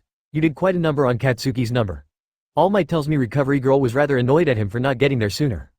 The mention of All Might made Izuku's already substantial guilt multiply. He had already paid for the property damage done to the mall and now he was in hot water with another pro, all because Izuku had chosen to run instead of talking Bakugou and his goons down. I do have a quirk. It's this internal energy that boosts my natural speed and strength. Or at least that's what I know it can do for now. That's what I've been sneaking out to master, Izuku said, finally causing Bakugou to turn towards him in shock. What the fuck, Deku? Why didn't you use it against me in our fight? It's against the law. Plus, I didn't want to hurt you, Kachan. You couldn't hurt me if you tried, Bakugou all but screamed at Izuku. His brows were pulled into a heavy frown and he had a sneer on his face. The lies left Izuku's mouth with surprising ease. He thought it would mollify the other boy, but it only seemed to make him angrier. He scolded at Izuku before rising to his feet. I'm going to see my parents. Sorry about that, Izuku said, and Tsukachi took a beat before waving him off. It's not an issue. Continue your explanation. The whole fight was pretty hard and I got very lucky to hurt him enough to leave Bakugou's body, Izuku said as more lies left his mouth. I stabbed him in the eye with a pipe I found nearby when he tried to kill Kachan. A few seconds after that All Might beat Sludge and then took me here. Is that the whole truth? Izuku took a deep breath. Yes. Okay, Tsukachi said as he rose to his feet, that's all I needed. I'll leave it to you to inform your mother of your quirk. It would probably do her the world of good to know you can take care of yourself. Izuku looked at Tsukachi in surprise and the man seemed to read his surprise in an instant. You have a quirk after not having one practically your whole life, Tsukachi said as he stopped at the door. I think you and your mother would benefit from having that conversation in a more private location. Musutafu Police Station. Toshinori paced around Tsukachi's office in his shrunken form. He had spent the whole day speaking with Nezu from UA about the finer details of his potential position at UA. It had provided a welcome distraction from the encounter he had had with the two boys and the villain on that mall. Before he had subdued the villain with a Texas smash, Toshinori had paused in his advance to come up with a solution. He wasn't a master tactician like Sir Night Eye or Best Jeanist, but he had decades of experience under his belt, so he was no slouch. The presence of the two boys had made things tricky. The sludge villain had somehow worked his way into the very being of the blonde boy. He had been worried that any attack on the villain would indirectly harm the boy. It was then that the green-haired boy garnered his attention. Toshinori had been surprised when the boy had fired a metal rod from his hands at the villain. He had thought the boy had a strength quirk based on the state of the captured boy, whose body had been used as a weapon similar to the giant against Kamui. He then received the surprise of his life as the boy summoned another rod before he sprinted towards the villain at an amazing speed. No, amazing was underplaying it. The boy had moved unnaturally quick. It had to have been a quirk. The problem was Toshinori was certain that he'd seen the rod manifest from the boy's skin. Furthermore, once it had pierced the sludge villain in the eye, it was clear that it had a horrible effect on the villain, understandably, and he had freed the blonde boy, giving Toshinori his opening. There were two conclusions. Either he was going blind, which wasn't the case, or the boy had two, maybe even more, quirks. If that was the case, then Tsukachi had to scope out the boy and see what he was like. He had checked into the boy's parents and their quirks to ensure it wasn't a quirk marriage. It wasn't.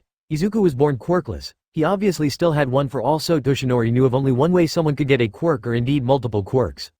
A dull ache formed at the side of his chest and he felt blood seep into his mouth.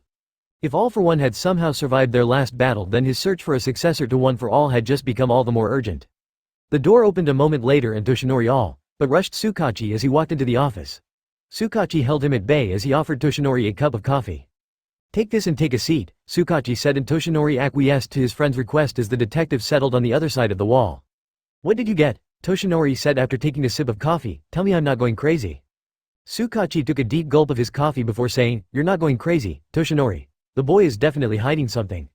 "What did you find out?" "Izuku and the other boy have known each other long and their parents are close friends. But the same doesn't go for them.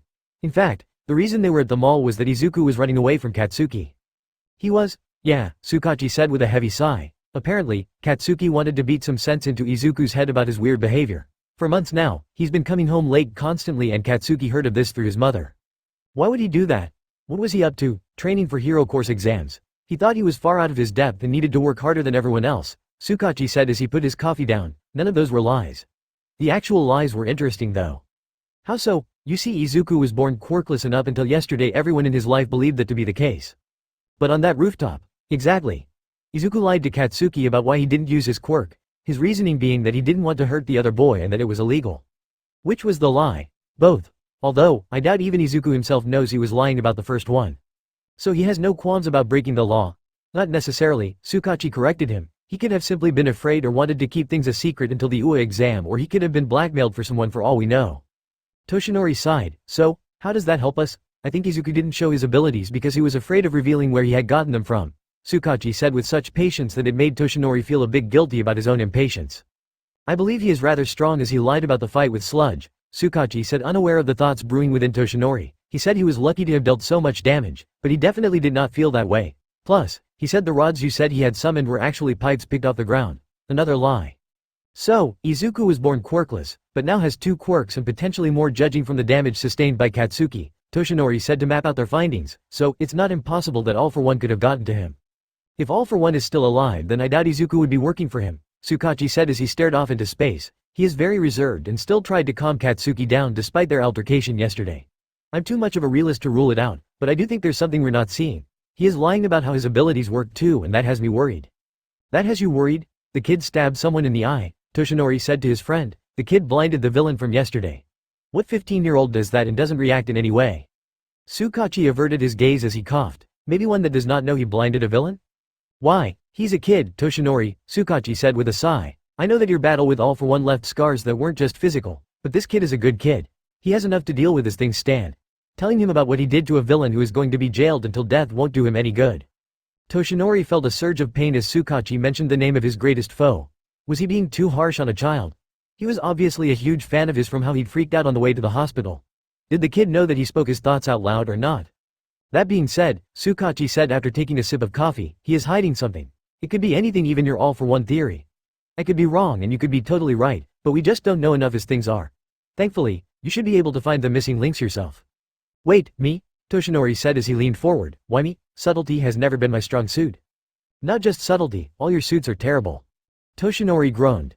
"Live a little, Yagi," Tsukachi said with a smile on his face, "but to answer your question, I have two reasons. 1. He is a massive fan of yours, so you can get closer to him. I wouldn't be surprised if he got a tattoo of you on his face. Hell, he looked like he was gonna cry when he heard that recovery girl was mad at you. Okay, and the other? Toshinori said as he kept himself from rising to the bait. Oh, those exams I mentioned, Tsukachi said with a smirk on his face. He's going to UA's and so is Katsuki. So you can keep a close eye on him and figure out what we're missing. You just need to finally accept Nezu's offer. Oh, no, do I have to? It's for the best and you know it. Plus, if this kid is on the straight and narrow, which he probably is, then you would be giving him and a generation of new heroes first-hand tutelage from Japan's greatest ever hero. You can lay off the flattery, Toshinori said, drawing a smile from Tsukachi. I'll do it. This could just be nothing. Deep down, though, Toshinori knew it wasn't nothing. This was a fishy situation and it stunk to high hell. Wait, actually. Was that you? Disgusting. Toshinori pinched his nose as he glared at his friend. You couldn't have waited a little bit?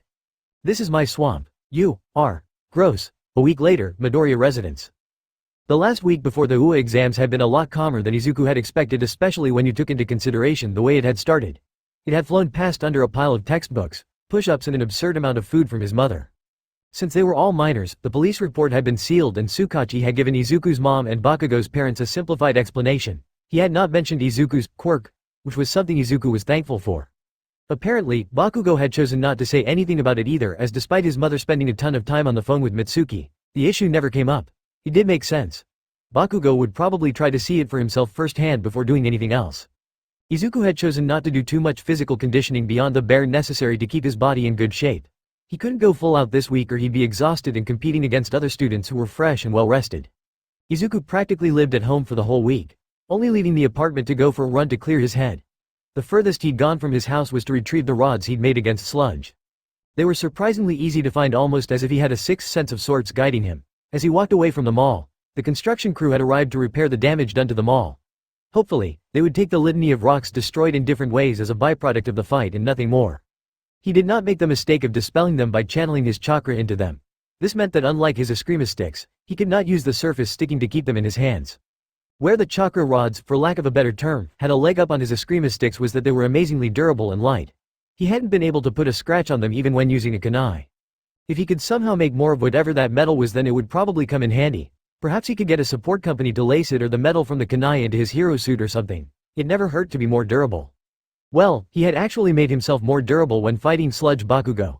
He could reinforce his body, but Sludge lacked Bakugou's skill with his quirk. Bakugou could probably punch through Izuku if he were so inclined. The good news was that he could eventually make a defensive jutsu. One that was less apparent than some of the ones in the scroll. An invisible chakra shield would be less obvious than rock skin after all. A chakra shield would have come in handy today. It was that thought that made Izuku remember what the goal for today was. He had to pass, and he had to pass in style, within the constraints of his allowed arsenal that was. Nervous energy buzzed and crawled underneath Izuku's skin. This was make or break. He had not applied to any alternatives to UA because there were no alternatives. If he stumbled at this obstacle, then it wouldn't bode well for his future as a hero, chakra or no. Izuku, his mother said, knocking on his door, "You're gonna be late if you don't get into the shower now." It was enough to draw from his thoughts, and he gave a reply to his mother before getting undressed. They had to be there by 12:30, which was half an hour before the start of the theory exam. They'd receive more information in an actual debriefing at the examination center. Izuku popped into the bathroom, and to his surprise, the shower was already running and very hot. His toothbrush and toothpaste were also set to the side of the sink. It must have been his mom that did this. Clearly, she just wanted him to worry about the exam only. While it could wait for after the exam, Izuku decided to give her peace of mind. It was the least she deserved after the tumultuous events they'd both gone through in the past year. Inko watched as Izuku slowly picked at his food. She could tell he was nervous, but she wasn't sure what to say to motivate him. She didn't even broach the topic of the sludge villain beyond making sure her son was okay. After Izuku had failed, she had never thought they'd be in this situation. She'd done her research. None of the heroes that were officially ranked were quirkless. It was practically an oxymoron to have a quirkless hero. She'd given up on her son's dream not long after finding that out. Izuku had always been withdrawn, but maybe she should have realized that her actions had been shameful at best and debilitating at worst. How did it feel to have no one believe you could reach your goal? How did you keep the same passion and drive when you faced ridicule and derision at every turn? How did you not give up? These were the questions Inko had been stewing on for long now. Izuku had become fixated on UA following their trip to the resort. He ate more, studied more, exercised more and slept less. He drove her up the wall when he'd stay out late, but she did her best to never show it to him. She'd already let him down once before. She did not want to pile onto the pressure he was already putting himself under. So she tried her best to keep a sunny disposition so that Izuku could only worry about himself. She was lucky to have a sympathetic ear from Mitsuki, who was going through the same thing with Bakugou. He also stayed out late and worked himself to the bone. Inko knew that their sons' personalities didn't mesh, but it was deeply ironic that they mirrored each other in this aspect. She never wanted to hurt her son. Any sane mother would do the same, or so she had thought. Now, after taking into account the resort trip, Izuku's rigorous training, and now the sludge villain debacle, she had to wonder just whose feelings she was trying to spare. Izuku's or her own? Mom? Izuku said, and she looked at her son to see his hands fidgeting ever so slightly. I have something to tell you. Why did he seem so nervous? She reached across the table to still his hand. Just take a deep breath, Izuku. Whatever it is, you can tell me. She did mean that. She couldn't let what was plaguing Izuku ruin his exam. Not after all she had done, albeit inadvertently, to railroad his confidence. See, can I just get few moments to, steady myself? Izuku said, and she nodded immediately. Inko had something she had to get off her chest herself, and she hoped that what she had to say would help Izuku to open up. I actually had something I wanted to say to you before you left, Inko said, causing Izuku's eyes to widen, and he stared at her in surprise. I don't think I've been fair to you, Inko began as she stared off towards a corner. I gave up on your dream without thinking about just how much it would affect you. With a heavy heart, she recalled their argument a few months ago. You've been working so hard. You're ranked second in your year, you've gotten so much bigger, and you beat a strong villain just a week ago, Inko said, and she smiled as Izuku blushed heavily. It reminded Inko of herself. They were both terrible at receiving praise. What I'm trying to say that is that I'm sorry, Inko said finally. As a parent, I'm supposed to do what's best for you, and I failed to do that when it came to this. Izuku, I just want you to know that Quirk or no Quirk, I know you'll blow competition away. That's how amazing you are. Tears had begun to leak from her eyes from the catharsis of just laying all that on the table. She quickly wiped them away only for them to return as she saw tears begin to leak from Izuku's eyes as well. Thank you so much, Mom. That really means a lot, Izuku said, and he took a deep breath before wiping away his tears. I think I'm ready to tell you now. A confused silence settled over Inko as Izuku rose from his seat and walked towards the wall. Inko was about to speak, but she felt her words escape her as Izuku then walked up a wall. Inko shook her head. How? When? Since the trip, Izuku said, and it was almost as if a light bulb went off in her head. I can use this strange energy to do a lot of things. I want to tell you everything, but even I'm not sure what the limits are. You're not sure? Inko said as she felt a flutter in her stomach. Is it that powerful? I think so, Izuku said as he walked back to her. I want to keep what I can do under wraps until I don't have to anymore. I don't know when that will be, but hopefully, it's soon. I just had to tell you before this test. I should have done it earlier in. Inko cut her son off as she pulled him into a tight hug. It's okay, Izuku. I understand why you didn't tell me, and it's fine. Don't worry about not doing it sooner. Just focus on passing the exam. You're not mad, or worried. Inko couldn't blame him for the shock and surprise in his voice. I'm not mad, and I will always be worried about you. Inko smiled a little. I trust you to know what's the right thing to do. If you want to keep things a secret, then that's what I'll do. With Izuku going to boarding school, it was time for her to loosen the hold she had on him. He was a good kid and a good person. Ultimately, she knew that he deserved her trust and faith. He had for a long time. Thank you, Mom. Izuku pulled her into a tight hug that she returned just as fiercely. It was the longest hug they'd had in years, and it eased the pain in her heart. Don't mention it, Inko said before she heard Izuku's stomach growl loudly. Now eat your food. You can't get into UA on an empty stomach. Izuku had to take a breath to calm himself as his bus slowed to a stop. He picked his bag off the ground as the disembark light lit up. He rose out of his seat and thanked the driver before disembarking. He checked his phone to see the time, and he calmed down a bit as he saw that time hadn't sped up. It was 11:35, so just under an hour from when check-in would begin. It should take him less than 10 minutes to trek up the hill to Ua according to the internet. As he looked up at the hill in the nearby distance, Izuku wasn't so sure. The school overlooked the rest of Musutafu, and while the view was probably great from up there, it was daunting from down here. He knew it would probably violate a lot of safety codes if Ua were in the city, but putting it all the way at top of this hill was a bit much. No public transportation would go up the hill, and so Izuku was resigned to having to trudge up to the top. Although, that would not have mattered for today at the very least. Izuku turned the final corner before the hill, and he was greeted by the sight of a roadblock. It was blocking the only road leading up to Ua, and there were a lot of people upset by this news. Cars had been forced to park everywhere, and it was a congested mess that Izuku had to weave through. He finally made it to the roadblock, and there was a queue he had to go through before going through the access gate. This was probably just to strong-arm overly eager parents into staying far from Ua. The school liked their secrecy like that. He let his eyes wander for a bit as he took in his fellow examinees. The first person that he saw stuck out among everyone there. It was hard to tell, but he had to be close to 2 meters tall. Izuku was convinced he was a parent until he saw two older-looking people wrap him in a hug. Well, then, that was a little terrifying. Izuku kept scanning the crowd, and every now and then, mutations had dispelled any notions of a standard human template, so to speak. Even then, they were still amazing to see. Some mutations were directly linked to quirks like with Gang Orca. There was also the chance that the mutations were simply inherited and the quirk was something else entirely. It was a difficult prospect to guess the quirk of someone with a different body. That only got worse with people that looked ordinary, though. Could they control shadows or summon black holes or detach their limbs? All in all, there was a lot of room for uncertainty. He had no idea if they would face each other, but it surely couldn't hurt to start scouting. The queue was moving terribly slowly and Izuku eventually got bored of trying to guess the quirks of those around him. Plus, he was getting a few glares from some of those who had caught him staring. A short boy with peculiar purple hair had looked downright horrified at Izuku's stare. "Excuse me," said a deep voice. He was drawn from that dark line of thinking as someone cut in line in front of him. Great. Izuku simply let the person be since it wasn't that big of a deal. It had nothing to do with it being a girl judging from her spiky, orange ponytail. Izuku sighed. "Were you really going to let me cut in front of you like that?" Kendo said as she turned back to Izuku. "I failed you as a teacher." "I knew it was you the entire time," Izuku said confidently, but it crumbled underneath a raised brow from Kendo. "I don't like conflict." "I don't know about that," Kendo said, her voice dripping sarcasm. "You've done a number on my body more times than I can count." A woman who was walking by froze in her tracks as she caught the last of Kendo's words. Kendo was looking elsewhere and so Izuku alone received the most judgmental state of his life thus far. The lady tutted before walking off. "What has the world come to?" "Okay, so change of subject," Izuku said quickly as he fought to suppress a blush. "How ready are you?" "As much as I can be," Kendo said as they moved forward in line. "This month was torture. My dad really worked me to the bone. I probably ran through enough ice packs to build an igloo. It sucked. The only bright side was being able to punch his lights out when I was allowed to attack." "Well, then." Kendo was still Kendo.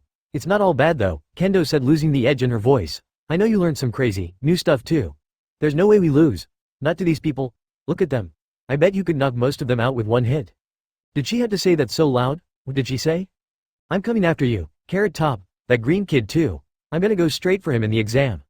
The gate clacked open as they were drowned under a litany of curses from nearby people.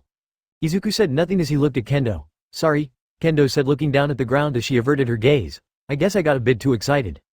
"It's okay," Izuku said with a heavy sigh as they walked through the gates. "What's done is done." "Awesome. Now let's go," Kendo said, her expression shifting back to a cheery disposition. "I want to beat the rest of these losers to the top." "I'm gonna squash him like a bug," Izuku sighed. "This one's on me." Kendo and Izuku had split after they were finally allowed into UA. She wanted to use the bathroom as well as call her dad, so they had decided it would be best if they just went their separate ways for now. Izuku was still feeling a bit nervous as the time approached. Had he studied enough? Had he trained enough? Kendo seemed so confident not only in herself but in him too. The same went for his mother. She hadn't been upset nor had she pride when she found out about his quirk. He had expected anything but such a casual show of faith. It made him happy that they both believed in him, but he was still worried that he'd let them down somehow. Izuku shook his head to dispel those thoughts. He had to believe in himself. He didn't quit after falling into that river, he didn't quit when he fought criminals, and he didn't quit when facing sludge. He wouldn't quit now. You, to her. Why? Suddenly, Izuku caught snippets of a nearby conversation from around the corner. It was en route the only way to the examination center, and so he unintentionally began to listen in on what seemed to be a private conversation. "Did this count as eavesdropping? I have told you this before," said a tall girl with a spiky ponytail into her phone. She stood off to the side of the path and her bag was at her feet. "I know what I am doing. Please tell uncle that I am grateful for the recommendation. I truly am. However, I have been working hard to get in the traditional way. The way dad got in." Okay, this was none of his business. Izuku tried to fly under the radar as he walked by the girl. He wouldn't want anyone to overhear, and so he began to hurry past. Unfortunately, in his haste to walk past, he managed to kick her bag a fair distance away. To make things worse, the sound of ripping fabric tore through the air as the bag got shredded by the thorn bush it landed in. "Oh, mother, I will call you after the test," the girl said before hanging up and turning to him with a scowl. "You ruined my bag." "I'm so sorry," Izuku said as he picked the rather ornate bag up from the bush, and he frowned as he saw the state it was in. "It was an accident. I'll pay you back. Please tell me this isn't expensive. Not that I wouldn't pay you back, but—" "Oh, there is no need to worry. It was not expensive at all," the girl said flippantly, causing him to let out a sigh of relief. "I believe this was about 700,000 yen. Izuku just about swallowed his own tongue. SS 7 TT,000? The girl seemed to misinterpret his shock. "A rather good deal. No, 700,000 is rather cheap for one of Uwabami's exclusive designs. In any case, we should exchange contact information to make replacing this easier, unless you have your checkbook on hand." A checkbook? Could he get away with giving her Bakugou's number? Probably not. It was tempting, though. "I can't afford that," Izuku said as he handed the bag back to the girl. 700,000 is way too much. Who was this girl? 700,000 wasn't spare change. "You are the one who damaged it," the girl reminded him with a glare. "What do you suggest we do now? Are you not able to reimburse me? You ruined it completely." There are only 7 like it. I don't think I can, Izuku said with a heavy sigh. The only reason I kicked it was because it was in the middle of the path. I could pay it back eventually, but not immediately. The influx of cash from all his interviews had to be saved. It would go a long way to moving out of the apartment and not having to deal with the stupid stairs. The girl took a deep breath before sighing. You know what? Let us just move on from this.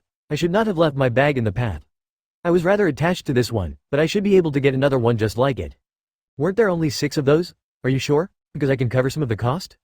If he sold his kidney, I am sure, the girl said, letting out a huff before she tucked the bag underneath her arm. You have done quite enough. Now, if you will excuse me, I have a call to make. That had been an uncomfortable experience. Why did he come down this road? Oh, right. It was because this was the only route to the examination center. Izuku stayed in the same spot until he was sure the girl was far away from him. There was no need to rock the boat, after all.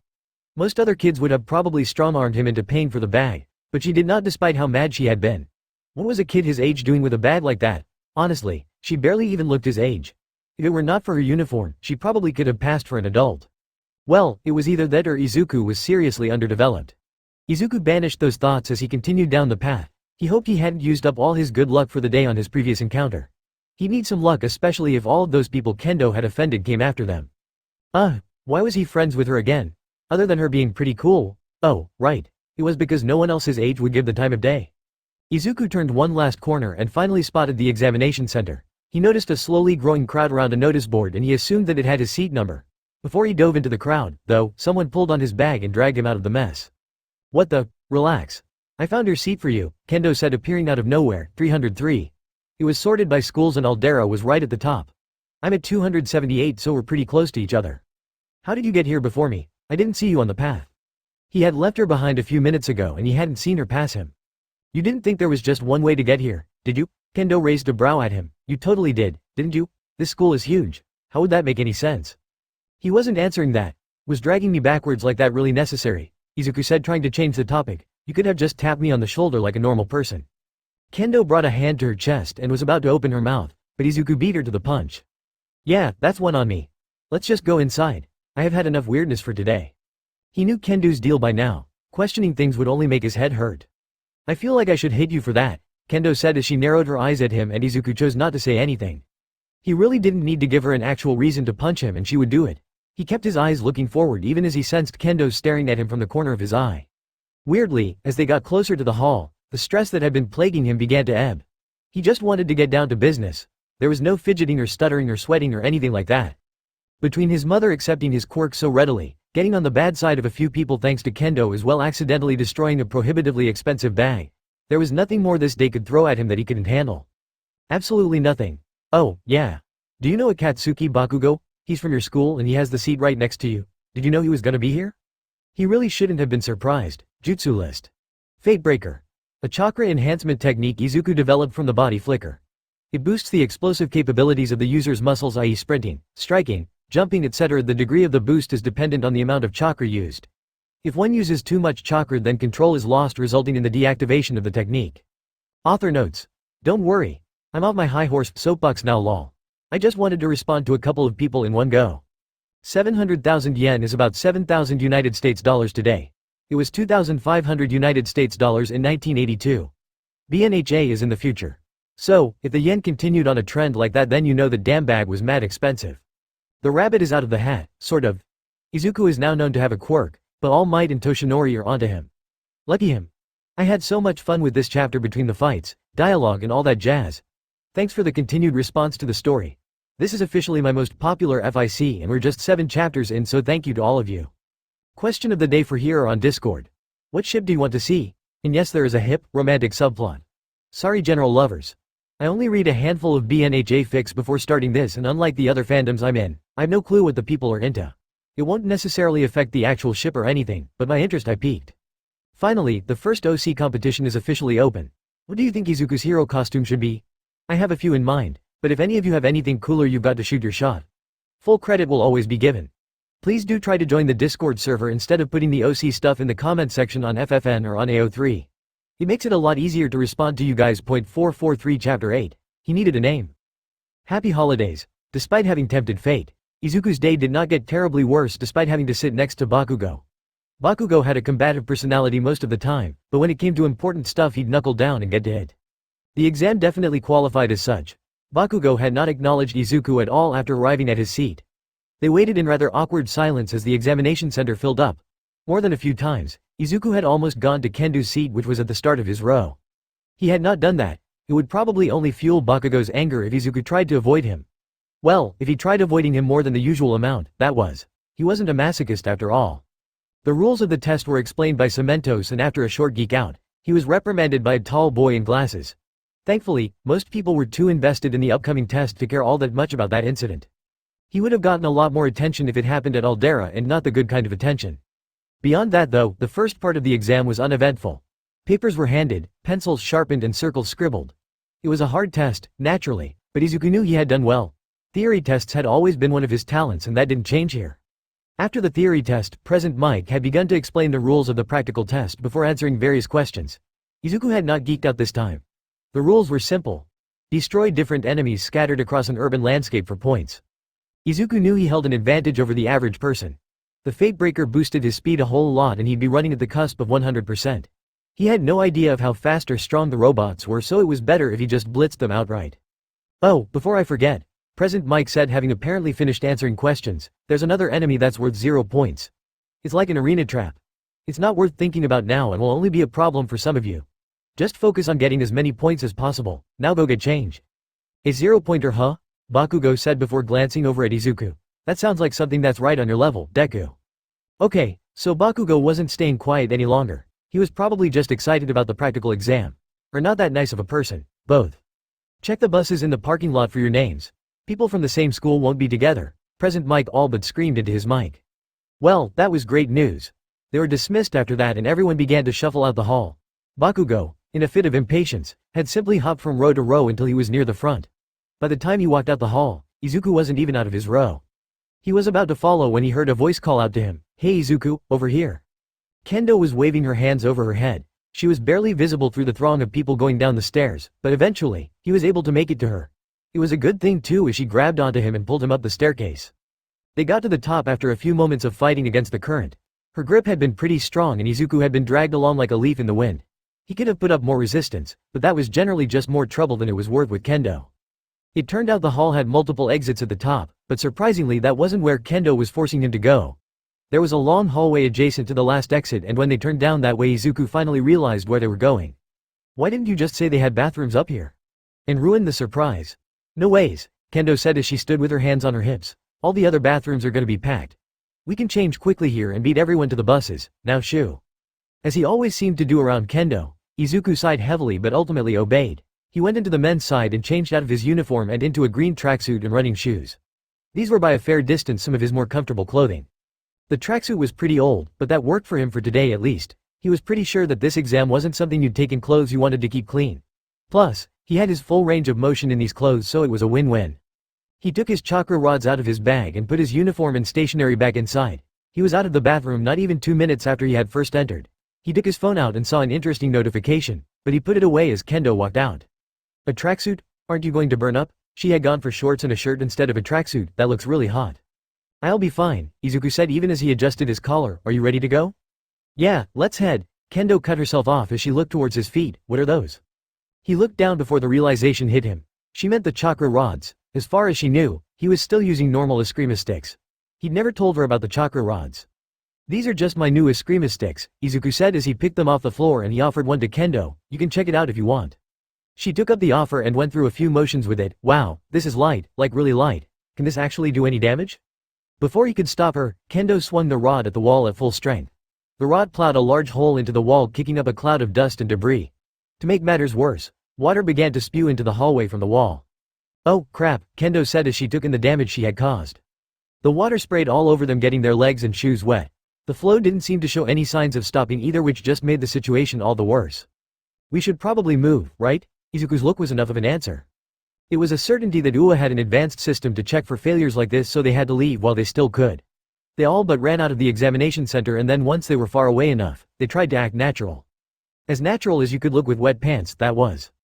Thankfully, no one really paid them any attention, and they breathed a little easier once they had dried out. The buses were in view, and thankfully they had beaten the crowds once again. Can we just bury that and never tell anyone? Kendo asked, her cheeks a bit red. That wasn't my best moment. That's fine by me, Izuku said, and despite himself, a smile began to break out on his face. I don't need anyone else to know to make fun of you for it. It was an accident, Kendo pleaded as she held up the rod in her hand. Is this thing like a fancy gadget or something? I'd hate to be on the end of this. You only need one for the exam, right? You didn't register any weapons, so I can't help you, Izuku reminded Kendo, causing her to pout. And not that you need it or anything. You're strong enough to crush those robots, believe it. This is getting too easy now, Kendo said as she handed him the rod back. Thanks for the vote of confidence, though. This being a 30-minute test is kind of freaking me out. They always used to be just 10 minutes. You'll be fine, Izuku reassured her. You've kept your quirk active longer than that and you're almost as fit as me. If I can handle it then you can too. Since when are you fitter than me? Since I activated my quirk, Izuku said, and he enjoyed the way Kendo's eyes widened. You're what? Kendo screamed in his face as she shook him back and forth. You ass, I thought you were quirkless or had something lame, so I was too scared to ask. Izuku could have sworn she was trying to give him whiplash. He ignored that, though, for the more important tidbit. You were scared? That didn't sound like Kendo at all. Yes, Kendo said as she shoved him back. It's rude to ask about quirks unprompted. I've been wondering when you were gonna tell me. This was just like with his mother, wasn't it? I should have told you sooner, Izuku conceded, drawing a nod from Kendo. It's just like a power-up quirk. I can use the energy to boost stuff like my speed, strength and jumping. And energy? Where does it come from? Does it affect your body? What do you call it? Have you ever used it against me? What else can it do? The barrage of questions from Kendo left Izuku tongue-tied. He didn't want to lie to Kendo, but then again he was already lying by omission, wasn't he? Thankfully, he didn't dig his grave any deeper as Kendo seemed to sense his unease. That was a bit much, wasn't it? She asked, rubbing the back of her neck. I guess you've been rubbing off on me a lot. Was he that bad when it came to quirks? No, he was way worse. Kendo's curiosity was nothing compared to how he'd react if the roles were reversed. He'd probably be scribbling a ton of stuff in his notebook too.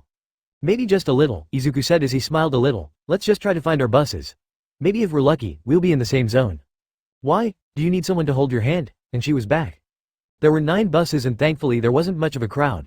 They went through the lists taped to the buses before finally coming across the first of their names.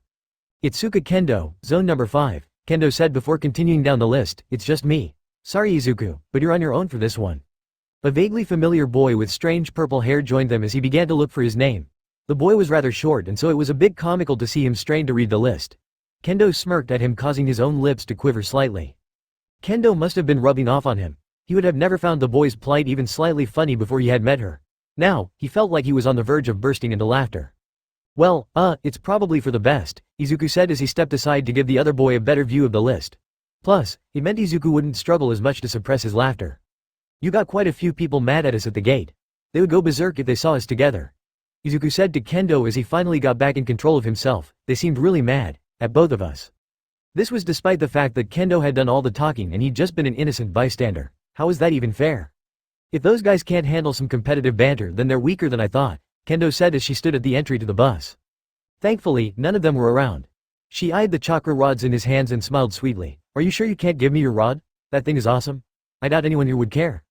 The short boy between them let out a cough, startling Izuku. He looked down at the boy to see him wiping saliva away from his mouth. Weird. Who came to an exam while they were sick? I think you had enough fun with it back at the bathroom, Izuku said, and this time he managed to ignore the coughing fit that the other boy was having. You've done enough damage for the day. Fine, Kendo groaned out half seriously. I'll take that bad boy for a spin after the exam and maybe for the next few days, so don't lose it. I still can't believe you were hiding something so cool from me. The crowds were coming in and so Izuku and Kendo said their last goodbyes and well wishes. Once Kendo was inside the bus, Izuku was about to walk off when he felt a hand wrap itself around her wrist. He turned back to see the boy from earlier. His cheeks were red and his eyes seemed rather bloodshot. What was someone so sick doing at UA's exams? He was in no shape to compete. Can I help you? How long have you known that girl?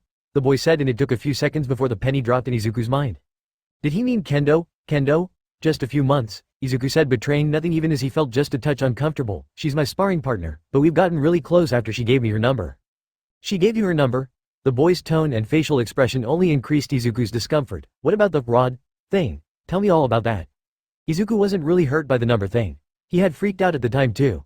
The chakra rod thing though. Why did Kendo bring that up? He had to keep things vague or else they'd probably get a pretty big property damage fine. She was just messing around with it and things ended up getting a bit messy. Izuku gestured to the drying wet marks on his pants with his chakra rod. We kinda had to bail before we got caught in the examination hall. I'm in the presence of a legend. The boy breathed out as he took Izuku's hand in both of his. Your name's Izuku, right? That's what she called you. Izuku really wanted to get to his bus before the crowds arrived. but he was just too polite to walk off mid-conversation.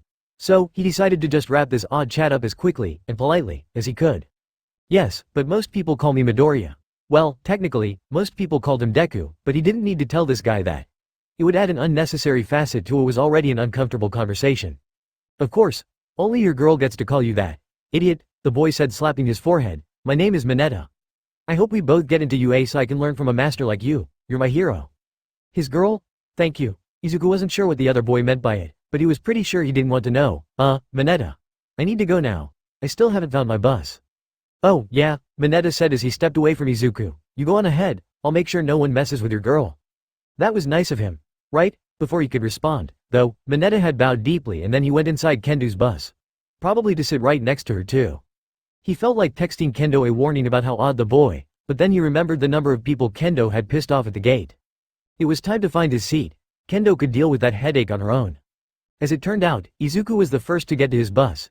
It was the one at the very end, and to his dismay, he noticed that it was larger than the other buses by quite a bit. There was the chance that this was down to luck, but Izuku knew better than that. He checked the list to make sure too. Whereas every other bus could only take up to 20 people, his bus had enough room for 40 people. What the hell had he done to deserve this? It doesn't matter that you'll have double the competition of everyone else, Izuku said to himself as he sat down about halfway down the line. Just focus on beating as many enemies as you can. He'd have to run the Fate Breaker very close to its limit. He would basically be sprinting from place to place for about 30 minutes. The chakra vitalization really cut down on his lactic acid production, so he'd probably be fine, but the longest he had ever kept it active for was 15 minutes, and that was on the lower levels. It wasn't a matter of if he could do it. Izuku was dead certain that his control was good enough for that. He was more concerned about the ramifications. Could his muscles take that long of a sustained punishment? It could even be like on the rooftop garden against Sludge. His vision had whited out randomly when Sludge had tried to kill Bakugou. Nothing like that had ever happened to him before. The only comparable thing to it was when he had saved Sumaira's cage. He had just manifested the chakra rods out of nowhere. Was there something he was missing? Out of a blend of boredom and a niggling worry, Izuku went to Sumaira's website once more. Cage's section was easy to find and he located the video of the oldest post on the website. The fight went exactly the same as he remembered it, but he paused at the part where Sumaira was being held hostage. The chakra coming off him was purple and Izuku knew his chakra was always blue. It definitely meant something, but Izuku wasn't sure what. Hirazen's scroll was a goldmine of information about the usages of chakra, but he had seen no mention of chakra changing color or random abilities manifesting. The closest he could think of were vague references to something called bloodline limits. Thinking of the scroll brought up an important question, one he had been pondering for months on end. How had a city of super soldiers just died out? A lot of sections in Konoha had been inaccessible to both him and the archaeologists, but the shocking thing was that were no corpses at all. There were clothes in Konoha that had survived all this time, for crying out loud. The entire place might have just been abandoned, but that didn't sit right with him. Samsara Resort had been revamped from nothing, and as far as the island's residents were concerned, it had always been abandoned. The island had bountiful resorts and some of the best weather in the entire world. Who or what could chase away an entire civilization armed with chakra? And Konoha's citizens being chased away was the tame option. After all, chakra was hereditary and Izuku was pretty damn sure he was the only on Earth to have chakra. If no had chakra, it had either been bred out by more dominant genes or it had never been passed down by the last generation. He was drawn from his thoughts as a student walked into the bus. Izuku actually recognized him. It was the boy with the glasses who had stopped his geek out over Cementos. Izuku expected the boy to have some antagonistic comment ready or something, but instead, the boy nodded at him before taking a seat at the very front. Good day. Maybe he should stop expecting the worst from people? The bus filled up quite quickly after that. Since they were all pretty much strangers, everyone sat in their own row, but that inevitably became impossible as more people arrived. There was some chatter as people began to make small talk with the people near them. Izuku decided to keep to himself as he tried to think of a game plan. He could probably scour the city clean if he ran the Fate Breaker at full power. He doubted there was anyone here who could keep up with him at that speed, and even if there was, they were probably in the severe minority. The bus was mostly full now with a few empty seats remaining. Izuku had 2 empty seats beside him. Apparently, no one had wanted to sit next to him. On one hand, he was grateful for the extra space. On the other hand, what the hell? As if his thoughts tempted fate, another person walked into the bus. A girl. A familiar girl. A very familiar girl whose very, very expensive bag he had ruined earlier. The same bag she was clutching in her arms. Anywhere but here, Izuku muttered under his breath, hoping against hope that she'd choose one of the other seats. She had garnered a lot of attention by simply standing at the front of the bus. Whispers and murmurs rose up as people took in the girl standing at the front. That's the girl I was talking about. She finished her test in like 15 minutes tops. Either she's super smart or just really dumb. That bag is one of Uebami's. Who brings something like that to an exam? I told you I read the list correctly. You can just tell she's one of them. Hey, sweetie. You can sit right here. What the hell is she wearing?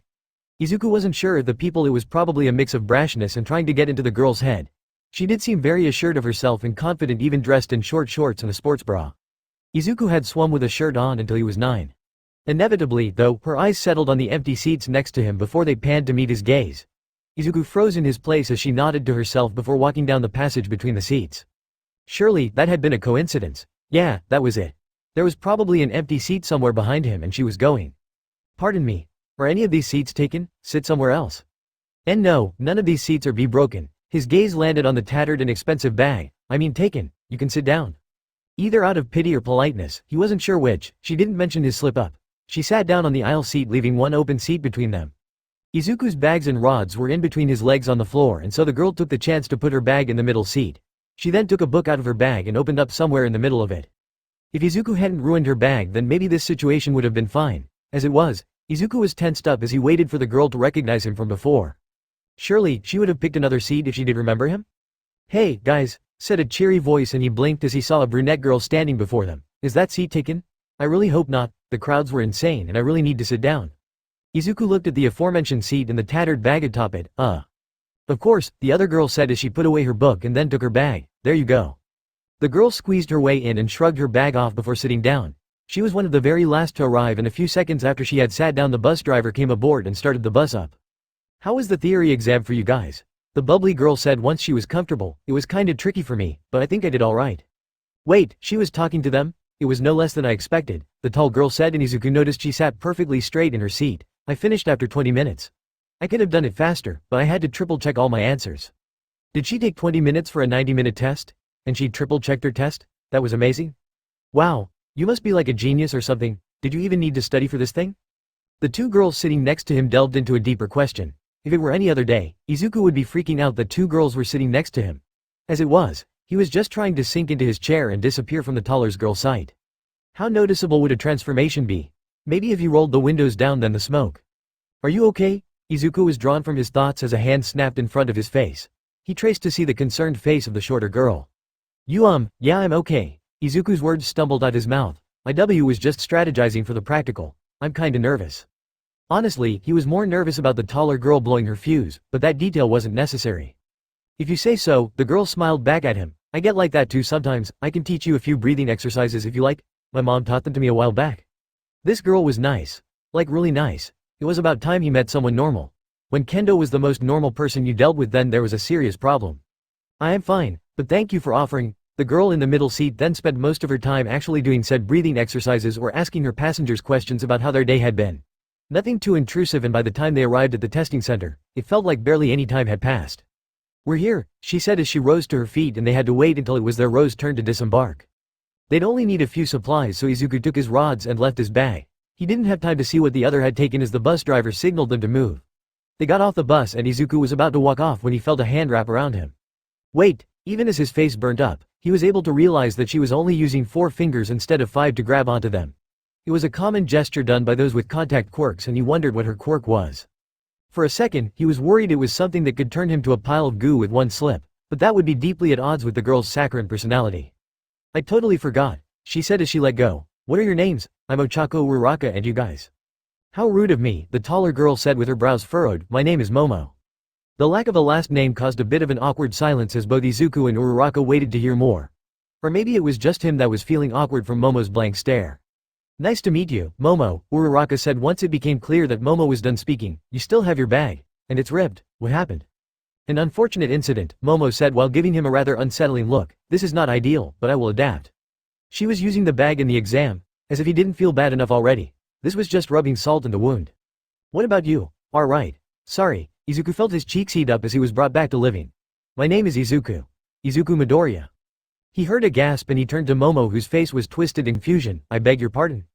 Do you know him? I am not sure. Uraraka's question was left unanswered as President Mike's voice sounded from the PA system. The practical exam begins now. Go, go, go, go. Everyone around Izuku, including Uraraka and Momo, took off towards the testing center. Izuku took a moment to activate the Fate Breaker at near full power before picking up his chakra rods. He blew past the crowd of fellow competitors and he gave a glance to the bespectacled boy from before rushing past him too. He heard the whirring of machines nearby and he turned the corner to see 3 two-pointers. He tightened his grip on his rods before springing towards them. They were very large, but they moved rather slowly. He dodged the attack of the one closest to him before lashing out with his chakra rod. The rod cut through the robot with ease and it fell to the ground in a heap. Izuku leapt towards the second and he landed on top of it. He raised both rods before bringing them down in a downward strike.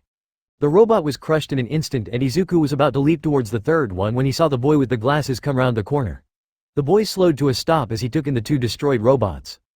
He looked at Izuku with wide eyes before turning to the third robot.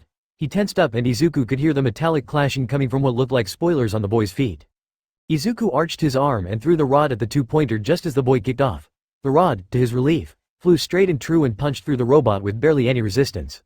The boy skidded to a stop as he took in the state of his former target. He fixed Izuku with a look before running off. Izuku scrambled to get his rods and he sped off at full speed. Tendrils of chakra punctuated his every step as he sprinted past other competitors who were jockeying for positions and robots. There was still a whole city to explore and Izuku knew he was fast enough to beat everyone to most places. He stopped in front of a fake bank and it was almost as if the universe had smiled upon him in that very moment. A cluster of all 3 robots was moving around the street before they turned to face him. 3, 5, 11, 17, 19 points. That was really good. 19 points would be magnifique. A voice said before a beam destroyed one of the robots. Merci beaucoup, monsieur. You're a great decoy. Okay, so it was 16 points now. Still good. Au revoir, mon ami. Was that French? And did that guy just fly away with a bellybutton laser? When Toshinori had volunteered to help present Might, Nezu and Powerloader plan the practical exam, he had almost felt guilty at how eagerly they listened to his suggestions. Almost. The robots were supposed to be easy to deal with, which appeared to be the case for the most part. The one-pointers were all speed and not much offense. They were programmed to corral students away from more valuable points. They were the most common and the easiest to disable with their switches being rather accessible. However, they were a trap. Even if a student destroyed 30 of them, they'd be unlikely to make the top 50. The two-pointers were almost the opposite. They were very slow but were a pain to destroy for the average competitor. It would take multiple blows to bust through one without enhanced strength, and going for the disable button was difficult unless your quirk was geared towards it. That invisible girl is making this a lot harder than it has to be, said Midnight as she tallied up the score. Fair warning, Aizawa. Her score will be a pain in the ass to recount, and not the good kind either. You can barely see her through the crowds, let alone hitting the disable switches. The two-pointers had, as predicted, proven to be the most popular. Most people didn't move especially hard, so once they were tired out by fruitlessly chasing after the one-pointers, they would almost always go for the static two-pointers. A lot of people did this, which meant a lot of people were going around stealing kills or attacking other competitors. An entire street had been bathed in these odd purple balls by a short boy. The contraptions trapped every competitor and robot that ventured down there, which made them easy to pick off. That was only one example of ingenious applications of quirks that were not necessarily made for combat. That being said, the examinees who did have combat-oriented quirks were definitely the highlights. The three-pointers were meant to be fast, strong and resilient, but they crumbled in the face of the best examinees' attacks. Toshinori had been assigned a specific zone and he was allowed to pick who he wanted in there based on their quirks. He had deliberately picked a competitive field and he had deliberately picked twice as many as necessary. He had to bribe a teacher with an autograph, but in the end, Nezu had approved the list. The list, which included Izuku Midoriya. Toshinori was reminded of himself a little bit as he watched the boy blitz through robots with shocking speed and strength. He was faster than even the kid with a superspeed mutation, and those rods seemed impervious to damage. The boy had built a considerable lead in his zone that only 3 other students were remotely close to him. The gravity controller, the speedster and the conjurer or creator. He wasn't sure which it was. Of course, with the test being as long as it was, the students began to slow down. The timer signified there being 2 minutes left, and it was then that Nezu presented him the remote, which signified the end of the exam. He turned towards Toshinori with an oddly terrifying smile. "Would you like to do the honors?" the odd animal asked him, and he nodded. "Splendid. Hisashi, get the announcement ready and don't forget All Might's addendum." None of the other teachers had seemed all too bothered by his proposed alteration. Whether it was out of fear or respect or something else, no one had objected to it at all. Toshinori took the remote and without hesitation pressed the button. The ground and buildings began to shake in all of the testing zones, but he only had his eye on one zone in particular. With enough pressure, he'd crack Izuku's walls, and that began right here, right now. Izuku wiped the sweat from his eye as he dodged the rapid attacks of a three-pointer. His chakra system pulsed underneath his skin as he kept the Fate Breaker active at 100%. His body was screaming at him, having been pushed past its limits. He dodged a swipe from the three-pointer, but its arm clipped his rods. They were sent sailing through the air somewhere, but Izuku paid that no heed. He used surface sticking, which he should have still been using on his rods, to cling to the robot. He raised his arms in a hammer blow before bringing them down. There was a screech of metal as his fists crunched up the metal below him. Electric shocks bit at him as hands got tangled up in the wiring of the machine. This made the robot go berserk as it sped off towards a wall and he leapt off as it went kamikaze on a nearby building. It exploded in a shower of metal and Izuku breathed heavily as he took some time to cool off. If that three-pointer counted for him then that meant he was now on 117 points. For about 30 minutes, Izuku had been pushing his muscles to the limit. He could still keep going, but this was the longest time he'd used the Fatebreaker for. It was great, but there was still a lot to work. It was inefficient since it served as a constant drain on his chakra and even at 100% the effects were not to his liking. Plus, he doubted he could keep it active while using jutsu. He didn't know any yet, but in the long run, they would be more useful to him than a considerable, but inefficient physical boost. There was a lot to be done to improve it as well as his body. Izuku was reasonably sure, he was at the top of the hill. He had the luxury of being able to stay ahead of the crowds and so he could beat a lot of robots before someone caught up to him. He had caught glimpses of the other competitors. Uraraka had destroyed like 10 three-pointers in one go and Momo had somehow procured a strange gun with a flared muzzle. It seemed to be able to discharge anything and he had decided to go somewhere else when she had shot a chain that had cut through 20 points worth of robots in one go. The final standout was the boy with the speed quirk. Much like Izuku, he just blitzed robots and then left. He was slower than Izuku, from what he'd seen, but the trade-off was a much more efficient quirk. He barely looked out of breath whenever Izuku had found him. Izuku, in contrast, had begun to feel the burn about 10 minutes ago. I can still get to 125, Izuku said as he moved towards his chakra rods, that should be more than enough too. Izuku's words died on his lips as the ground began to tremble. He tracked the source to the city center which was a short distance away from him. Dust was rising to the sky and buildings began to crack and crumble as the dust cloud rose to the sky. Izuku caught a flash of metallic green before harsh red lights emanated from within the swirling dust. Eventually, the dust cleared revealing a titanic robot with red lights flashing all over it was revealed. Its hands were big enough to grasp onto buildings like they were walking sticks. It was as wide as the main street and Izuku felt a sense of foreboding as it began to move forward at a deceptively quick speed. Attention examinees. This is your arena trap. Think of it as a follow-up exam with a new time limit. If it reaches the edge of the city before every single one of you vacate the area then all of you get a 100% deduction. However, there are bonus points up for grabs so the best way to mitigate that deduction is to run. Izuku felt like fainting as he heard the rules. His zone had twice the amount of people as the others. There was no chance all of them would make it on time. The gates were too far away. Present Mike seemed to read his mind as he went on. Oh, by the way, it should take these things 7 minutes to get there. The majority of you are also at least 7 minutes away at normal speed from the exit so things are gonna be a bit close. Good luck. And somehow it got worse. Izuku picked up his rods before he sped off towards the main road. He ignored the burning across his body as he sped through the faux city's streets. He slowed to a stop in the main street and he was greeted by pandemonium. Out of my way, move, if you don't get out the way right now. Bring it on, Taserface, I'll beat you to a pulp for those points. What the hell were these guys thinking? It seems like your change is a success, Nezu said to All Might. The examinees are turning against each other for an unknown amount of bonus points. They're putting themselves before those of others. It's a near impossible situation for them, Aizawa said as he looked across the feeds. The majority of them do not have nearly enough points to pass nor can they reach the gate on their own. So they'll need those in an advantageous position to help them escape, Toshinori said continuing from Aizawa's thought. There are some examinees in there who are going to pass this exam regardless. This added test should be an obstacle for those of strong body, but lacking a strong mind. Most of them were not aware, but the examinees were all on the same team now. The rescue points up for grabs would help those who weren't necessarily the strongest, but were the most altruistic. A key component of being a hero. Toshinori had scoped Izuku's current situation. He had the most to lose of them all, but he could also beat everyone to the gate comfortably. It would be illuminating to see what the boy would do. No matter what he did, though, Toshinori would keep an eye on him. There was no doubt Izuku was smart to see what the actual test was. No matter how he looked at it, Izuku's power seemed to be a facsimile of One for All.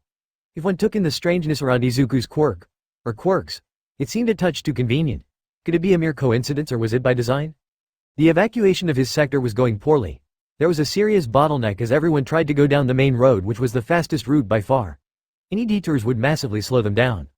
Izuku knew that the people only had just over a 7 to cross what was a 10-minute gap. Izuku and a few others could get there on time, but not all of them would and that the issue. The deduction was a steep one and he doubted the bonus points were enough to get any of them into UA. Izuku activated Fatebreaker and he bobbed and weaved through the slow-moving traffic. He had to shove his way past quite a few people, but eventually, he made it to the very front. He sped past those that were at the very front and he spread his arms in front of the crowd to push them back. It worked as soon the crowd caught up with them once more. Stay back. I've got a plan. Get out of the way. Izuku tried to plead again, but he got shoved back by an overzealous boy. Clearly, words weren't enough here. Izuku raised a fist that was practically glowing with chakra before punching the ground. There was a loud burst of air as tremors spread all around him. The road was busted open from the force of the punch and some people even fell over. The crowd were cowed by the show of force and they finally stopped. Confidence born from desperation filled him as he called out to them, "Everybody stop." On reflex, he had used some chakra to coat his lungs and voice box, which resulted in a piercing scream that silenced the crowd. Even the angry boy from earlier had lost his nerve. "We need to work together," Izuku shouted to the crowd, his arms flailing beside him. "Not all of you are fast enough to reach the gate. Not after fighting all those robots. We need a plan to get to the gate. We all need to pass," Izuku said as his lungs heaved with exhaustion. "It's all or nothing." "What is your genius plan then?" shouted a voice from somewhere in the crowd, but he let out a yelp as someone shoved him. "Let him speak, you jackass." Izuku was buoyed by that response and he called out to the crowd, "I need Ochako Uraraka at the front as well as the guy with the engines in his legs. Oh, and that French guy with the laser." The three people in question were let through to the front rather quickly. He took in their condition and he frowned as he saw the state they were in. Sweaty skin, red cheeks and heavy breathing. They were close to collapsing. They also seemed confused, which was understandable given the circumstances. "I've got a plan to get us all out of here and I'll need your guys' help," Izuku said to the three in front of him, but loud enough for the crowd to hear. "If we run then there is no chance any of us make it or pass the exam. This way we all have a better chance. I just need everyone to listen to what I have to say. Everyone not over here please form 4 lines. Try to make them about the same size," Izuku said to the crowd, and they did so with haste. "You guys won't have too much to do, so please be patient. 4 groups with 9 people each, 10 if you included the 4 at the front. This would have been a lot easier with 20 people. Why was their sector the full one? Uraraka, how many people can you lighten at once?" "I'm not sure," Uraraka said, scratching her head. "I've lifted a bunch of cars at the same time before. How many people is that? It kinda made me puke though. For like 3 minutes. I ate a lot of cake and fruit that day and you could see it all. It went everywhere. My mom had to." Uraraka trailed off as she caught the looks on everyone's faces. Izuku hadn't been able to hide his grimace and neither could anyone else. The image she had painted was rather graphic, to say the least. "That's not important, it's just a side effect of my quirk," Uraraka said as she cowered under their gaze. "It's not that bad. Can you use your quirk after you get sick?" "Not for a few hours," Uraraka said, smiling a bit weakly. "I can try to hold it back. I should be fine. Probably. Maybe." That didn't fill anyone with much confidence. No one wanted to fail, nor did they want to see someone puke up their last 3 meals. Izuku tried to think of a solution, but thankfully one came in the form of someone he wasn't expecting. "Eat this." Momo had left her position in the crowd and her hand glowed pink before 4 pills grew out of her hand. She held them out to Uraraka, who took them cautiously. Momo could create stuff from scratch. Is that where she had gotten her gun from? That was beyond amazing. Thanks Momo. Is that one for each of us?" "No, they're all for you," Momo said, and Izuku noticed that Momo looked particularly worn out. Her shoulders were slumped and her skin looked dry, and yet it was bathed with sweat. Momo took a moment to have a breather. "This is dimenhydrinate."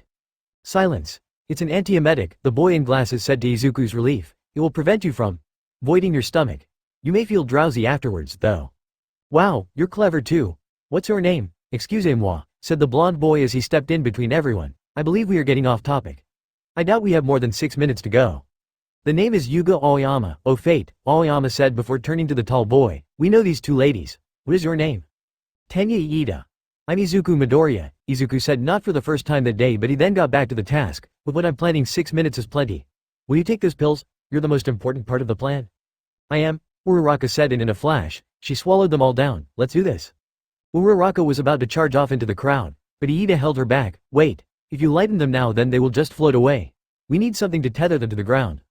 Iida was right, Izuku realized. Things could have gone bad if they had just gone ahead. They needed a rope or something. Where could they? Oh, right.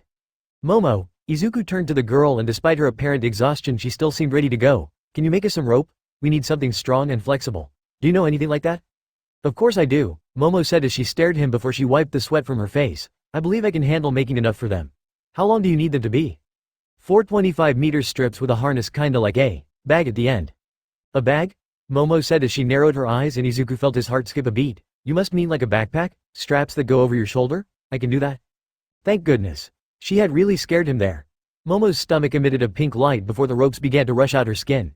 It was really cool, and Izuku felt like he had to interrogate Momo about her quirk. Someday. He was pretty sure this bout of relative confidence would evaporate after the exam. Plus, she had been a bit frosty towards him this whole time. She probably, and understandably, was mad about the bag. He'd pay her back. Someday. The ropes were handed out to the crowd in short order, and as a pumped-up Uraraka began the lightening process, Izuku felt confident that this would work. It had to. Are you sure you'll be fine, Aoyama? Izuku asked the boy and he received a shaky nod. You should worry about yourself, Mon Ami, Aoyama said as he secured the harness on his back. Behind him were 9 students all floating in the air. My naval laser only works for a second at a time, but with Uraraka's quirk that won't be an issue, Aoyama said before he pointed to the 2 harnesses strapped over Izuku's body. I worry for you more. That much drag can slow you down. Even Iida only has 1 group. It was true. Izuku had worn 2 of the straps because despite being shorter than the other carriers, he was the more powerful runner even with quirks in effect. Izuku will be fine, Uraraka said as she stifled a yawn. She pressed her hand to Aoyama who was facing away from the gate. The boy's feet began to float off the ground much to his delight. We have less than 2 minutes. Now go, au revoir. Aoyama's voice trailed off as he fired a blast of his laser and it sent him and his group sailing away towards the gate. Judging by their screams, Aoyama was the only one enjoying the ride. His control was surprisingly good. He was able to adjust his laser to keep everyone close to the ground and also keep them away from slamming into surrounding buildings. They had to stagger their departures because of the danger Aoyama's laser presented. Once there was enough of a gap, Uraraka lightened herself and she grabbed onto the rope of Iida who was a bit further away. Are you sure you do not need any assistance, Midoriya?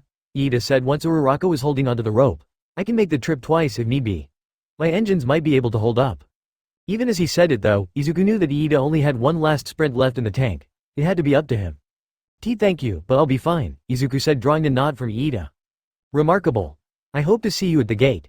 Iida then took off in a sprint. He was pumping his arms and legs to the max and the people behind him screamed as they held onto the rope. Uraraka seemed to be the one who felt it the most. Her last words causing a small panic amongst Iida's group. I think I'm gonna be sick. Izuku began to count as Iida moved away. By his estimate, there were roughly 3 minutes left until the robot reached the gate.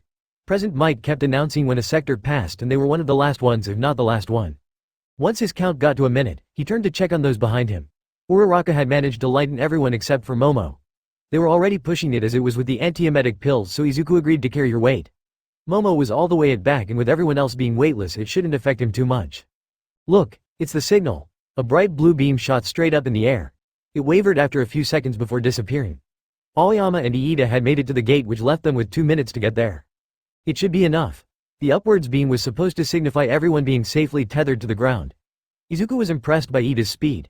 He had probably ended up catching Aoyama's group if not beating them there outright. Get ready, Izuku said to everyone behind him and he went through the hand seals for the Fatebreaker once more. His chakra coils were screaming at him, but he bid down the pain before kicking off the ground. The first few steps were the hardest. The sun was beating down on him, screams filled the ear and his very being was sore from overuse of the Fatebreaker. Plus, the drag of 19 students was nothing to sniff at either. He managed to power through it though as he stepped up the strength of the Fatebreaker as he went along. Once he was at 100% there was a heavy lurch behind but he fought through it with ease now that he was at maximum speed. Finally, he reached the gates and he was relieved to finally shrug off the harnesses. Uraraka's eyes were half closed but she was still coherent enough to release the weight of everyone and they all collapsed to the ground as one. Izuku laid on the ground for a few seconds as he waited for President Mike to announce their pass. It took a while for them to realize it wasn't coming. Where's the announcement? Asked one of the boys causing some confusion amongst the group. There was loud chatter until Uraraka, fighting past her drowsiness, managed to garner everyone's attention with a loud shout, Quiet! Look at the end of your rope, Izuku. Izuku turned and he frowned as he saw the torn end. A robot must have cut it while they were going. How had he missed that? How had everyone missed that? Was it the speed he was going at? Who was it? I believe the answer to your question is the chic girl with the amazing hair, Aoyama said making Izuku jump back a bit. Momo? Izuku thought back to the lurch he had felt while running. Had it been then? They were moving so fast, it was likely no one else had noticed. How much time left? Izuku said as he threw the harnesses off. I'm going back. Just under a minute, Iida said as he pointed to the looming robot and he tried to stand but his engines let out a weak whir. I'd help you, but... Whoosh! Izuku sped off without waiting for Iida's answer. There was no time for niceties. Momo could have been crushed under the robot by now or worse. Izuku managed to reach 100% instantly and this time the pain in his legs was worse than anything he'd ever felt. He soldiered on and was able to find Momo laying on the road. The robot a few seconds away from crushing her. Her left arm was bent out of shape and her right leg seemed to be facing the wrong way. Her body seemed smaller too, unnaturally so. The only good news was that she was wearing a helmet and Izuku was sure that her quick thinking had saved her life. He scooped her up and he ran towards the gate with the robot just about 10 seconds behind. She appeared to conscious and she tried to speak but her words were muffled by her visor and the wind. When they were about 100 meters away from the gate, Izuku noticed a large number of people standing at the other contestants must have made their way over to watch. It was then that Izuku tripped. He used Chakra to keep a hold of Momo and he protected her body as best he could. They rolled and tumbled and fell before finally, Izuku's back hit the ground. They had at best 30 seconds left before the robot reached the gate and Izuku tried to stand, but a white-hot pain shot up his foot. "Your ankle is broken," Momo said as she put her helmet's visor up. "It's over, we failed." They were too banged up to close the distance and no one in their group could reach them before the robot did. His ankle was broken, Momo's knee looked downright awful and Iida had jammed his engines. Tears leaked from his eyes as the whirring of the robot and the screeching of the crowd became overbearing. He was desperate. He'd use the shunshin, but moving at those speeds with a broken ankle would end terribly. A year of training and studying and fighting and pushing and working all gone because of one stupid trip. There was no way. Izuku felt his chakra begin to respond to his emotional state. He tried to rein the energy in, but it was futile. The energy spread across his body and leaked out into the surroundings. "Midoriya, your ankle is..." "How?" Momo's voice made him open his eyes. He opened his eyes and he realized that he was standing. The pain that had been present for more than half the exam was now gone as pink chakra flowed off of him. The chakra felt soothing like a spring's day and yet it had a powerful fierceness behind it. Had his chakra always felt like this? Definitely not. A warm feeling enveloped him from behind and it was that sensation that triggered a switch in his mind. He set off in a sprint towards the robot. The world blurred around him as he focused on the behemoth before him. He crouched down before an obscene amount of chakra was gathered in his legs. He jumped. The chakra was released with a strong pulse and the road beneath him buckled, sending shards up into the air. His body was bathed in shadows as he flew through the air towards the robot. The red of its eyes gave Izuku a target to focus on. The robot swung a massive fist towards him, but he spun out of the way with ease. He ran up the arm of the robot before kicking off towards its face. He had used so much force that the robot's arm had been torn right off and it fell to the ground with a crash. As Izuku flew through the air, he pulled his sleeve back as chakra built into his fist. He felt a drain on his reserves as a copious amount of chakra was channeled into his hand as it closed into a fist. His fingers were all but shaking as he kept a storm perfectly contained in his hand. He reared his arm back as he burst out into the sunlight. Somehow, Izuku knew he was going to do something epic. Everyone was watching him. He could feel their eyes on him. A desperate screech left his mouth as he zeroed in on the zero-pointer. He needed a name for this. A good one, something powerful, something strong, something inspiring, something that encapsulated the power in his hand and the danger that the robot was in. Something like Cherry Blossom Impact. Izuku barely had time to process the rubbish that had just escaped his mouth as his arm was thrown forward in a punch. His fist smashed into the robot and right at the moment of impact, the dense mass of chakra in his hand was released. It was like a bomb had gone off. The face of the robot shattered underneath the force of Izuku's punch before it fell back to the ground. Explosions riddled the robot as it fell to the ground. It kicked up a massive amount of dust and it was then that Izuku remembered something crucial. Gravity. Examiner's room, a few moments earlier. That was a nasty fall, Midnight said as they took in Izuku's tumble as he carried the injured girl. That girl looks familiar. Do I know her? You should brush up on your knowledge, Powerloader said. It doesn't matter, they're done. Only because the robot had punched the girl and not simply taken her out the air, Cemento said as they watched Izuku struggle to his feet. Let this go on. Toshinori had been impressed by Izuku's plan. It was a bit off the wall but it had paid off. The robot hitting the girl out the air was beyond what he had asked for. Thankfully, she had conjured a helmet to protect herself. The alternative was horrible to think about. He agreed with Powerloader, though. Izuku's body was beaten up. The boy didn't know it, but Toshinori could see it straight away. He had torn the ligaments in his knees and arms. It was a miracle that he could keep moving. That quirk of his must have overtaxed Izuku's body. It was different from the unmastered version of One for All. There were no broken bones or anything, but the effect was still the same. The boy and girl were done. They were too far for anyone to rescue them. As if the boy lived to defy Toshinori's expectations, a pink light shone from his body. His body was healed rapidly and Izuku took off towards the robot. The teachers murmured but Toshinori could barely hear them over the beating of his heart. He watched in equal parts horror and shock and amazement as the boy wrenched the robot's arm off with a kick. He was like a pink meteor as he sailed towards the robot. There was no sound transmitted, but Toshinori could swear he felt the earth shake as Izuku's punch hit. The robot stood no chance. As Izuku disappeared into the dust cloud, Toshinori's mind was racing a mile a minute. The boy was strong and smart and he seemed to have a bit of a knack for leadership. That being said, there were too many red flags to ignore. Between the pink healing energy, the superhuman physical feats and the conjuring of rods that seemed similar to one of the girl's quirks, that made 3 quirks in one boy. A boy who had definitely been quirkless until a year ago. A boy who had lied to the police.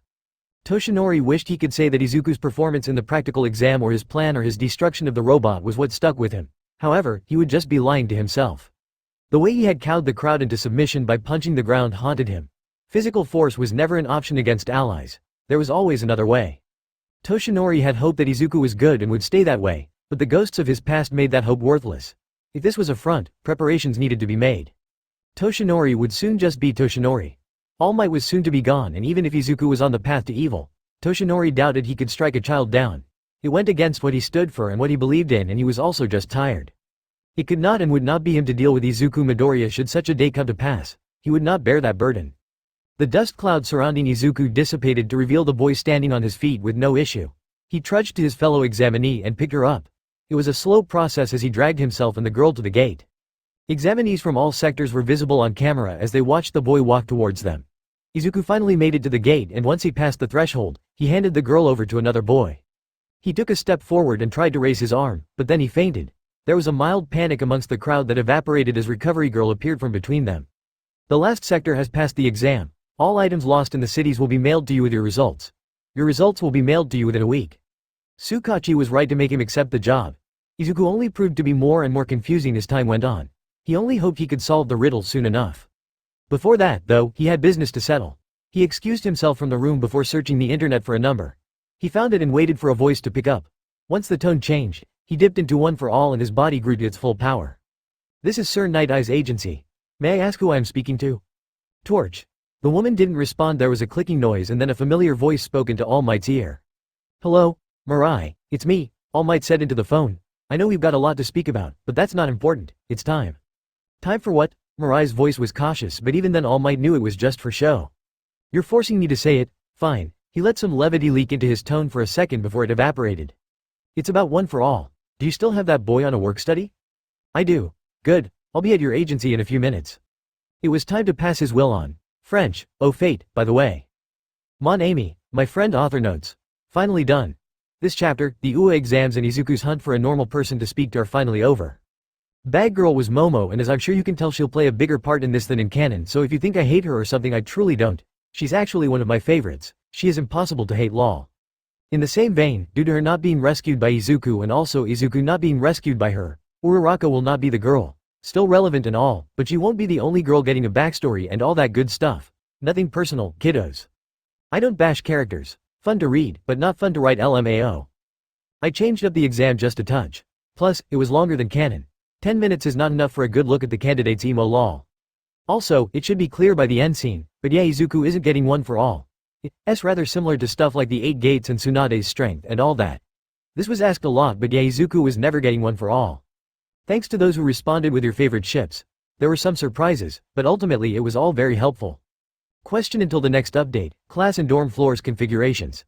I moved up the dorm thins as you already know, so who do you guys want to see with who? Kendo in 1A? Bakugou in 1B? Monomo rooming with Todoroki, Bakugou and Izuku? Much like the shipping question, this is just getting my finger on the pulse. A look-see behind the curtain of sorts. A massive thank you to all the people subscribing, commenting, etc. The response from you guys has been a much needed ego boost. LMAO. I hope you guys enjoy the rest of your holidays and I'll see you in 2021. Finally, the first OC competition is officially open. What do you think Izuku's hero costume should be? I have a few in mind, but if any of you have anything cooler, you've got to shoot your shot. Full credit will always be given. Please do try to join the Discord server if possible of putting the OC stuff in the comment section on FFN or on AO3. It makes it a lot easier to respond to you guys.